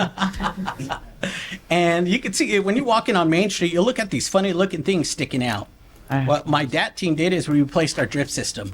So now our drip system is on schedule at night, and it waters our plants for us. Before, we're riding around in a little cart and trying to water them and keep up. So that is working really well, and the plants are doing great. Our new equipment, I think most of you were here when we started off DAT. We had no budget. We had rakes, we had brooms, and we had shovels. Everything that we had was borrowed. I could officially announce today that the DAT team has every single thing that they need. You will see the next budget. There are no more items, none whatsoever. We have everything we need. We got our pick-em-up truck that hauls our mulch, that hauls our plants, that hauls our deadfall on the ground. And this is our power washer. Prior to this coming on board, our power washer was on a trailer, and we could only go in certain places. And I've gotten calls from a lot of counselors and mayor telling me about stuff that people do in alleys, and we couldn't get the trailer in there. Well, now we could get the big truck through those alleys, and we could clean up in those alleys real easy. We took it another step further, and now we're starting, instead of doing Main Street, we're also doing our side header streets. And we're working our way all the way up on that. And that bottom thing looking there is called a skag. That is a power blower, and that came in handy during the storm. It was able just to blow everything off of the street, and it saved us a lot of time. And another thing that we do is we work good with BPD, the CRA officers. They call us, we're on it, and we call them, and they're on it, and they help us out so much and support us. our workers feel safe. Last year, they tried to steal one of our workers' phones. We caught the guys, and he lent the phone to him to make a call, and you never did. And it. he took up. Took off running. But other than that, I'm just so proud of what they do. And if you have any questions for me, go for it. Any questions? It's a quick one. Thank you guys so much. I think, it looks so great. What are your thoughts on, recently a merchant from the garage asked me whether or not we could do some kind of, not really like a sign, but maybe that's the answer, but in the selfie pad where you guys took the selfie in front of the mural, calling it selfie pad or somehow saying like hashtag the friendly city to encourage people to do, I mean, people are using it. I see people taking the picture there. But as way of branding or any, just so people know, this is the thing, that pad is there for that reason, and we want you to share it, and we want you to We let can people know. bring that back. We can bring that Okay. back. Yeah, We can bring that back. okay, Yeah. yeah. I know it's Not at this time meeting. sensitive, not at this Yeah. meeting. Good Yes, just idea. Throw it out there. It wasn't my idea, but I just throw out the suggestion. Madam Chair, same as before they filled out their application, they have their funding request, and we've reviewed it with them. It falls in line with where we are with our projected budgets. We need a motion for approval of their application, which will make it an annual contract for the next year. Do I have a motion? Madam Chair. Oh, I was going to say in honor of our chairwoman, who's the one that got this thing started, I'd like to make the motion that we fulfill this funding request. All right. Second. Okay, all in favor, say aye. Aye. Opposed? Passes unanimously. Thank you. gentlemen. But only You guys only do 1,000 such an flowers. Keep those flowers coming. Awesome job. Madam Chairman, in further business, you have your grant report. We won't go through that today, but it is very detailed. 282 in Tamiami, 97 in Central, and 321 in downtown. On the back are the list of all the grants. Just so you know, this question was brought up. We do grants, we do approved grant applications, they have to do the work, and then they come back and once they give us all the information, we validate it, then we pay we pay out that grant. That includes them going through the processes of the city. Just because they get a grant from the CRA does not mean they got everything else approved. They still have to do all that work. We just get our grants out quickly, and we like to keep it that way. But just because we issue a grant doesn't mean we pay a grant. If they do work without a contractor, that nullifies it right off the bat. They have to go through all the processes. One last thing in the last 5 minutes that we had a meeting yesterday, a Teams meeting with city staff on the 13th Avenue Youth Center site, the Rogers site. Just so you know, and we're going to bring this back, there is a water line that needs to be installed in order for that construction and that contract to take place. The price has gone up because the time lapse, another $50,000. At this time, I'm going to recommend that the CRA pay that extra 50 because that water line provides pressure throughout that neighborhood for the fire department.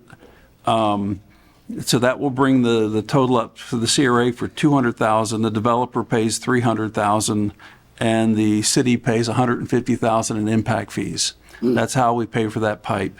In order to move this process forward, and this is why we had the meeting yesterday,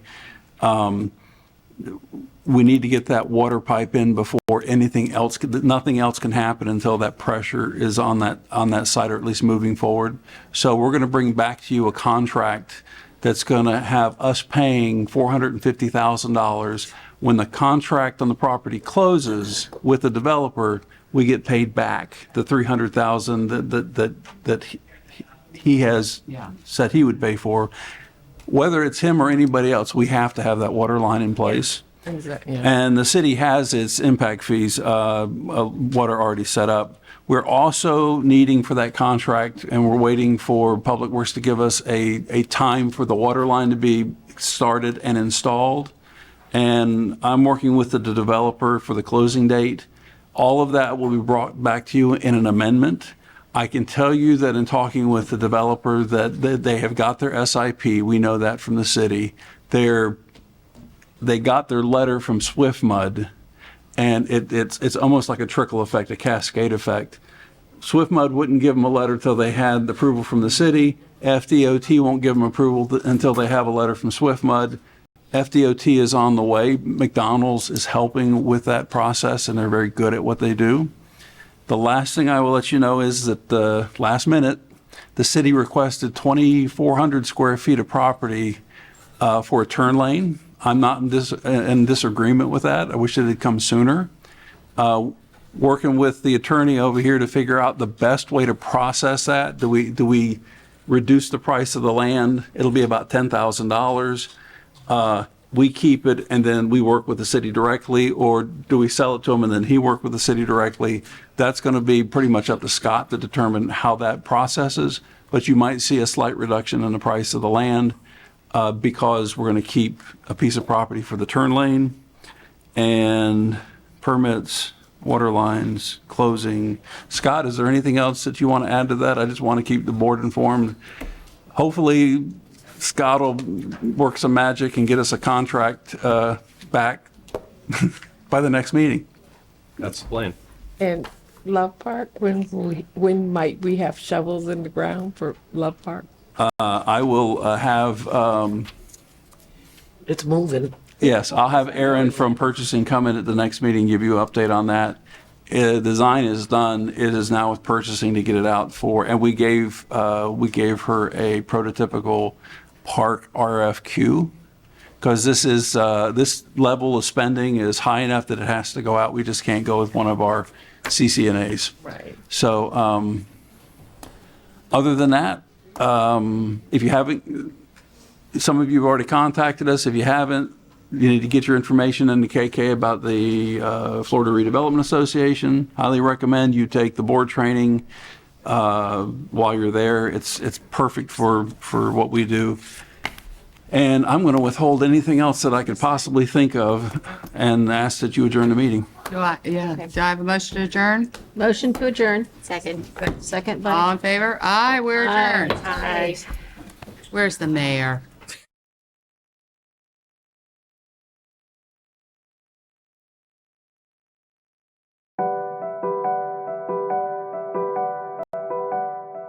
Manatee County is a beautiful place located on the west coast of Florida at the south end of Tampa Bay. We're a community of 400,000, rapidly growing at 10 to 15,000 people a year. With that, our growing population has stressed our existing infrastructure, and we're working diligently to provide those expansions to the existing roadways to meet the needs of our new community. At the same time, we're trying to meet the same needs of maintenance of the existing county while growth happens. So we want everybody in the county to receive the same high level of services we provide, whether you're 2 years old or you're 80 years old. We've got an amazing public works department that's working very diligently to provide what our citizens need, what our tourists need, what our future citizens need. So whether it be roads and bridges or it be improvements to our beaches and our recreational facilities, we're working very hard. We just opened up a new bridge on 44th Avenue. That was something that this community saw decades ago as a need, as a reliever for two other east-west thoroughfares. And once that crosses over Interstate 75, we're going to see the ability for a contiguous road going from the beaches where we're standing today all the way out to Lakewood Ranch and beyond, where the new growth center is in Manatee County. One of the things that we've lacked putting funding towards recently is our north-south thoroughfares. So Fort Hammer Road is our #1 priority both on the state level and federal level. Once complete, it's going to go all the way from Hillsborough County to the north of us, all the way down to Sarasota County to the south of us, and create a major reliever, not only for the local roads here in Manatee County, but for the interstate as a whole, if there's ever an accident. So that's a major priority of our public works team right now. The second thing is we're starting to see more sidewalk projects, more complete streets, roundabouts, things that traffic calming, to really make sure that Manatee County is providing efficient ways to get around, but providing safe ways to get around. This is not sleepy old Manatee County from 20 years ago. There is an expectation that we provide a high level of service and people do it. We also do much more community outreach to try to have a true insight in a particular area on what the improvement is. Where can I do some extra sidewalk work? Where can I put some traffic calming amenities in? Where can I improve pedestrian safety? The vast majority of our employees live in Manatee County, and that is such a plus. They know the community. Sometimes they know the people that are requesting the work. We want people that take that pride into knowing that they are taking care of their own community. And every groundbreaking I'm at, every ribbon cutting I'm at, Chad and his team are there. When we have our meetings, they're sitting in the audience. They're listening to our citizens. They're keeping in touch with what's needed in Manatee County and making sure it's adhered to the best of their abilities at all times.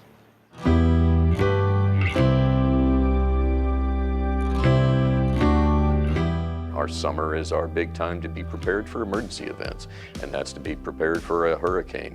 Our last two fun events had been around Hurricane Irma in 2017, and most recently, just last year, a near miss for us with Hurricane Ian to the south in Fort Myers in 2022. We work endless hours throughout the year, making sure we're prepared for a storm. Preparation through sandbags, the equipment. We had over 100,000 sandbags given out in a day and a half. If there's a blockage or a dirty pipe, all year round we're cleaning them, we're opening up the ditches, so when all that water comes, it's got a way to go out instead of flooding homes and roads. And after the storms, Public Works is one of the first ones to respond, to clear the roadways and to clean up. I grew up in Manatee County, so seeing what we do every day, is awesome. Endless opportunities are available here. We're looking for many, many new bright young faces to come join us and build a career as this community continues to grow. I've lived here my whole life, so it would be 20 years now. When I learned about the internship in high school, I came and I started work here. My primary job is currently lift station rehabilitation projects. So going in, taking all the different parts of the lift station, taking the old parts out and replacing them with new parts. However, I also get to do fun projects like some 3D modeling and 3D design to be able to show to the public the projects that are going to be going in their local community. I've had great mentors and the management and everybody with just supporting me. And on top of that, the tuition reimbursement through Manatee County has been able to help me pay for my classes, go to college at the same time, and work and gain skills that I'd be able to use in the future. Manatee County has a career ladder, so as you come in, you start off as a trainee, not knowing anything Public Works does. And the more you learn and achieve, you can move to a Tech 1, Tech 2, Tech 3, and then a Senior Tech, which opens up more opportunities for promotions. Growing up here, almost 26 years, born and raised. I had wanted to work for the county for a while. I came in here not knowing anything about spraying or pesticide application and stuff like that. So I've learned the front end loader, which is really fun. I get to play in the dirt. I got to do the forklift, so that's pretty cool as well. The chemical trucks that we get to operate with the tank and the hose that we use, the backpacks. Sometimes we get to use the ATV to get to smaller areas that the truck won't fit. It's really fun being out there in the field, and I've learned a lot when I've come in here. So got my spray license and CDL, and I was glad to get in. I chose Manatee County as my career. I was 19 years old, starting a family, so I needed something with great benefits, great hours, something I would enjoy for a long time coming. So Manatee County was the first option and last option. It worked out great. We encourage anyone who works in Manatee County to really consider living here within Manatee County, because we are all collectively working to make this a great place to live, work, and play. And anyone working for Public Works or our county as a whole is going to help facilitate that. It is a beyond exciting time. Manatee County will be the premier place where the Skyway lands on the south side of Tampa Bay.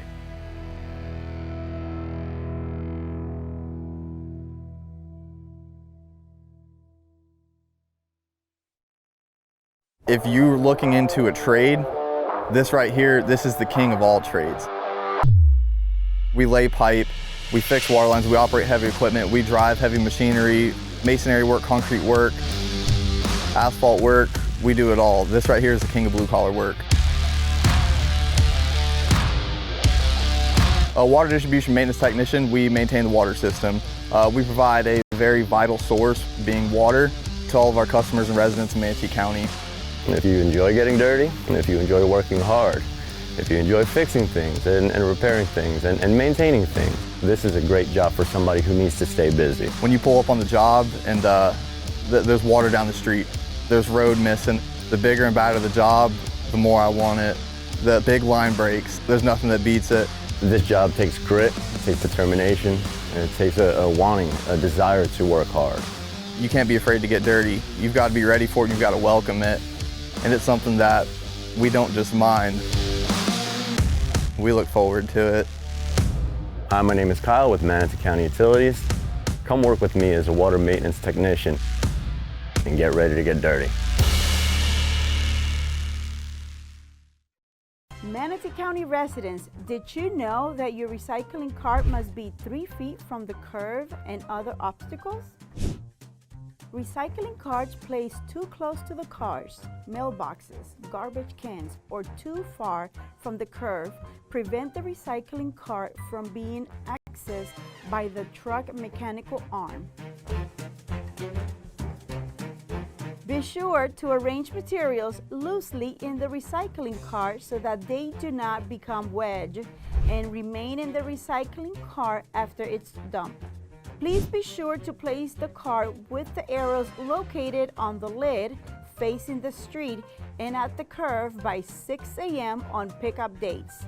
And as always, let's make it a better life for you and me here in Manatee. Why do we need stormwater management systems? Since the 1980s, stormwater management systems have been required for new development and are specifically designed to help prevent flooding and remove pollutants from the water. A stormwater or detention pond is designed to collect and manage stormwater runoff. Stormwater runoff can carry many different types of pollutants: sediment, garbage, fertilizer, pesticides, oil, animal waste and bacteria, and yard waste. When rainwater lands on rooftops, parking lots, streets, driveways, and other hard surfaces, the rainfall that doesn't soak into the ground flows into your neighborhood stormwater pond through catch basins, pipes, shallow swales, or ditches. Without these ponds, runoff would carry pollutants like those mentioned, and anything else that can float into nearby wetlands, streams, rivers, estuaries, or the Gulf of Mexico. Stormwater ponds are engineered systems designed to remove excess nutrients and other pollutants that can negatively affect our water bodies. They allow sediments in the water to settle at the bottom of the pond and not discharge downstream. They help remove nutrients, primarily nitrogen and phosphorus, that can come from lawn fertilizers or natural sources, such as animal waste. Nutrients cause algae and bacterial blooms in water bodies, which consume the oxygen that fish and other aquatic life needs to live. Engineered control structures prohibit garbage and floating debris from entering the receiving water body. Officials sometimes have to close our recreational water bodies due to pollutants, which cause human health hazards. But engineered stormwater ponds can help remove hazardous pollutants before discharging into our water bodies. Now that you know about these pollutants, please help Manatee County maintain our natural resources by following these tips. Never dump anything down storm drains or into stormwater ponds. Use fertilizers and pesticides sparingly. Properly dispose of pet waste. Control soil erosion by planting over bare spots in landscape. Sweep driveways and sidewalks instead of using a hose to discharge to the street. Properly dispose of yard waste. Properly dispose of hazardous household chemicals. Direct downspouts away from paved surfaces. And check your car for oil leaks. For more information, go to mymanatee.org/stormwater.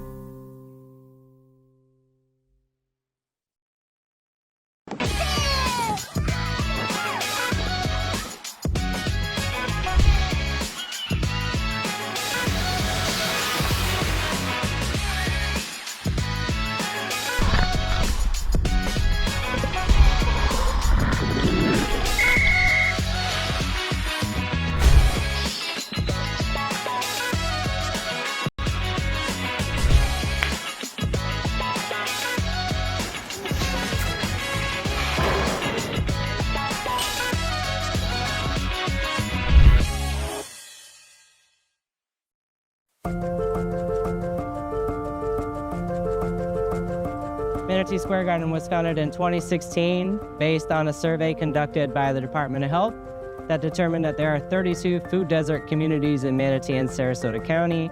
For those of you who don't know, food desert communities don't have access to nutritious food and they don't have easy transportation to that. So part of the solution was the creation of my position and the creation of this model garden to serve this community, Washington Park. The county has been extremely generous in their delivery of the Community Gardens program. Not only do we work in this garden with UF and the Department of Health, we've also extended that same service to Elwood Park community through the construction of their garden. And then on the slab, or on the table, if you will, there are up to 4 more garden projects in the works.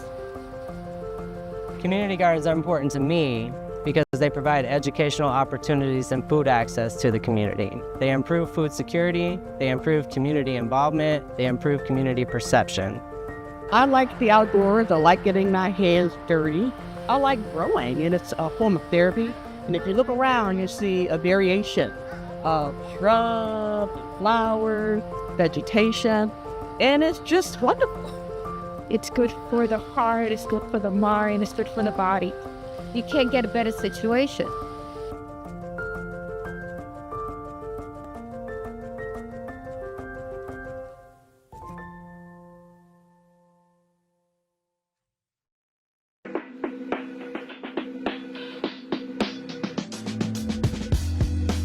So today we are at Under One Roof. This will be our shelter for women. And we're here with students from Lee Middle School painting a mural in what will be the cafeteria. We have over 100 adult women in Manatee County. And so with the opening of Under One Roof, almost immediately we'll be able to cut that number by 20. So 20 women will have a place to sleep at night, and they'll have all the services that they need to rebuild their lives. They'll have things like parenting classes if they need that, substance abuse classes, mental health treatment, all in one place and all kind of holistic so that basically they have a chance to get out of that fight or flight mode, recover, and become productive members of society. So you've got, the bright colors, you've got, the sunshine, you've got some of those wonderful Manatee County landmarks. Then you've also got the word resiliency in these huge letters. And we're really hoping that Under One Roof is a place for these women to build the resiliency that they need to be successful and live a great life here in Manatee County.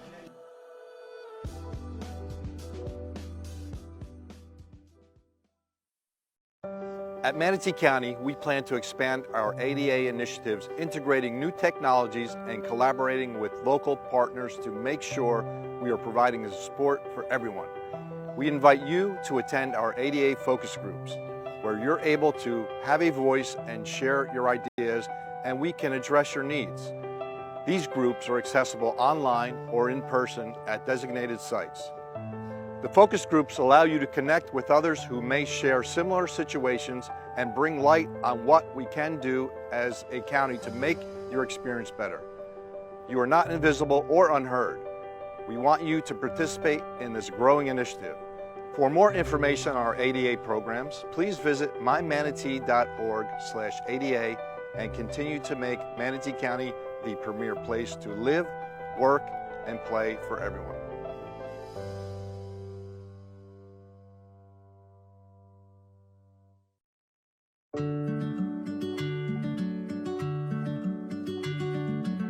Here's it's the dude. I'm happy and proud to say I've had her since September 20th of 2020. I adopted her out of the Palmetto Animal Shelter. It was a Saturday afternoon. Realized I needed a companion in my life. Get emotional. Yep. So some veterans have gone through some traumatic times, and how can you put a price on this right here? And so dude was out on a walk by one of the volunteers. I waited on her for her to come back. Her tongue was dragging. I looked at her and I said, that's the one.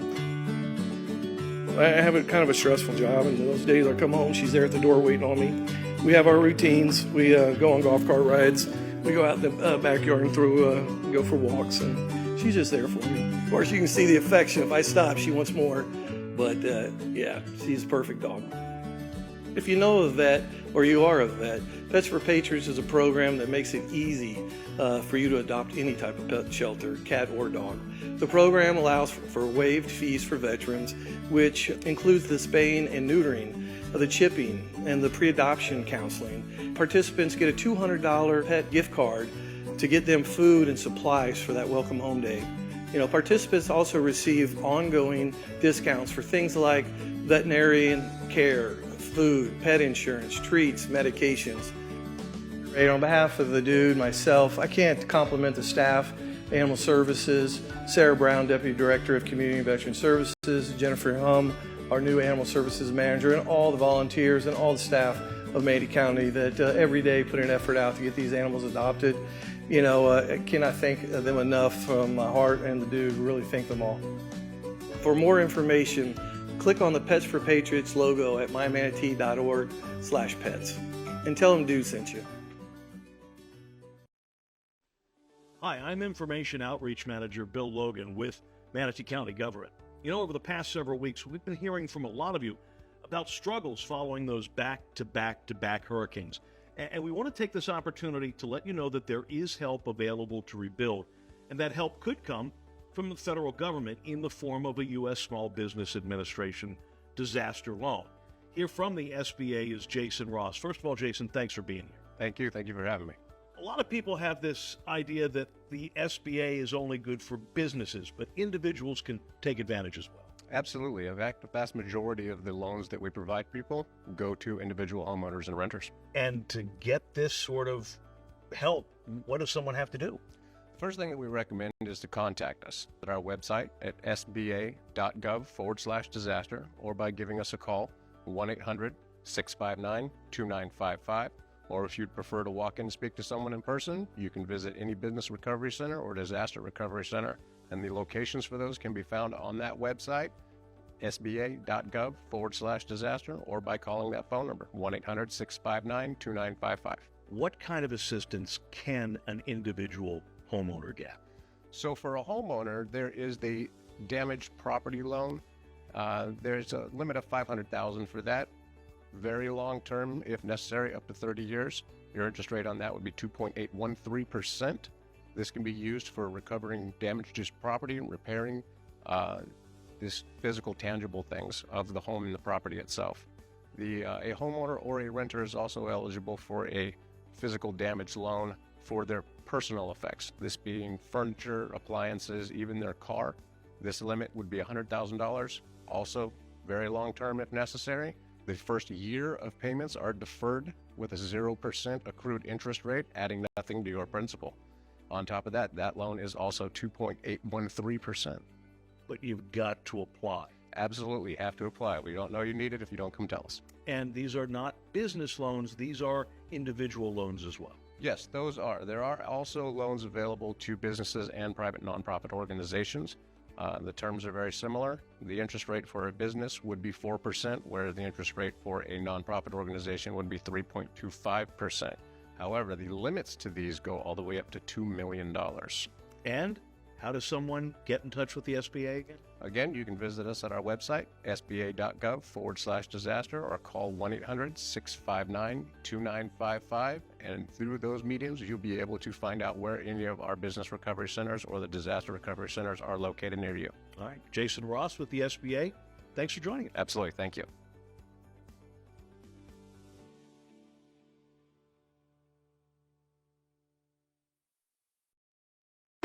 This is not just a ribbon cutting. It is a kickoff to a family fun day at this magnificent new play place. And it's an honor to stand before you today as we celebrate the grand opening of the newly renovated John H. Marble Park. This is more than just a place to exercise or cool off in the summer. It is the space where friendships are forged, where children take their first swim, where families gather for celebrations, and where our community finds strength and unity. Places like this serve as the heart of Manatee County, fostering a sense of belonging and shared purpose. They remind us that when we come together, we are stronger, And when we invest in our community spaces, we invest in each other.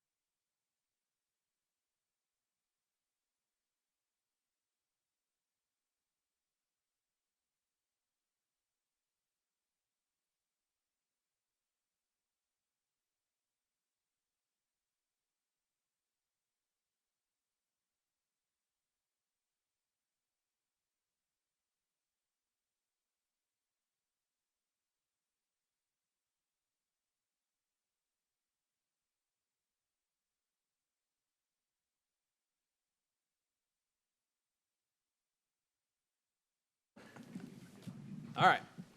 We are back from lunch and moving forward, we are up to item number 40, which is under property management. County Administrator? Yes, sir. Good news story. Execution of a GMP, guaranteed maximum price, addendum number 1 to agreement number 25-TA006060RB for construction of Washington Park Community Center and adoption of budget amendment resolution B-25-118. Good afternoon. Michelle Worley, Property Management Division. I'm the Construction Services Manager. I think we had a slideshow.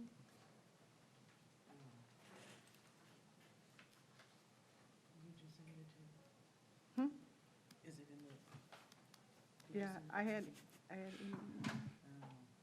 I'm sorry. Hold on.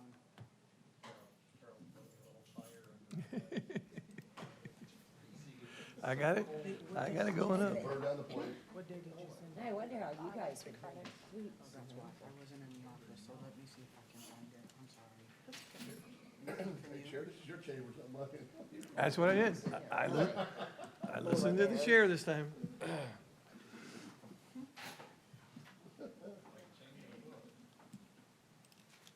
Just give me a second. I'm grabbing it. Go ahead and give it a prelude. Tell them where we're at with it while she's looking that up. Sure. So I just had a few slides. There's 2 projects associated with Washington Park. One is the improvements, which is the site that has to do with like the trails, the restroom, the pavilions, and play fields. And that project, we're 60% along. We did run into some unforeseen issues with unsuitable soils and some environmental concerns. What we did, though, is we challenged the team to kind of think a little bit out of the box, trying to minimize our time impact and our financial impacts. And the team came up with a few strategies for some savings that then overcame some of the costs around those unforeseen conditions that we had. Some of the savings they had is we reworked the way we were trenching our utilities on the site. So instead of going out in different directions, we actually increased the size of our trench and then put some of the utilities in together. So that saved us some time and that saved us some money.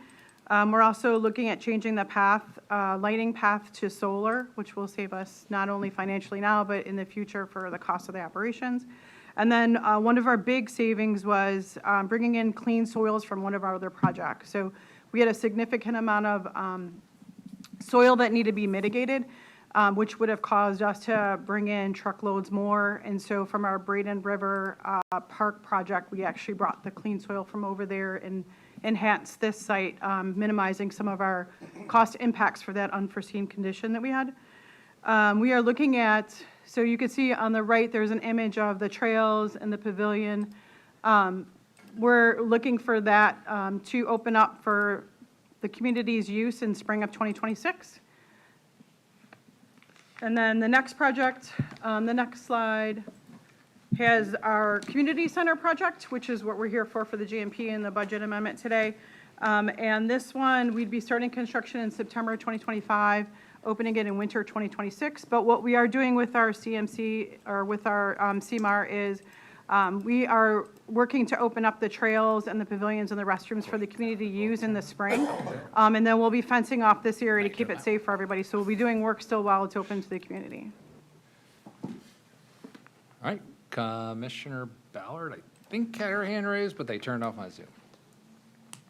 I did have my hand raised. I just wanted to thank staff for all of the work that they've done on this park and adding in the community center. It has been something that has been hoped for, prayed for, and worked for in Washington Park for almost 30 years, and to finally see it to completion and to add the community center, I think is really special for a lot of people. And I'm excited that we're finally to the point that we're actually ready to build the community center. So can't wait to see it happen. And I'm glad to hear that we're about 60% with the park itself, and that's going to be open for use as we finish up the community center. So great job all around, and just thank you very much. All right. Anyone else? And we need a motion to approve the The execution, correct? Correct. All right. Motion to approve. I have a motion to approve by Commissioner Ballard, second by Commissioner Feltz. I will open this up to public comment to an empty room. Seeing none, no one's on the phone, I will close public comment. You can cast your votes now. We even gave you clean dirt in our district. As approved, 7-0. Thank goodness. Fun fact, I was at the groundbreaking for this park 4 years ago. Great job. All right, thank you. And Public Works, you had previously requested doing number 42 before 41 because it was going to be quick. I know you were trying to get people out the door, now it's post-lunch. What's your preference? Still swap it, that would be preferred. Okay, go ahead. They're both of you. So we should be on item 42? Correct. Yes, we. They wanted to do that one because it's we're, faster. Changing the order, yes, thank you. So, good afternoon. Thank you, Chairman, Commissioners. For the record, my name is Clark Davis. I'm Deputy Director of Traffic Management for Public Works Department. This is a presentation regarding the Sarasota Manatee Metropolitan Planning Organization's Long-Range Transportation Plan Update. This is a once every 5-year thing that the MPO does. Ryan Brown from the MPO is here to go over a presentation, but before he gets started, I'd like to say that this is important for Manatee County because part of what goes into a long-range transportation plan, and Ryan will talk about it some more, is what they call a cost-feasible plan.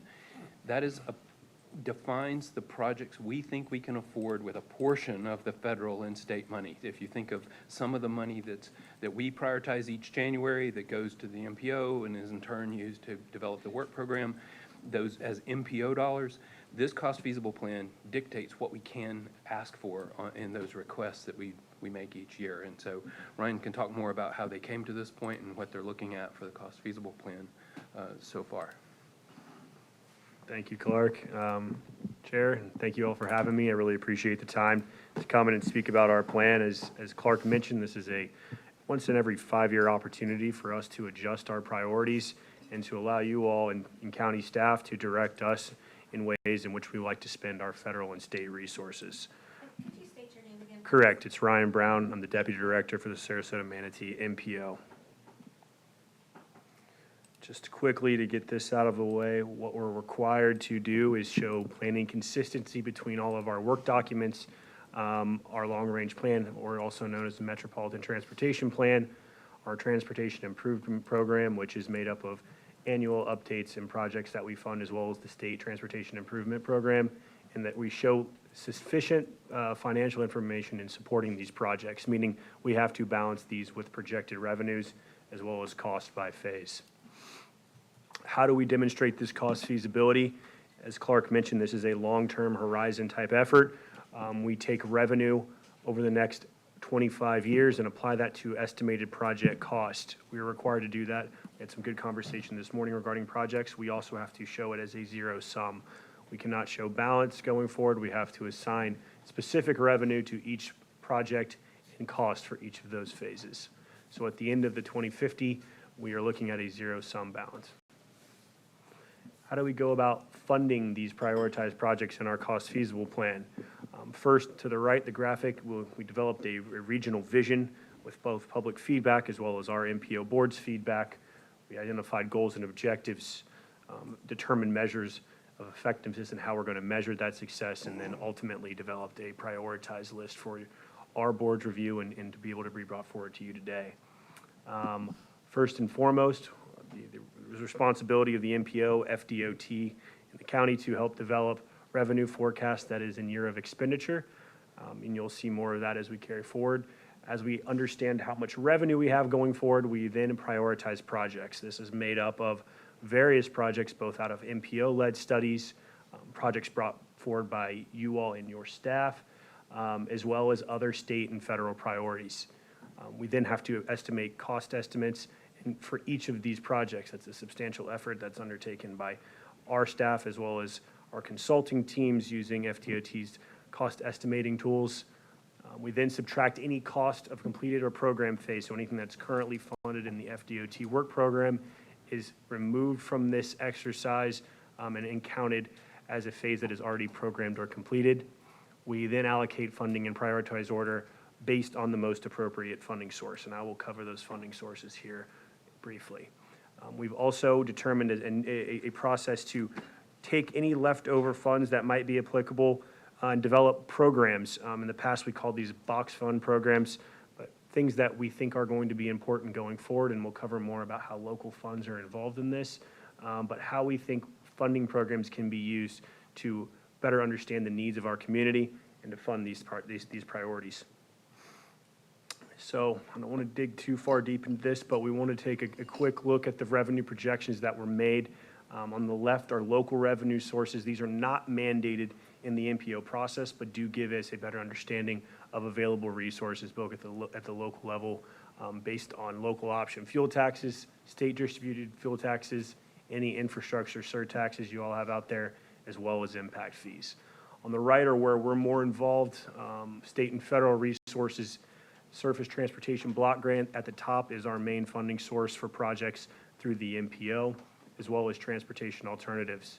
Some of the other state-led programs, non-SIS is state strategic intermodal system, that's the interstate, and other major facilities throughout our state. And that's the highway system formerly known as other roads. So, as well as the carbon reduction program, that has also been under fire, and we will likely not see any of those funds going forward, but it is one that has been noted in federal law, and at this point continues to be in our projections.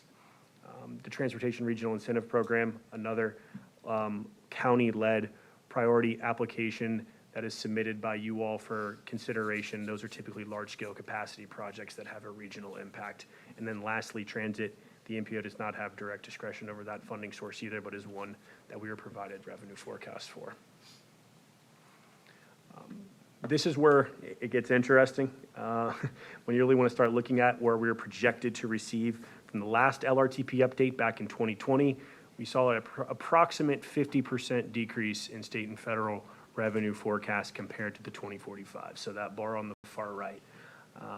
As you can see, 50% of that total goes to the strategic intermodal system. Like I previously mentioned, that is made up of airports, ports, the interstate system. So you can immediately take that revenue forecast and chop that in half.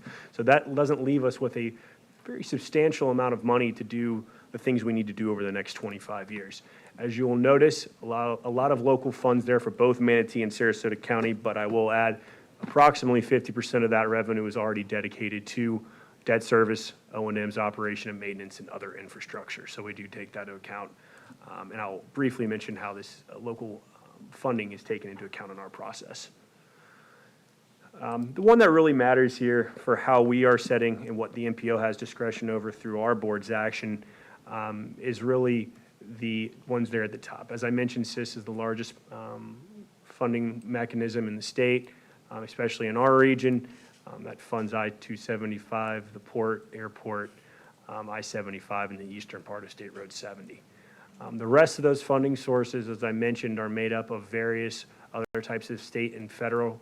The ones that we have direct discretion over is that green portion, SU, is our transportation management area, and that is one that we have direct discretion over at the MPO over the next 25 years. How we went about identifying eligible projects, I briefly mentioned a number of the studies we were involved in. I won't dive into those unless you all have specific questions. We ran around and met with each of your respective staffs throughout. We met with Manatee County February 10th and had good conversations about your priorities going forward. We also have an annual updated list of project priorities that is brought forward to our board that is voted upon annually. Makes up our priorities from the previous year. Did extensive public outreach over the last 2.5 years as we've developed the long-range plan, and we put out our draft cost feasible technical report earlier this summer for review.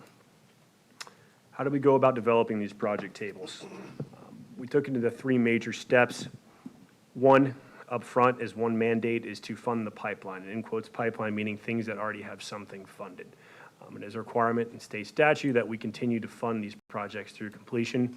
These are things that are in the adopted 5-year work program, As mentioned, one or more phases completed and also includes local priorities. Currently, there are 23 projects that were identified in the pipeline that will need to be continued forward. The second step was taking any funding that might be left over, and we moved these into funding programs based on feedback from staff, feedback from the local citizens. We've developed 5 different program types based off of the things that were most important. One being multimodal, meaning things that are bike, ped, transit, any type of user-related, intersection improvements, resiliency, safety, TSM&O is transportation systems management operations, so think signal timing, things like that, as well as capacity. Assumes local, state, and funding federal commitments. I will say all of revenue projections are estimates. We experienced that during the last update. COVID happened briefly after we got our revenue projections back, and that drastically changed what we got over the next 5 years. Within these programs, there are 90 projects, not all of which are fully funded, and I will cover that in just a second. Unfunded needs is the largest part of this process, and that is anything ranging from a sign on your street somewhere to a massive capacity project. These were things that were brought forward as local priorities. There were more than 80 of these, and there are no funding sources identified at this time. These can be used for anything from additional local funds to appropriations to state and federal grants. These can all be applied for through the unfunded needs list.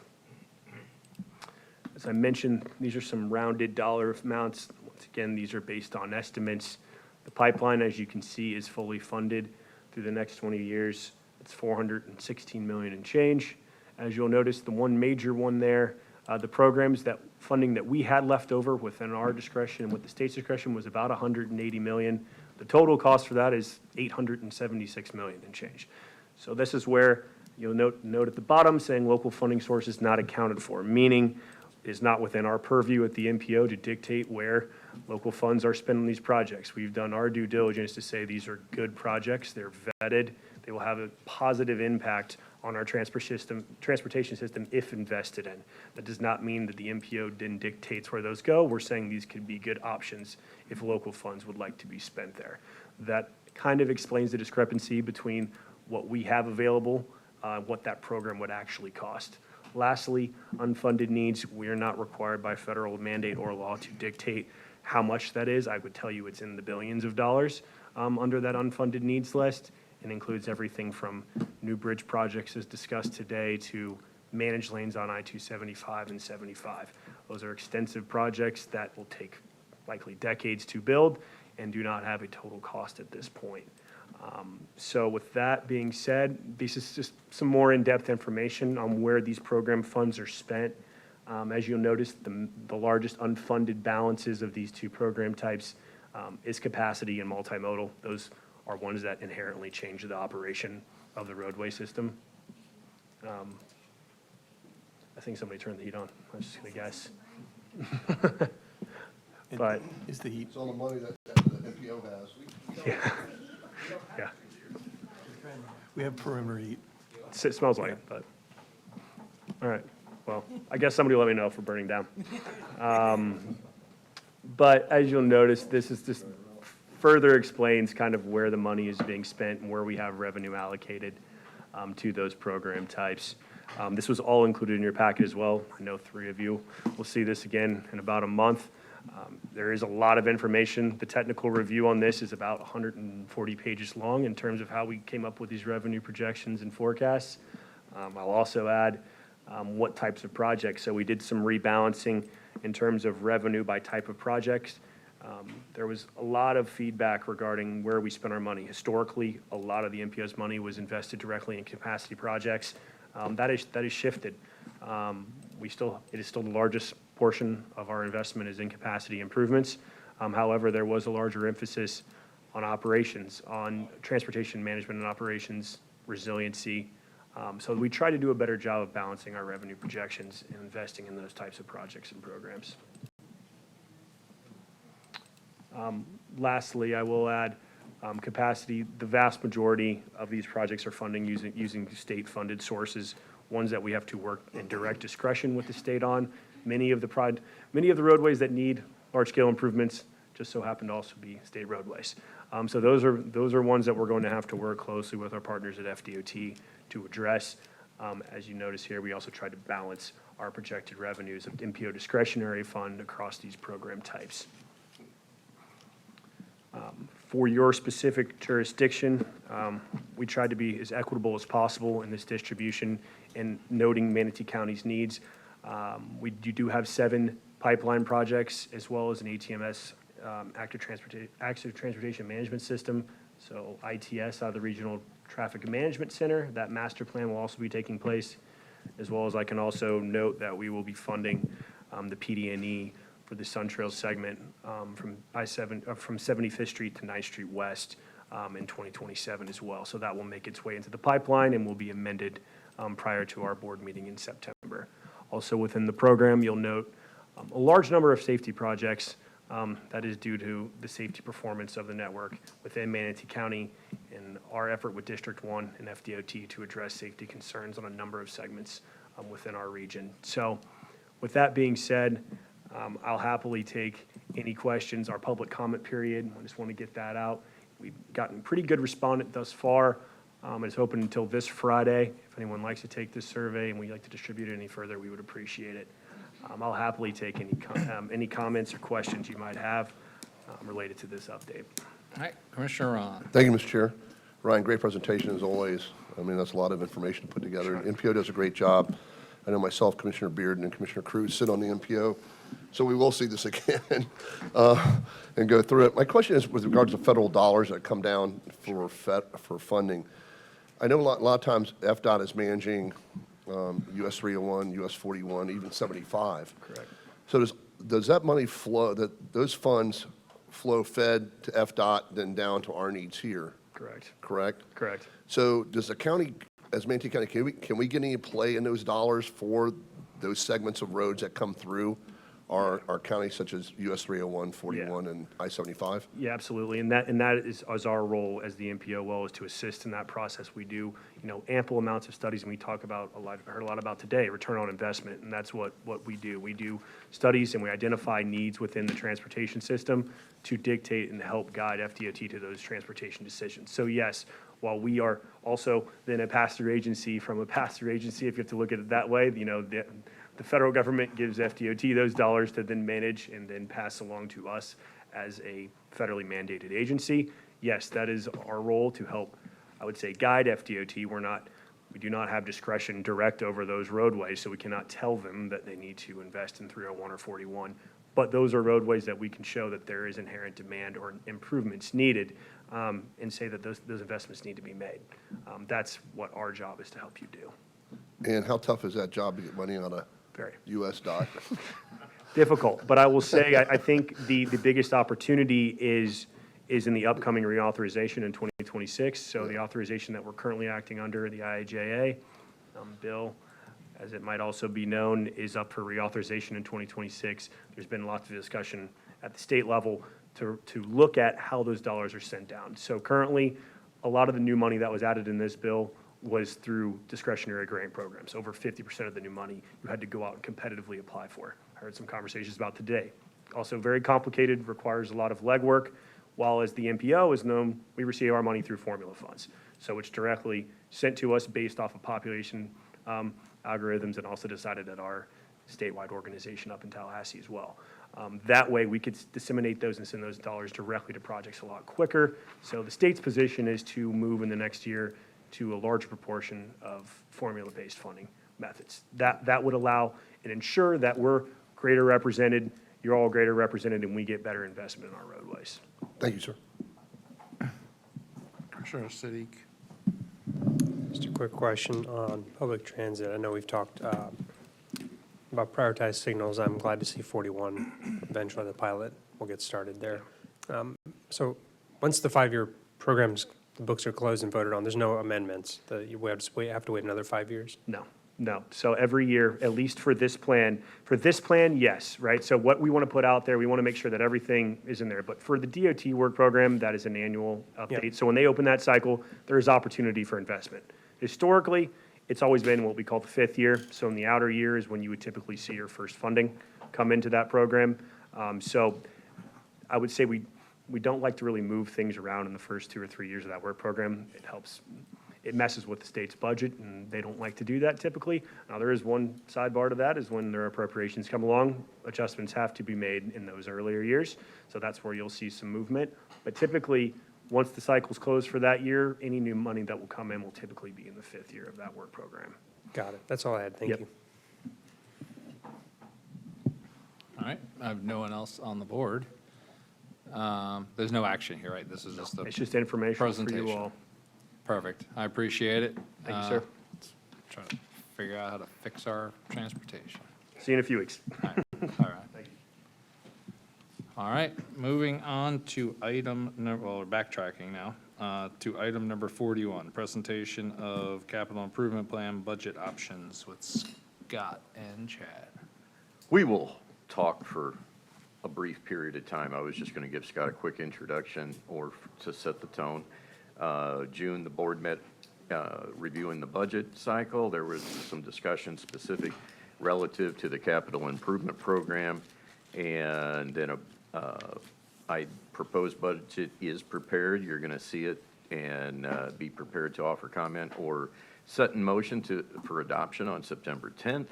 Some of the things that we wanted to be clear with was what was and was not included in there, and if there was a chance that it didn't include the items that you wanted, to make sure that Sheila has time to hopefully make some adjustments if the adjustments need to be made before September 10th. So that's the main reason. Scott's here to go over some details for you, and we're here to answer any questions that you might have. Good afternoon, Commissioners. So basically, sorry, we created 4 different options that we were looking at for what was budgeted based upon interests that the board had in here. Scenario is probably the better name to give this rather than options. The first one we looked at was if we moved funding around and kept the existing monies that were allocated in each district, that it would allow the ability by moving everything in District 5 towards the primary project, which was Lorraine Road, to fund about 50% of the total project if we moved every project in District 5 over for that, which means you would be losing roughly 16 projects in District 5 that would not be able to be funded until a minimum of at least 2031 for the fiscal year. And the rest of it is basically just keeping everything the same way it is. There's some modifications to Canal Road to make sure that we could fund 60th Avenue, segments 1 and 2, which is the part in front of the outlet mall. And that would be, excuse me, removing segment 1 into a future out year for Canal Road, which is one where it's a very problematic area to build and construct, and land costs were significantly higher during the appraisal process and everything. From here, it's basically a breakdown. I'm not going to go through all the details, but it just kind of shows you where the funding for each district would be, with the dark blue being becoming unfunded and the light blue becoming what gets funded for District 5. And I also have it broken out for District 4 and District 1 and 2 together. Option 2 was if we did look at fully funding Lorraine Road, which was one of the priorities that had been brought up during the previous discussion in June. There is the potential out of the $400 million total that we have allocated that it could be funded. However, you are removing a total of about 27 projects from all the districts just to be able to fund that. And with that, you're looking at 50% of the total budget going specifically to Lorraine Road, which means you'd be losing some bridge projects. You would not be doing any additional improvements to Lena Road other than making the connection that's currently there. And you would also not be achieving the projects in front of the outlet mall and the connector road that goes up through it. And also removing a major intersection at Lockwood Ridge and State Road 70, where there's a lot of major traffic backup that happens here. Option 3 is where we currently have a CMAR cost on this. We could fully fund 63rd with the CMAR that's currently in place, which is contract manager at risk. And to do that, we would end up having to remove some projects in different districts. One of those being Whitfield Avenue, 301 to 301. That's 301 Boulevard to US 301. This is a problematic area that we've been fighting with for years anyway, where Seminole Golf is currently trying to have us pay for an extra spur line to be added to this for them. And we have not been able to get any permits unless we're willing to pay the extra $3 to $4 million that they're asking for. With that, though, we are able to achieve still getting projects done for 60th Segment 2, but we are having to move Erie Road out. We're having to eliminate the 2 bridge projects on Upper Manatee River Road and Canal Road Segment 1, which is one we'd already talked about with the costs. Then the one that we see is the most cost feasible that we could achieve. A lot of what the board is wanting in here is if we consider going to low bid item or bids on here instead of a lot of the CMARs that we have, we've been seeing a cost savings of about 30%. With that, that's based upon some of the recent bids we've had on Moccasin Wallow and some others, and also looking at the different CMAR projects where we've had and comparing similar size and all of that and seeing about a 30% cost savings.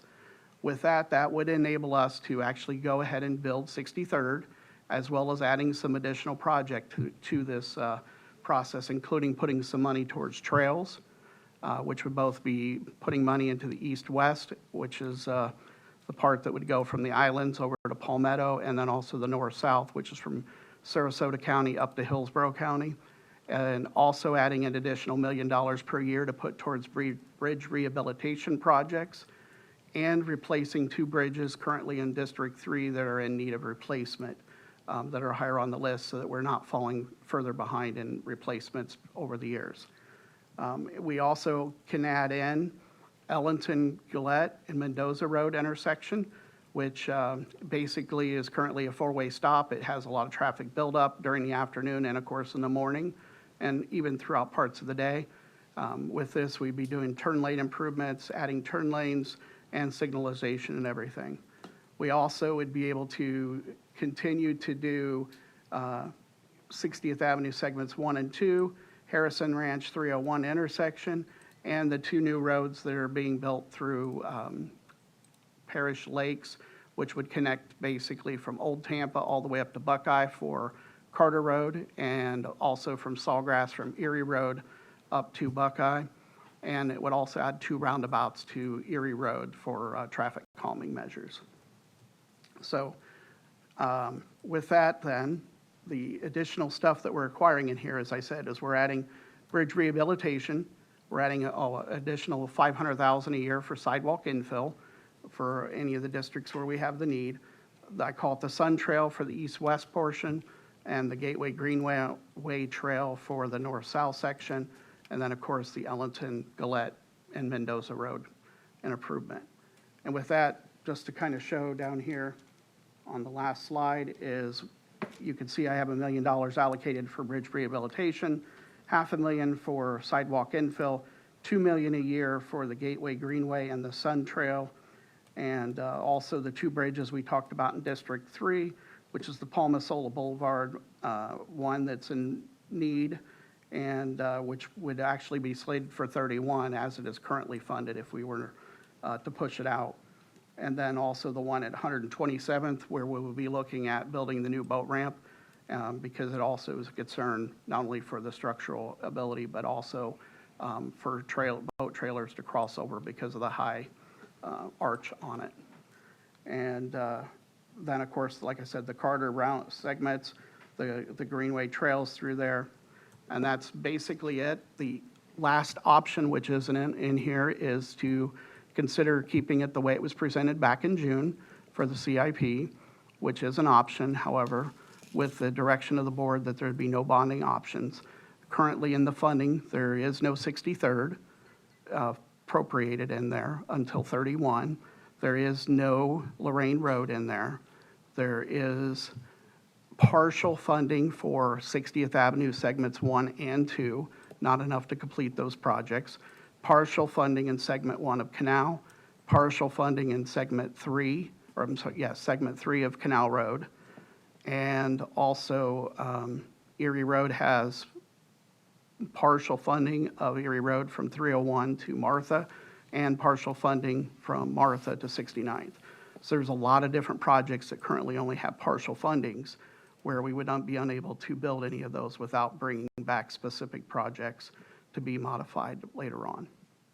And with that, I'm going to keep it short and let everyone ask questions. Commissioner Siddiq. Start first with the method of contracting. 'Cause I spent quite a bit of time reading our procurement ordinance, talking to all of you about how can we achieve more efficiency through the contracting process and taking some lessons learned from the delays of 44th. So I understand the distinction between CMAR and low bid. One thing I'm real curious about is how we were able to be the GC for, I think it's Fresh Start, that was able to save a significant amount of upfront cost. Charlie, was that Fresh? That was Fresh Start, right? It's actually under one roof. Under one roof, okay.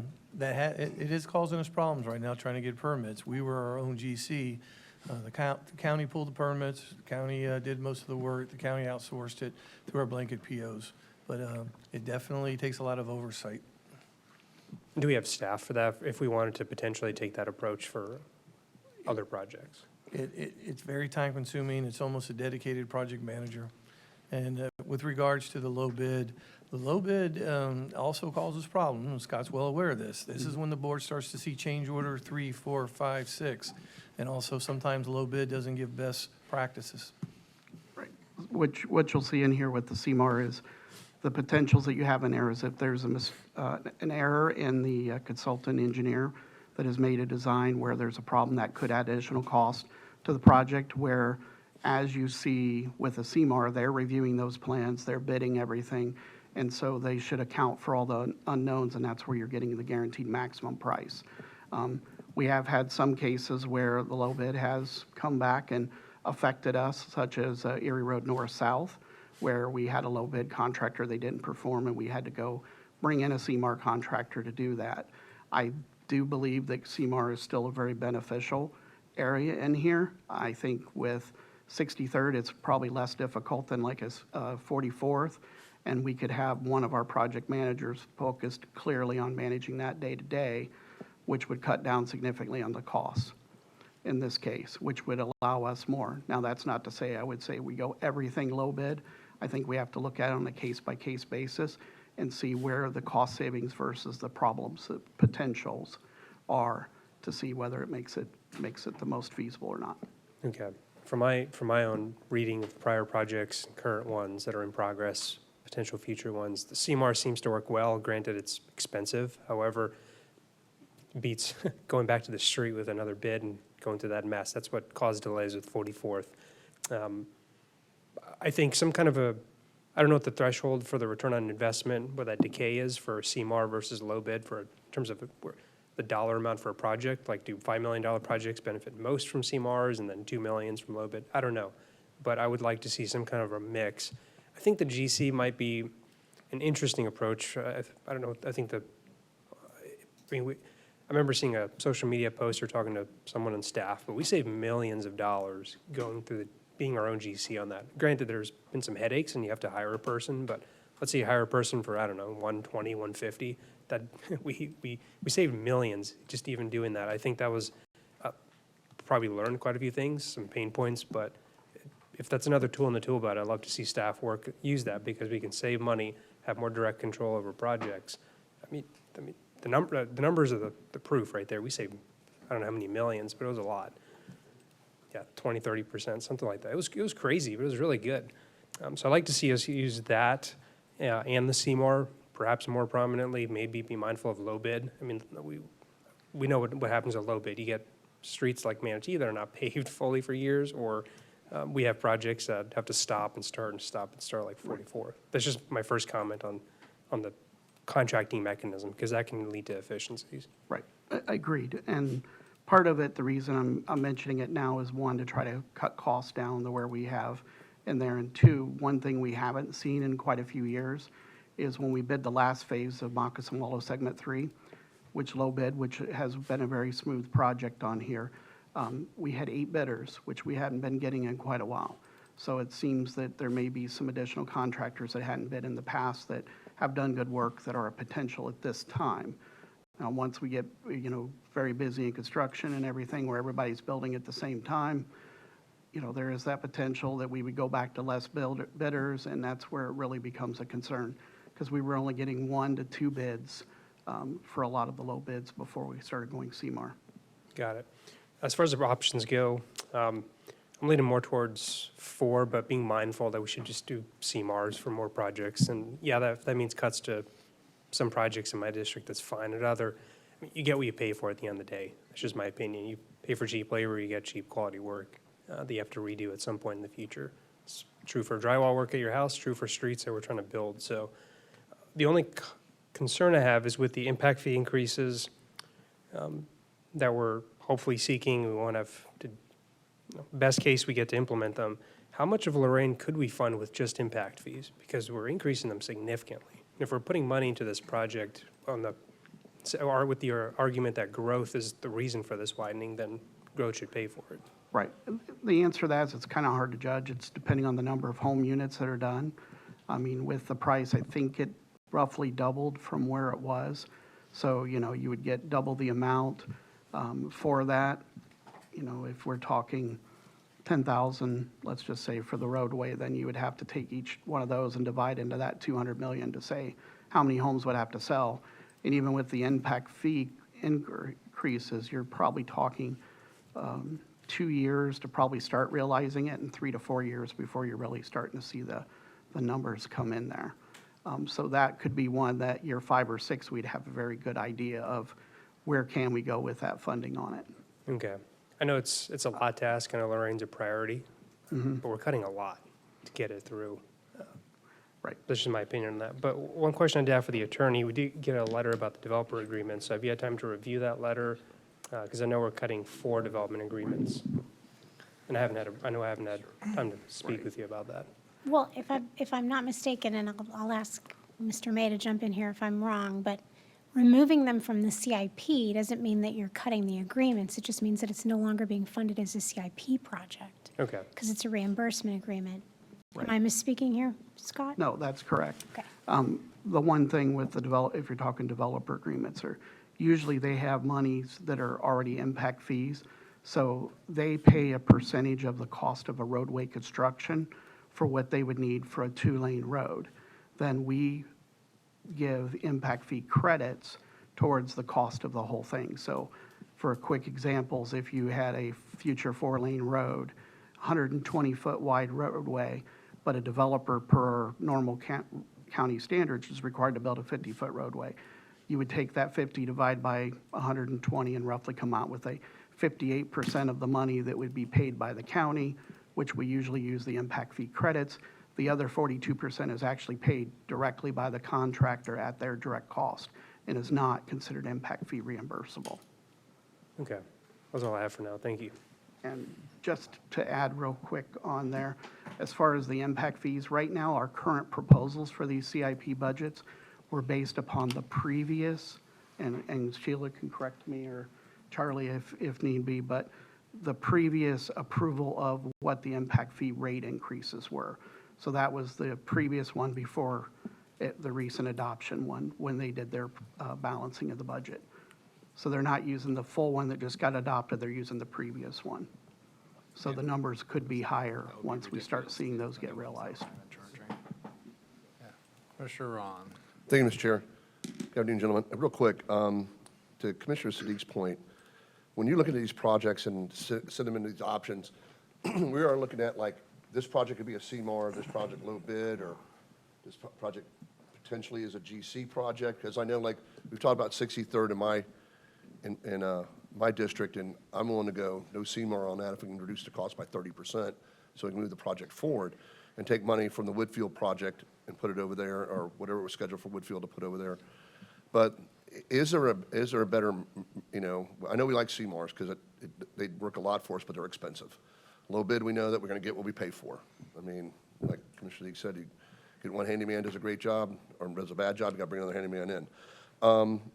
So how do you guys want the process to work? I mean, are we going to cherry pick CMAR, cherry pick low bid, cherry pick a GC potential type, which I kind of like, type bidding process or type, how you guys want to work this? Or what do you guys want to see? You're the experts of building roads and stuff like that. So how do you want to see this? Commissioner, the intent will be, and in one way, the answer will say, well, we want it all. Yes, we want a no risk, on budget, on time, everything. So the difference is a project particularly complicated, i.e. it's got maintenance of traffic nightmares. It's very difficult right in the middle of a neighborhood. It's got massive utility connections, and so that's what I mean by a complicated project. Or it's in the middle of the neighborhood, and you gotta have somebody you depend on to answer every phone call and deal with you properly as things prop up, because you can't possibly think of all the problems you might have. Yeah. Or it's just, by golly, gotta be done in the set period of time or faster.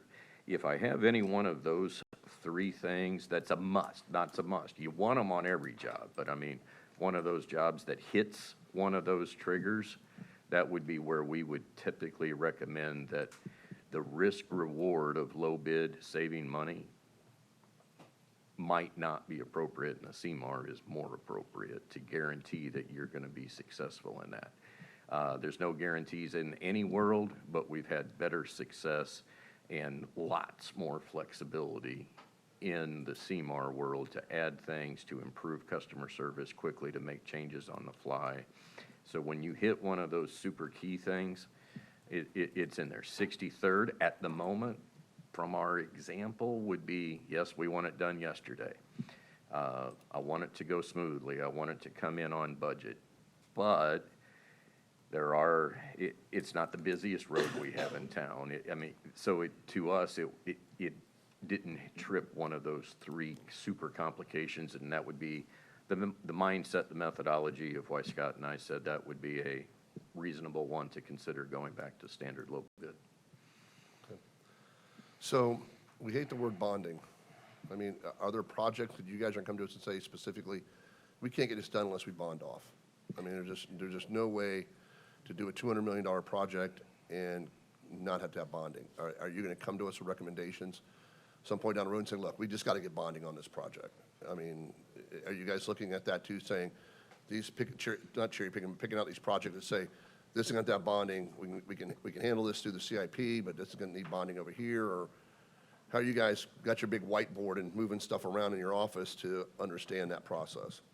Essentially, Public Works has it easy. So we only deal with the balance sheet. So what's available to spend is there. So if there's the expectations, we do have to come back, and Sheila will provide our reasonable price estimates, and it becomes a fiscal decision and a policy decision by the board. So within those priorities, I mean, those big round numbers, I mean, that's what 44th turned into for the last segment. It was a big round number. It's what Lorraine is turning into now. It's what Fort Hammer is. It's those big round numbers that become those policy decisions of when. And that was worth the biggest impact that you saw from June to the budget that got proposed back to you, or is prepared to show back to you, is it removed any additional funding, which there was a proposed additional line of credit coming in there in year 4 or 5. That changed, and that was why you've seen there's no room to add much of anything new besides without finding some other ways to come up with that money. Yeah. 400 million is 400 million. I can't, that's the balance on the checkbook. We can reduce individual projects, but we still got to add up to 400 million.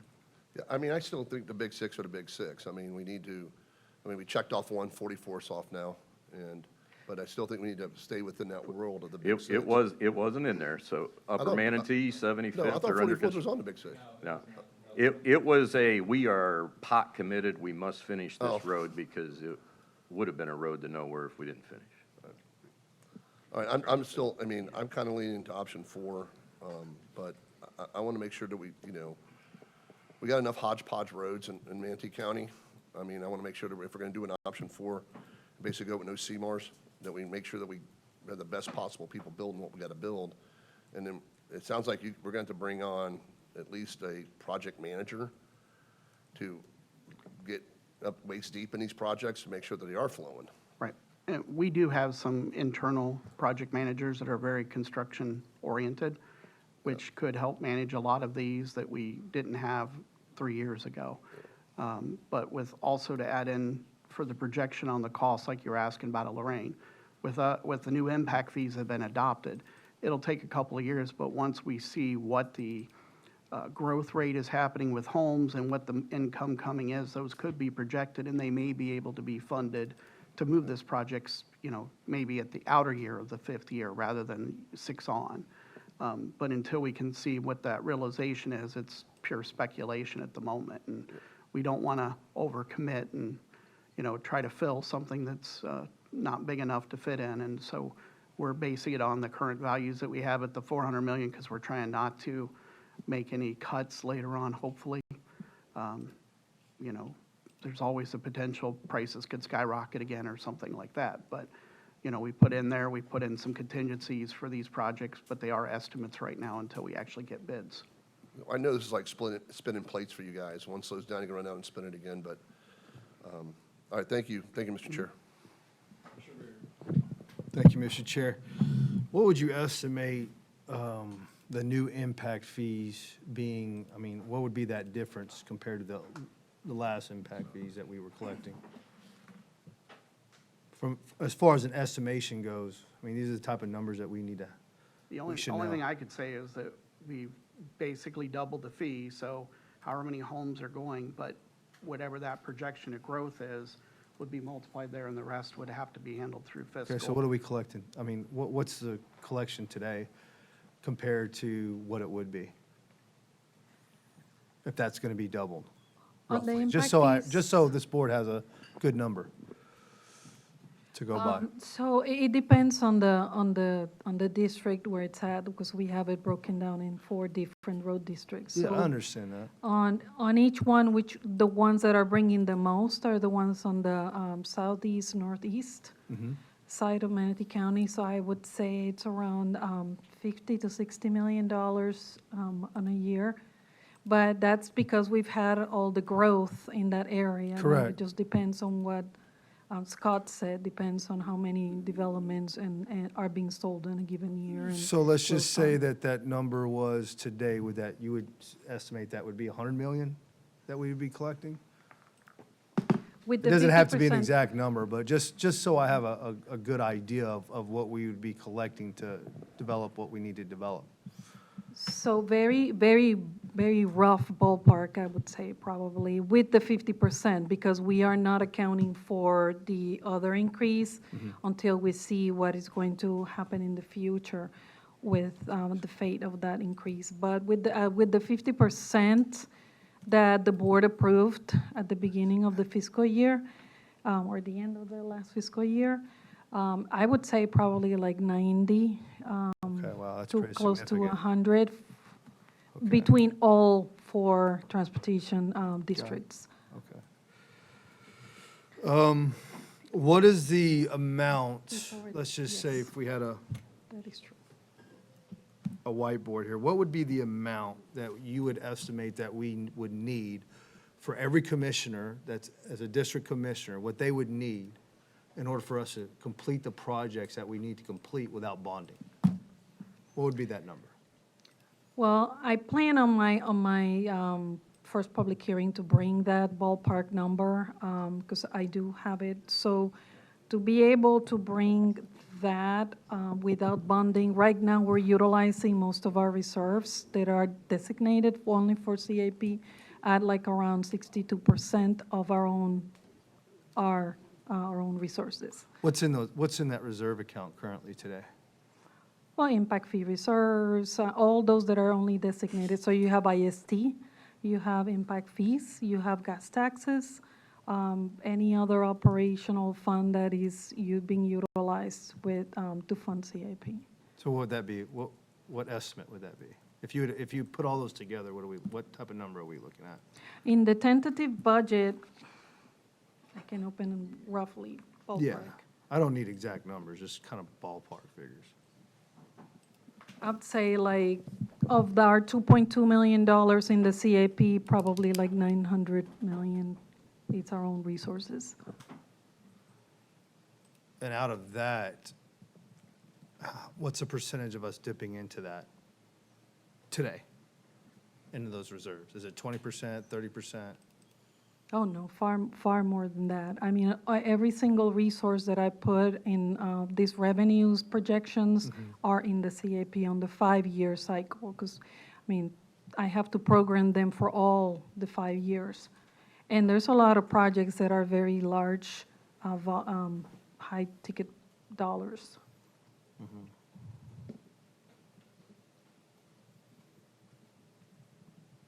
What do you typically leave, I mean, what do you leave in those reserve accounts for you to say that you're comfortable with? Do you tap into everything, or do you leave some sort of buffer there? No, I leave some sort of buffer because, is as that we buffer? know, all the estimates come in higher than what we expect at the end. So we're always kind of like trying to keep that 20%, a little bit less than that, for all those increases that come along. It's contingency, yes.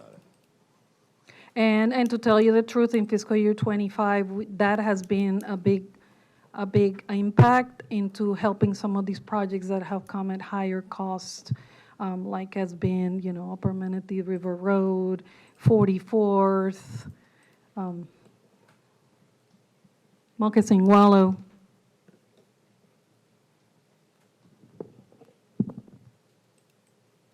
Why that number? Why that number as far as what you're, let's say 20%? Why not 10%? Why not 15? Well, not all the funds. What gives you the justification to say, okay, it's 20%? Why not 10 or 15%? Well, not all the funds have the 20% on the CAP, because on the operational side, we keep that 20%, which is approximately 60 days of operating cost, but on the CAP, it doesn't fall on the same line. So it probably will be more around 10, 15, around there. Okay. Just depends on the nature of the fund itself. Okay. All right, thank you. That's all I have, Mr. Chair. Well, obviously, I'd like to see Lorraine Road built before I become a spirit in the sky. And it seems like it keeps getting pushed back and pushed back and pushed back. So what I'm going to do is I'm going to ask you, which option do you think would be best for the county at this time? I'm going to put you on the spot. Right now, I would say option 4 is the best. Like I said, I like CMARS. Excuse me? The only reason is not saying that Lorraine isn't something that needs to be done out here, but at the cost of what it is, at 50% of the budget, you take away too much for one project at the moment. Like I said, if we get the impact fees in, the numbers come in higher, that could increase how much quicker we could do it. The other option that we could look at 2 or 3 years down the road is maybe breaking it into 2 phases so that you get one phase done and then go into the next one. And we might be able to drop the prices as homes actually go up for sale. We could take out the land that's necessary and not have to pay all the damage costs in the land acquisition.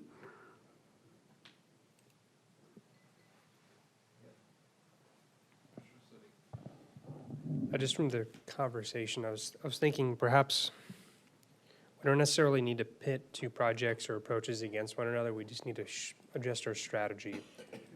63rd and Lorraine are going to benefit from the impact fee increases. And if not, they'll benefit from the growth. Irrespective, they'll still benefit from a general net increase in revenue, because of the growth out there. So I think there's certainly potential for funds for construction, design, build, anything else beyond that. I don't know about 63rd, but at least for Lorraine, we can at least take the funds that have been set aside today for acquisitions. Do we have enough for acquisition of land? No. Okay. Currently, the money that was coming in was to do all the acquisition, and there is some amount of money that we could do for acquisition, but we also weren't expecting the appraiser's price to come in at the value that it did. Okay. How about for 63rd? 63rd, I think we have some money in there. I don't know off the top of my head whether that will cover it all. there may be a couple of million that we may need extra, but the majority, I think we've worked out a lot of the big dollars, and now it's just dealing with a few individual homeowners Okay. where the cost isn't near as much. Got it. So we're looking, go ahead, Chad. And you want to- Sorry, I just wanted to comment on Lorraine. One of the huge issues is of a lot of the remaining the remaining land, because of the size of the properties, there are commercial potentials of that, even if they're currently single-family homes. And what Scott was alluding to by, what makes it so expensive with our current estimate is if you go get it now, I want it now, and and to get it, you use eminent domain. Eminent domain preserves private property and protects private property, except for the decision, you don't get a right to say you don't sell it, but you get compensated appropriately for it, which will include future damages on future highest and better uses on there. So that's how that works. What Scott was referring to is it stays on there. It's a project you want to do, you adopt the alignment that has a right-of-way needs if anything developed, i.e. they sold and the development would be required to reserve that needed extra right-of-way. We buy the land, but we don't have to pay damages on it going forward, because it was a known issue at the time they were developing it. Right. And any developments that do come in along the way with that approval and adoption of the alignment means that when they do that development, they have to reserve that right-of-way, which means when we are ready to buy it for doing the project, it is only at the appraised value. There are no damages or other fees that get involved in there, which does save us significantly. Got it. And I think taking a strategy in line with what you outlined and then focusing on acquisitions, being mindful of where relative to the zoning, perhaps we have to spend less money on commercial versus residential, I think is perhaps a better approach. And 63rd to me seems like there's more of the cost is in construction, not necessarily acquisition, which is a little bit easier to deal with than acquisition, because then you're involving courts, attorneys, more time, different projects, both ultimately will benefit for impact fees, but I don't want to leave a commissioner hanging. There's certainly some need there. I don't live there, but I can agree that there is a need there. So that would just be my thoughts is let's not abandon it, but perhaps we can strategize a little bit better as to the acquisition of land. And if we can work with fiscal, we would try to keep a certain amount, and we've actually talked about this for a while, of keeping a certain amount of fund for bigger projects that as land comes up and is able to actually consider buying those at that point in time, especially for future pond sites where the biggest cost really hits us. If we end up in, properties 5 acres, we decide that's a pond site, it goes up for sale and we don't buy it and they go to develop it, well, then that really hurts us down the road. So by having some form of money set aside, we could actually buy properties where we need significant pieces of land on future projects, which could really drop the costs in the future. Okay. Seems there's some more nuance, so I'll just leave it at that. Thank you. I think we pretty much talked about everything, so I'll be quick. I'm glad we have this presentation, and I'm glad I had my briefing to really dig into this. I think this is, in my mind, because it kind of goes along with what I've been saying, is telling. I've been banging this drum for years, and I know I get yelled at about saying I don't care about roads, but look at what this conversation is here. This conversation is about, do we not maintain bridges so we can build more roads? Do we not pave roads so we can build more roads? You can't build new quote-unquote assets until you've proven you've got the financial wherewithal and ability to maintain the stuff you've already built. Like, that's doing a disservice to this community. Like, there was conversation about pulling off the repaving of other parts of Lorraine to build this part. There was conversations about Port Harbor, which is getting more and more crowded out there. You know, there's multiple bridges. I mean, look what happened out in Mayaca when we let a bridge go too far. Granted, there was a Sarasota component to that. That wasn't just us. But there are people that had to drive 20, 30 miles out of their way, or 20, 30 minutes out of their way, because we let that get too far. Like, we have to prove we can maintain what we have. Otherwise, all we're doing is building more problems for later, because somebody's going to have to maintain the new stuff. And we can't even maintain the existing stuff. So that's my big takeaway from this. You know, if you look at the net projects that can be done on option 4, for instance, they're small, simpler projects, but there's a lot of them. And they're quality of life projects that help with transportation and help with people's lives. You have 60th on there. We've been promising 60th for years. I mean, like, there's been one complex and approval after another up 60th, all under this promise that 60th was going to be done and then connect up to Buffalo. We're still sitting around here, and now we're contemplating, maybe we won't do it. That ship sailed. Everything's already out of the ground now. It's like that. Like, there's a difference between an inconvenient road because the capacity may be slightly too little for a short window of time each day during rush hour, and a fundamentally broken road. And 60th is a fundamentally broken road. Ellington, Gillette, Mendoza is a fundamentally broken road. These are safety issues. Having roads go unpaved till 2031, 2033, and watch them get potholed and cars get damaged and accidents being caused, bridges falling down or becoming structurally unsound, having to redirect people through other people's neighborhoods. That's what we need to focus on. We're getting into a leaner time. There's no way of knowing what the new impact fees are going to be. One, there's no way of knowing when we're going to get to collect them. And two, we don't know what the growth demand is going to be, one, because of the economy, and two, whether or not higher impact fees are going to have a negative influence on future growth. So we can't guess that. We can't incorporate that into a budget until we have a better handle on what that's going to look like. That's just bad fiscal policy. But this was my big takeaway in this is, trails, sidewalks. I mean, all these infill sidewalks we hear about all the time.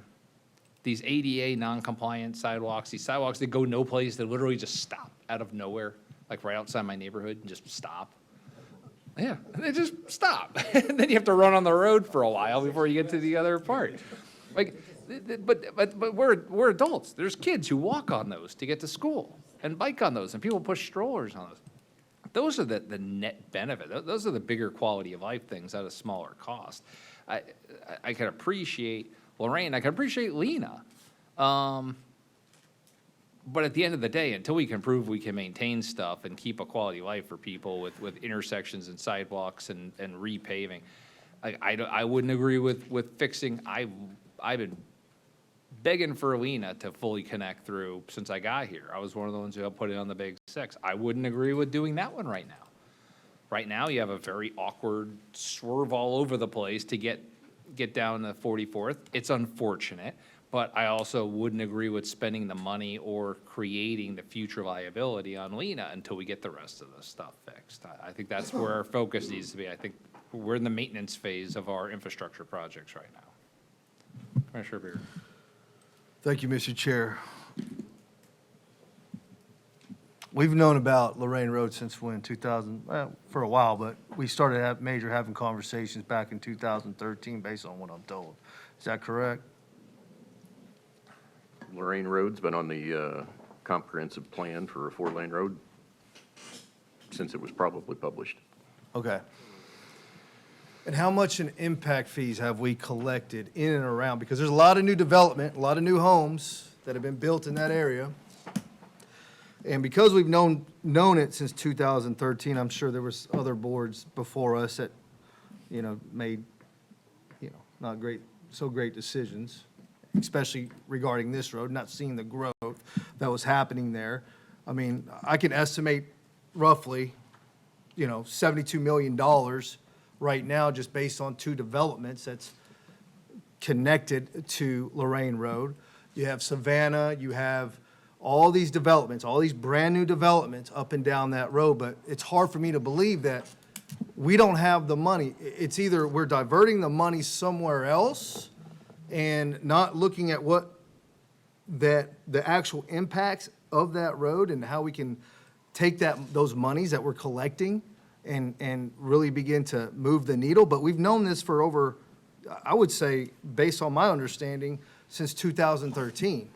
So at what point in time are we going through the eminent domain process? Because back then, it was a whole lot cheaper than it is today. So when do we pull the trigger and say, okay, we're going to start eminent domaining or going through that process? At what point do we make that decision? Is it based on how many houses are built? Is it based on what the future need is? I mean, here we are, I mean, how far are we in that process? It's been over 12 years, since 2013. Sir, that question covered a number of topics Sure to did. begin with the policies of the board, where certainly a project must exist to enter an eminent domain process. It would need a purpose and need to say the county has a commitment to do something. The county has the means to do something. There's a reason that we're taking your property. So there has not been a Lorraine widening from 64 to 70 in the CIP during that entire time. So there's never been Because any they took it out. any concept. Just because something's on the comprehensive plan as a planned future 4-lane road doesn't make it a capital improvement project. It means that's the intention of the county at some point in time. The capacity needs to be a 4-lane road to serve the development needs of the community at some time.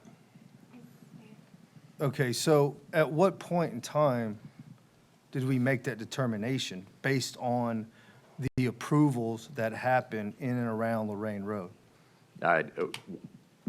What time did what? What was the question?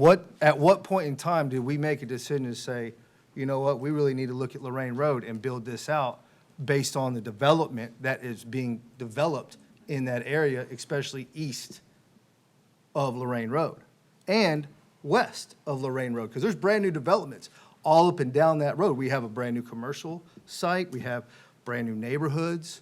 I mean, at what point in time do we make that determination? I won't be able to exactly say, but I assume it was recommended at different times, but didn't find the budget in a adopted capital improvement plan over the years.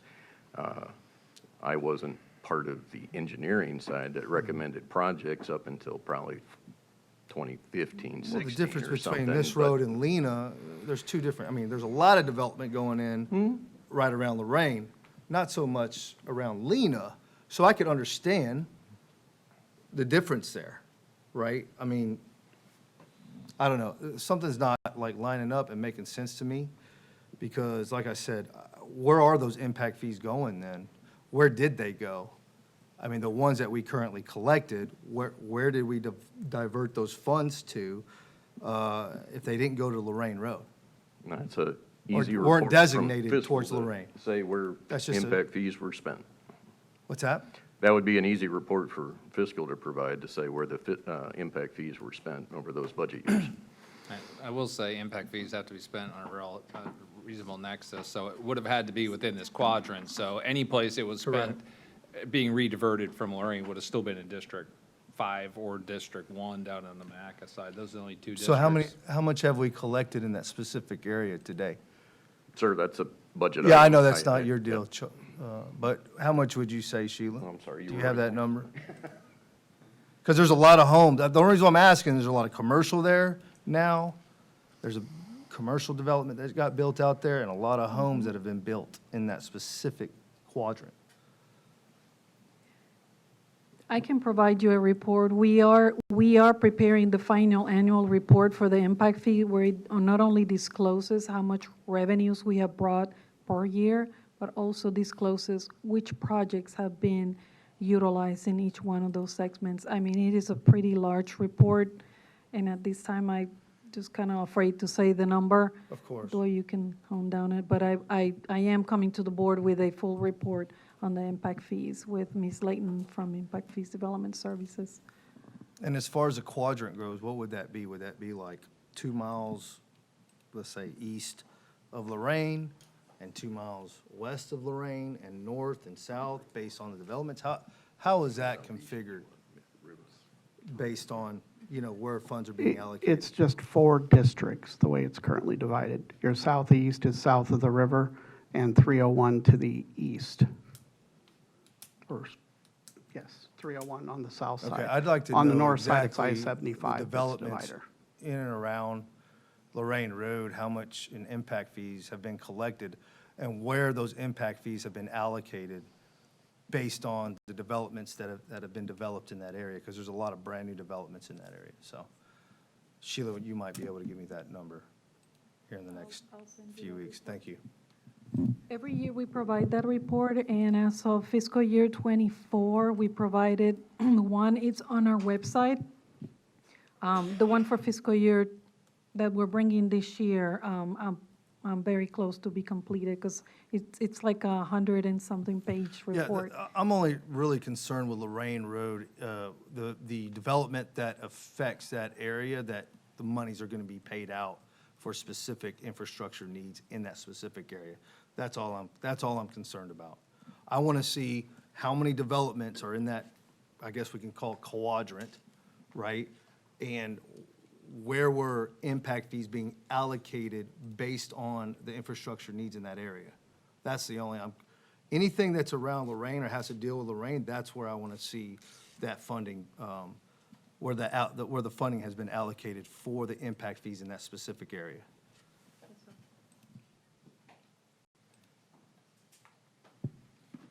I have no one else on the board.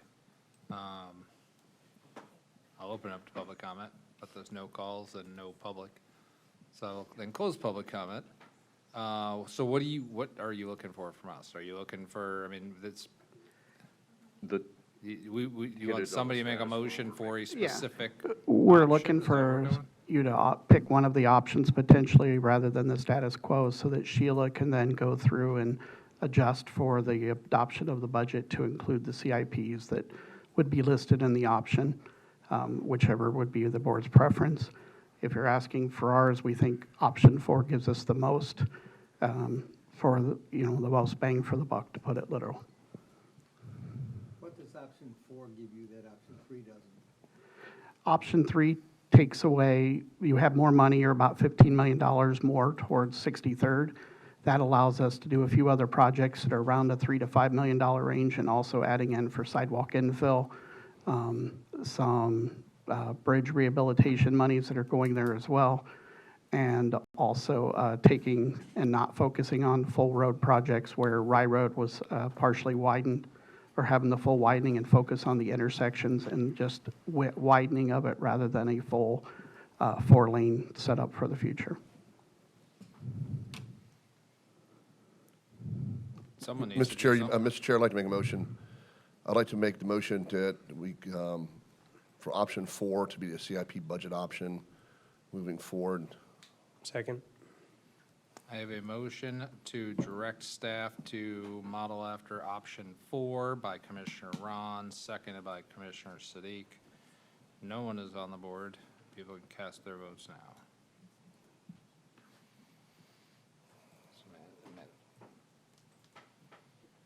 Commissioner Ballard? Aye. And that is approved 6-1 with Commissioner McCann in opposition. Is that it? Or is there more steps to it? Nope, that's it. All right. Moving on to 3 commissioner agenda items. We'll go in order. Commissioner Ballard, you're first. We did. All right. We ready? Knock yourself out. Okay. So about a month ago, I was having a conversation with our drug court judge, Judge Aaron, and he brought to my attention some significant concerns about kratom in the community and the impact that it was having on people that he was seeing coming through drug court, specifically younger people who are coming through drug court, and basically that it's pretty unregulated here in Manatee County, and that he had seen and heard that in Sarasota County it was regulated and they were having a much better time with the issue. So after that discussion, we brought together a group of law enforcement, judges, state attorney's office. We also called the public defender and invited them to participate in a discussion about adopting a similar ordinance in Manatee County to what they have in Sarasota. The ordinance in Sarasota has been in place for about 10 years. It's battle tested. It has done very, very well. The sheriff is in support of the ordinance. The state attorney's office is in support of the ordinance. Bradenton PD is in support of the ordinance. And I think it will go a long way in preventing some of these substances that they're trying to regulate a little bit at the state level, but what's been done so far at the state level really isn't addressing the issue in a way that they can use at an on-the-ground level. So I, just kind of responded to the needs of the judicial system and law enforcement, and brought this forward for discussion of an ordinance. All right. I put myself on more just to ask you a couple of questions. The state keeps passing new laws about Delta 8 and about Kratom and so forth every year. Yep. Many of those laws have been done just in the past couple of years. Some of them have Yep. been pushed by delegates from here, Manatee County. But they are all more recent than the Sarasota ordinance we're being asked to look to, which is a decade plus old.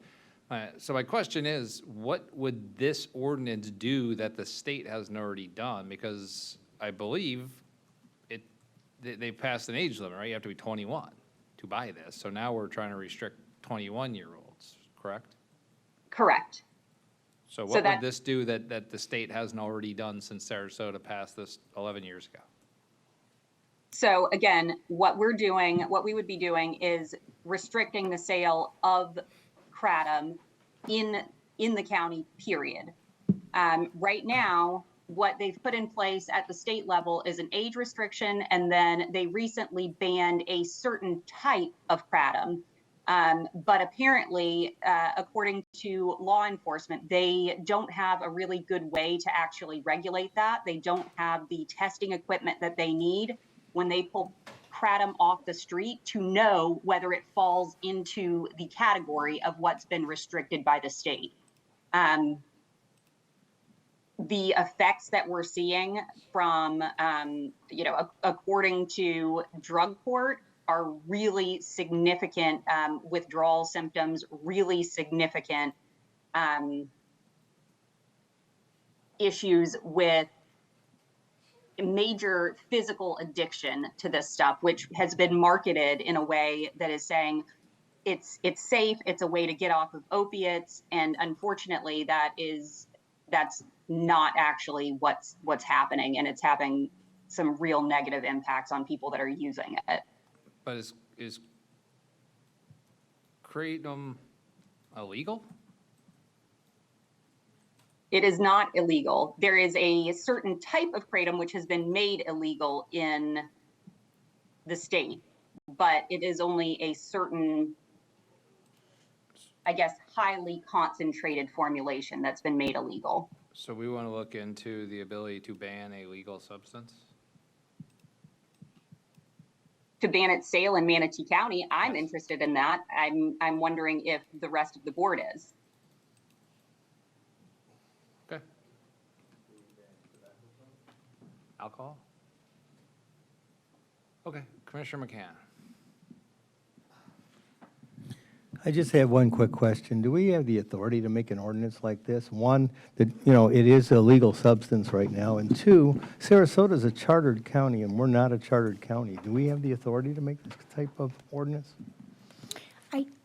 Good question, Commissioner. I believe we do, but we haven't been tasked with fully researching this issue at this point. My understanding of the ordinance that Sarasota has, and I have talked to the county attorney in Sarasota about this, is they have a designer drug ordinance so that they can account for the fact that there may be substances that the federal or the states are trying to ban, but by simply changing the formula for the drug ever so slightly, the manufacturers of these drugs are able to evade prosecution by state and federal authorities. And so the idea behind the designer drug ordinance that Sarasota has is to catch all those, it's the same thing as synthetic cannabis, but it's got one slightly different ingredient, so therefore it doesn't meet the definition under state law. but that way Sarasota catches it through their ordinance. Now, we would still have to do some research on this, but we can certainly look into it if this is the direction the board wants to go. Was that it, Commissioner McCann? Yeah. All right, Commissioner Siddiq. It's another question for for Commissioner Ballard. I couldn't quite make a distinction in public reporting on overdoses, opioid-related incidents, crimes, what have you, that distinguish between the derivative of kratom, it's not kratom itself, but it's the synthetic derivative of kratom, and your typical opiate. I know it's an important distinction to make. I'm just curious, have you seen separate data that indicates that we have someone collecting kratom and processing OH7 out of it, and that leading to an increase in crime cases, that type of thing? So I don't have that. What I do have is reports from the judge running drug court that they're seeing significant numbers of these synthetic substances that are having negative impacts on people who are coming through drug court in the community. Okay, that's fair. Do you know the general number of cases that we've seen? Has that spiked recently? I don't have the specific data, but I'm sure that we could go to Judge Aaron or go to Alfred James at drug court and get some of that information. Understood. I don't have any more questions. Thank you. Commissioner Ron. Thank you, Mr. Chair. Commissioner Ballard, real quick, so the sale of this is banned from anybody under the age of 21, correct? I believe so, yes. Okay, and then, so this is readily available in 7-Elevens, Wawa, I'm trying to figure out where this is readily available at for, I'm more concerned about kids under 21 old, they can do whatever they want to do, but, so where is this readily available at where people are picking this up? Is it like from smoke shops or? I think typically, I think the largest source is like your smoke shops, vape shops, that type of thing. I don't believe it's generally sold at large convenience stores like Wawa, those types of places. So it's not readily available like in a retail situation. I mean, it's readily available at retail, but more so in the smoke shops and vape shops. Okay. So what you're asking for is specifically for a designer to where like I got this kratom and I got the purest sense of it that I can buy, but then somebody alters it with something else, and then you got a kratom A, B, C, D, or whatever that somebody can get because they keep altering it. Are you asking for a designer type, or you just want to cross the board, no sale this, no matter what it is, any place, anytime, anywhere? Is that what you're looking for? So the ordinance that we're looking at, if you can actually go in and read the Sarasota ordinance, and it's specifically designer drug, and it addresses the intent to regulate on the state and federal levels, but the way that those attempts to regulate have been evaded by these small changes in formulation over and over and over again. And so it's basically the state and federal government have not kept up with every little iteration that's come out. Okay. All right, thank you. Thank you, Mr. Chair.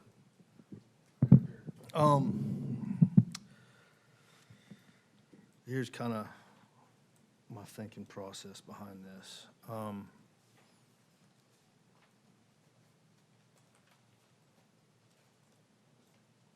I think that this is more of a bias type of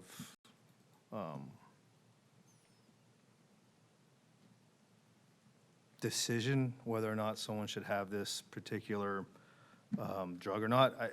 Are there any type of quantitative or qualitative or mixed methods, dissertations, or studies that are out there that can back up this claim?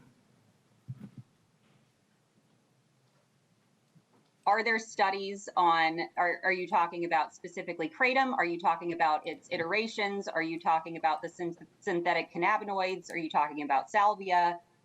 are you talking, so this, Because, I mean, this we're just trying to potentially base this off catches of, a well, what I don't, significant number of Yeah. controlled or potentially controlled substances. what I don't want to do is try to make a decision based off a he say, she say type of situation. I would like to see some type of, there may not be, some sort of qualitative analysis regarding whether or not this is doing what it says it's doing. A judge is a judge, he's seeing a lot, but what type of studies has he done, you know, to see that there's a connection there? That's what I want to come up with. Like, I think that maybe this is kind of premature. I think we need to do a little bit more analysis, and maybe we need to find somebody who has, you know, some sort of study that we can go by to help us on this board to help make a decision on something like this. Is there anything that you know of that's out there that we might be able to look at based on, you know, what the judge is saying? So I'm sure that I can find you a significant number of studies and information about designer drugs generally, about kratom specifically. You know, I'm happy to try and find that information.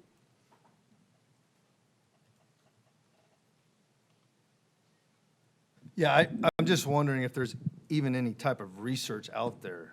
That's my other question. There is. I mean, not just research, but actually like a year-long study to see what the, I mean, if we talk about tobacco, right, there's dissertations on tobacco products that are out there that I can look and say, okay, I can judge this and see, yeah, maybe there are some results. Because I want to take all biases out and look at something to make a decision on.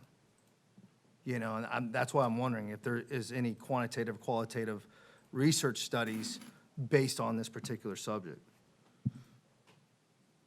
Sure. And I will say there's an FDA qualitative content analysis of public responses to an FDA inquiry on the impact of scheduling changes to kratom that was published in 2022.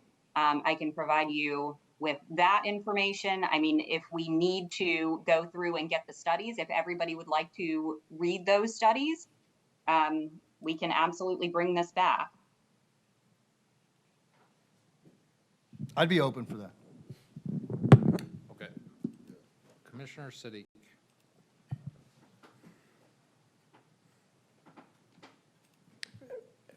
As far as a proposal to move forward with research and the presentation of a possible ordinance, which I understand I've run into this myself, would require additional support from staff. I think this proposal, as it is today, has met the threshold to at least warrant some level of staff support, perhaps the attorney support as well, to research statute, working with Commissioner Ballard, maybe others, to present a sensible proposal back. I've done the research on kratom. I've seen, didn't get to hear back from Sarasota County Commissioners, I know, in time, but I think it would give us some more time to reach out to them. And at the end of the day, we're not binding ourselves to an implementation of this. I mean, we evaluated short-term vacation rentals, spent some staff's time on it, and it went nowhere, and that's fine. But that's us doing our job. So I'd be in support of at least moving this issue forward to get additional staff's time and input. I mean, we have Sheriff Wells has signed on to it, and Chief Kramer as well. Obviously, they're the ones dealing with this, whatever issues that they might be seeing on the front lines. So it carries a little bit more weight with me to at least dedicate some resources to investigate this. So Commissioner Ballard, if you want to make a motion, I'm happy to second that. Sure. So I will move to evaluate and consider an ordinance regulating kratom, and we'll bring back with that potential ordinance some additional research about the drug, and maybe we can have some of our representatives from the court system as well as the sheriff's office in person at that next meeting so that they can talk a little bit more specifically about what they're seeing in the community. I'll second that. Just to clarify, would you also like to direct staff to be part of that? Sure thing. Okay. So I'll second the motion there. Okay. So I have whatever that motion was by Commissioner Ballard. It was a great supplemented motion, by Commissioner for the Siddiq, record. who also seconded it. With a little prompting over here. Well, it's the motion. You can watch it on YouTube and get the gist.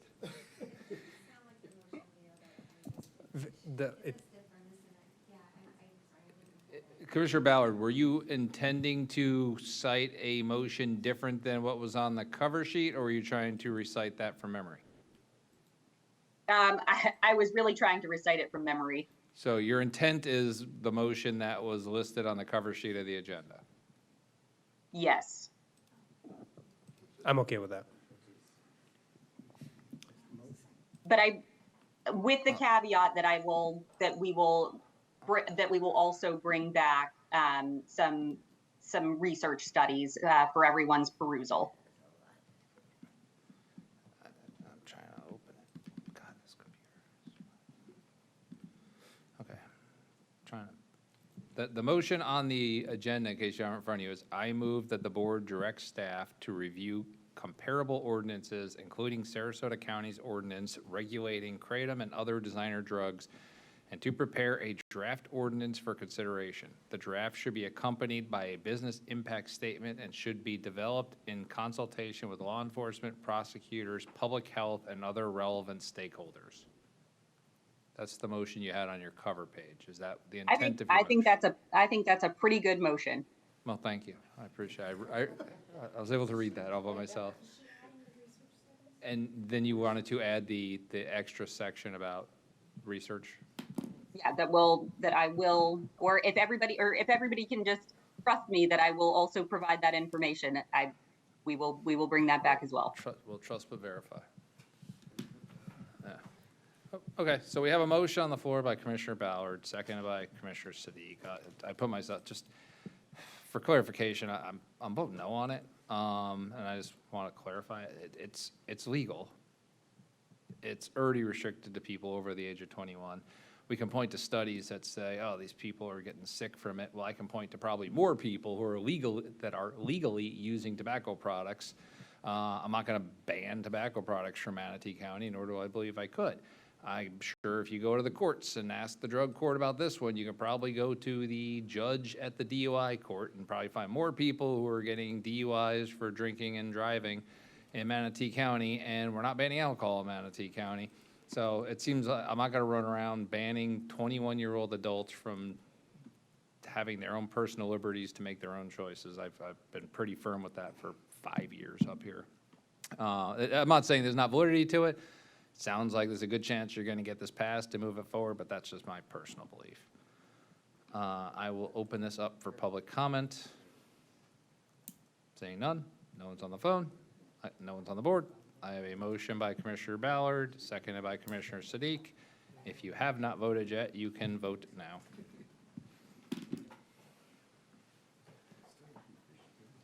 Commissioner Ballard, how do you Aye. vote? All right. It passes 4-3 with Commissioners Feltz, Ballard, Siddiq, and Ron in favor, and Commissioners McCann, Bearden, and myself in opposition. All right. Look at your reports. Moving on, we pulled item 44 because it was previously discussed. Now we're on item number 45, updating opportunity zone. Okay, is this going to be a long conversation? I'll keep it short. Most of the time. Well, it's just, you can talk as long as you want. It's just, we're at the point of break. Let's do a so- break. Okay, so it's going to be a little long. Okay, we'll take a 10-minute break till 3:35. We'll come back for the last two items and Commissioner comments.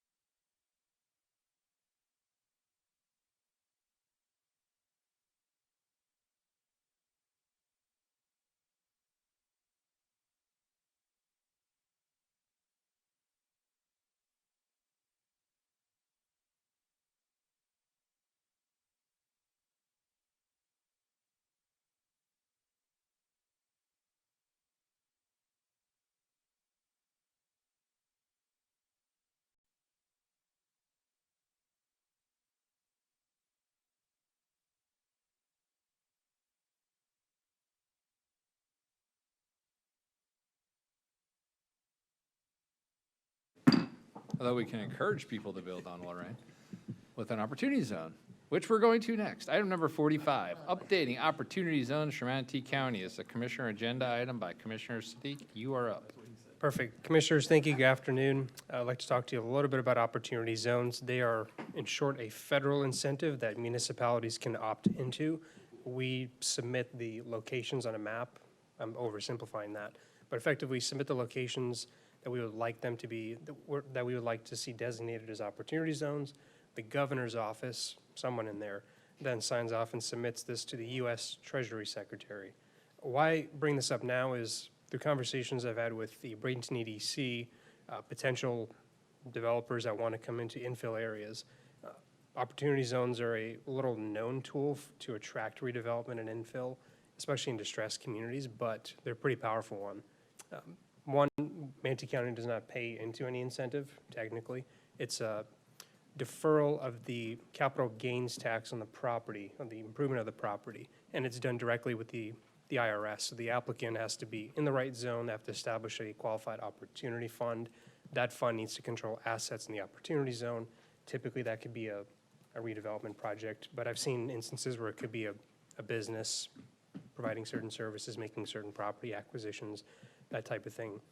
This was first implemented in 2017 as part of the Tax Cuts and Jobs Act, and then refined in the 25 One Big Beautiful Bill Act. The goal was to attract investment in distressed areas. So there are criteria for what locations you can draw on a map and submit for qualified opportunity as an opportunity zone.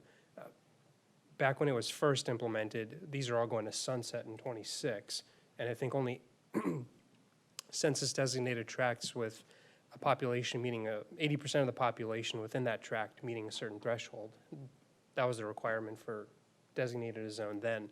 Now it's just 70%. So the requirements have been loosened in some areas, more restricted, made more restrictive in other areas.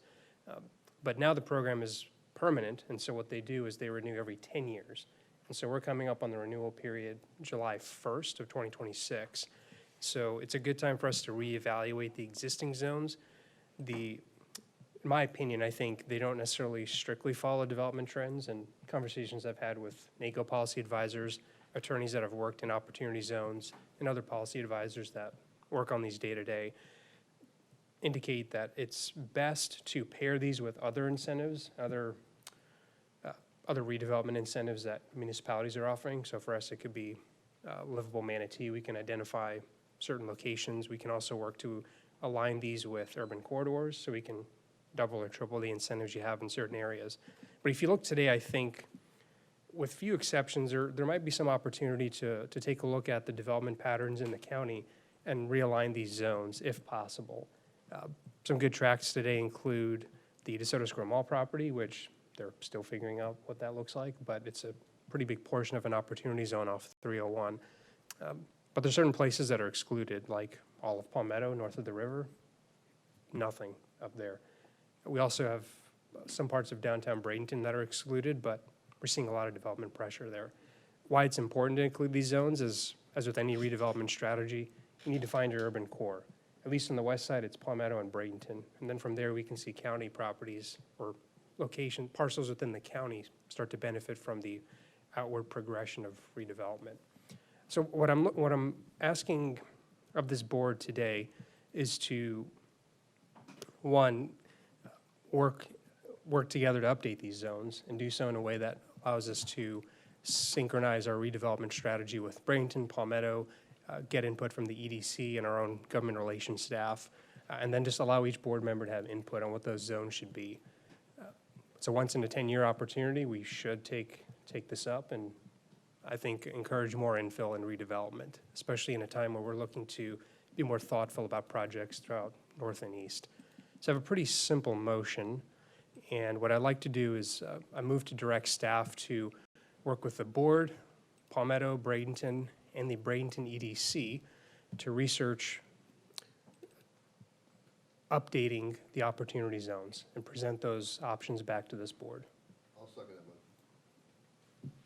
motion. All right. I have a motion by Commissioner Sadiq, seconded by Commissioner Ron, and that is the Bradenton area EDC? Yes. Yes, not the Bradenton EDC.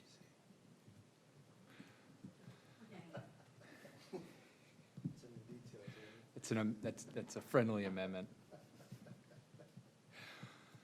All right, we have a motion, and we have a second, and we have nobody on the board. We have a hand Oh, well, I'm getting to that. I haven't called on public comment yet. Well, you got time. I'll open this up to public comment. Nobody's in the room. We do have one hand raised on the phone. This is in regards to item number 45 with opportunity zones. Caller 582.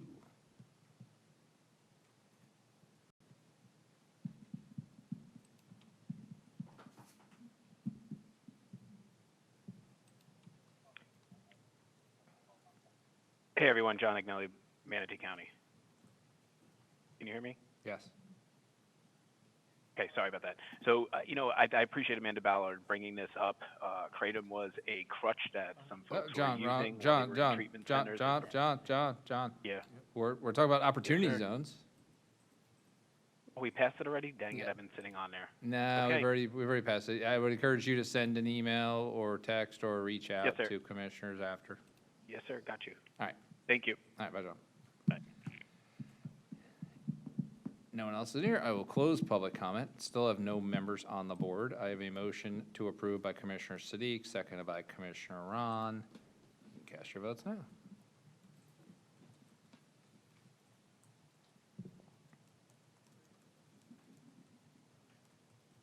Commissioner Ballard, how do you feel about opportunity zones? I love them. Aye. All right. I'd like to clarify this real quick. So it says, We've already voted. well, it says direct staff to work. It doesn't include the part I mentioned about working with this board. Well, and I put as read by Commissioner Siddiqui. Okay, that's fine. We have it. Okay, cool. Please be assured that we have it correct. Making sure. Thank you.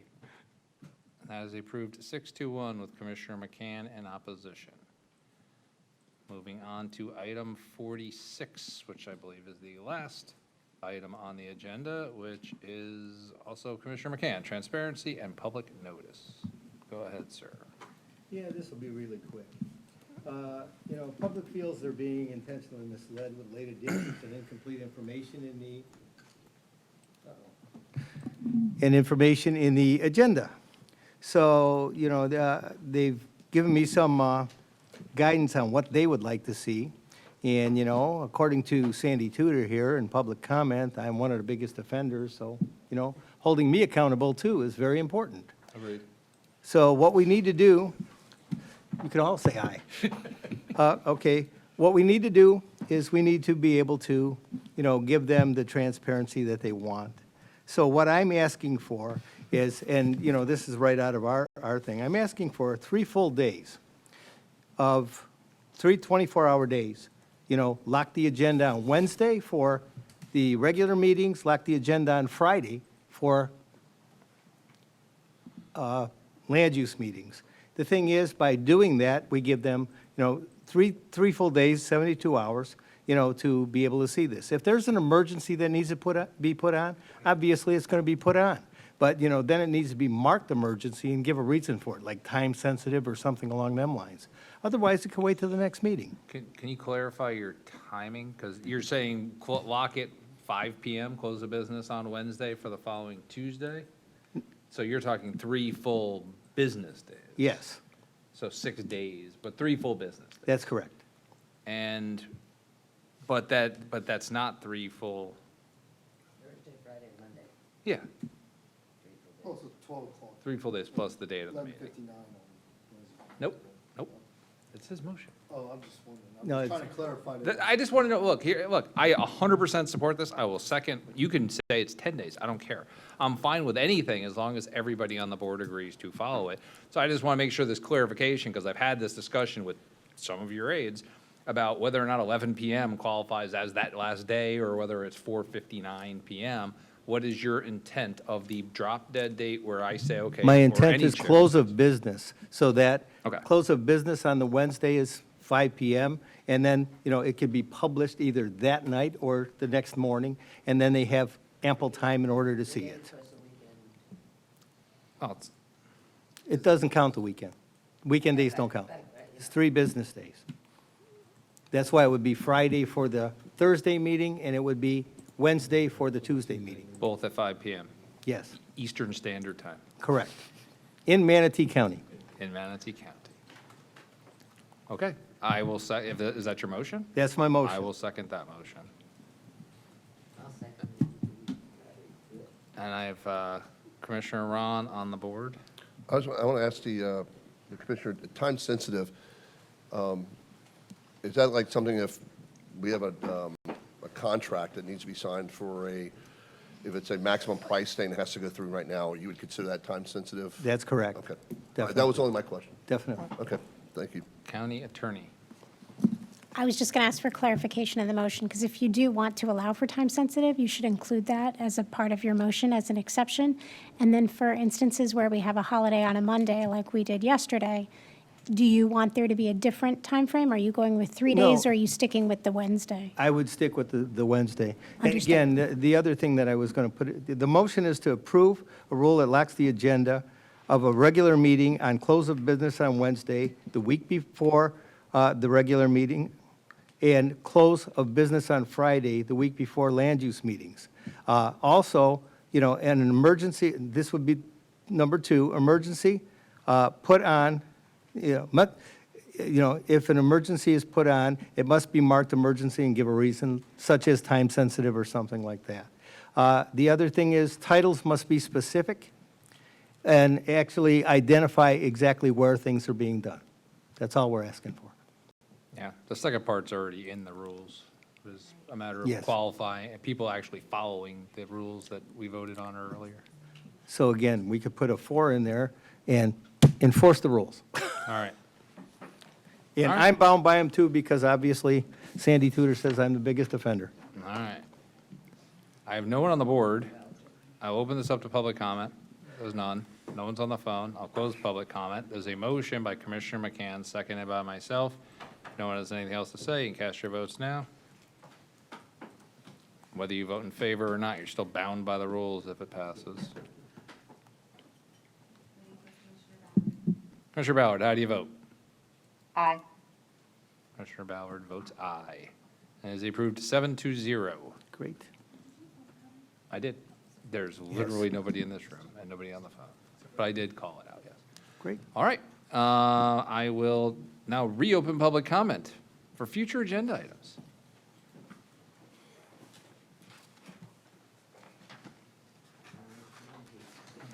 David Truxton, I'm a Manatee County resident, and yes, the clerk has got my information.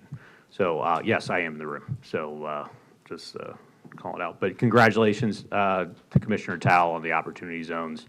I've had great interest in the discussions today.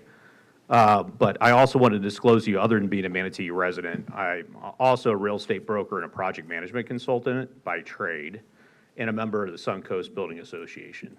I'm active in the builder community and development community, also in the local community. I'm asking the board today to consider making a motion and vote to postpone the impact fee increase going into effect on September 9th by board action by suspending it for at least 90 days.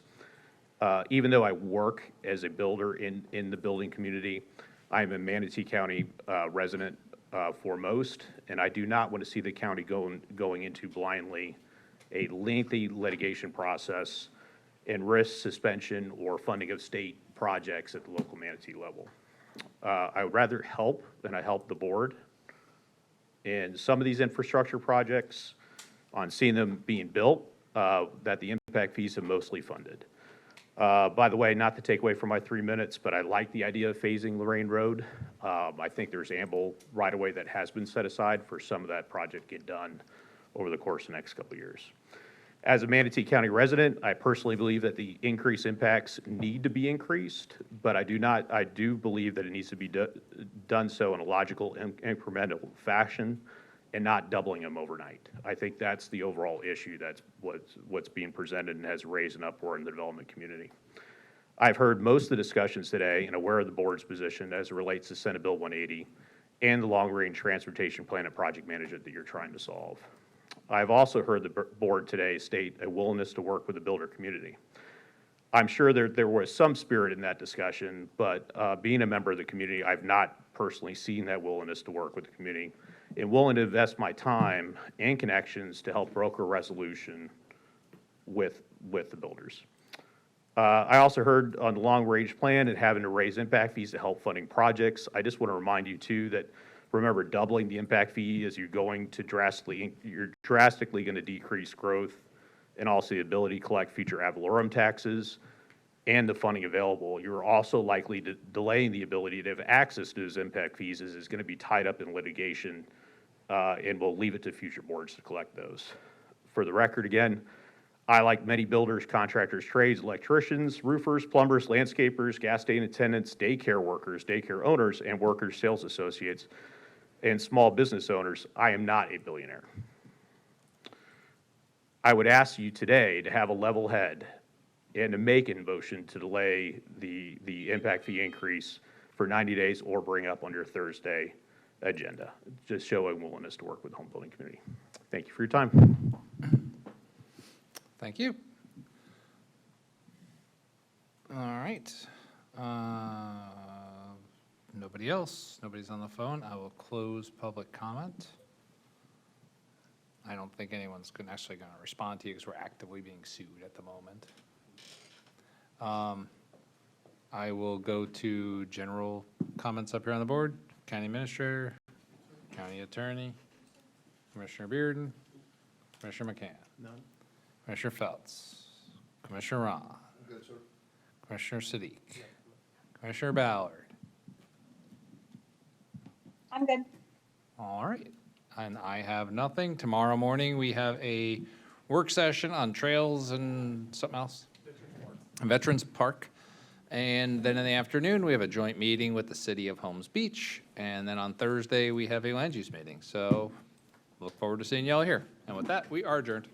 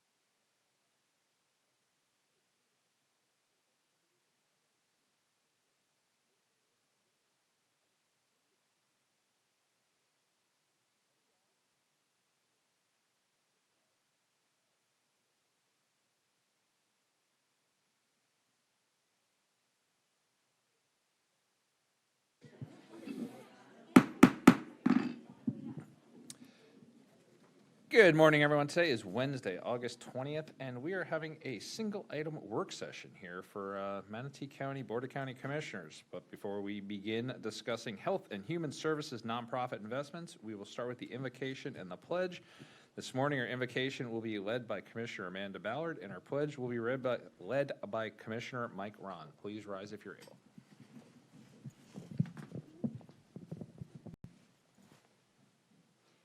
Dear Lord, thank you for this day.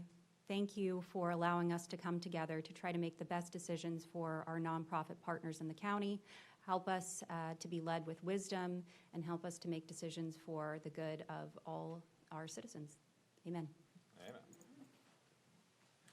I pledge allegiance To the flag of the United States of America and to the republic for which it stands, one nation, under God, indivisible, with liberty and justice for all. All right, and as I said, today is a single-item work session. We will have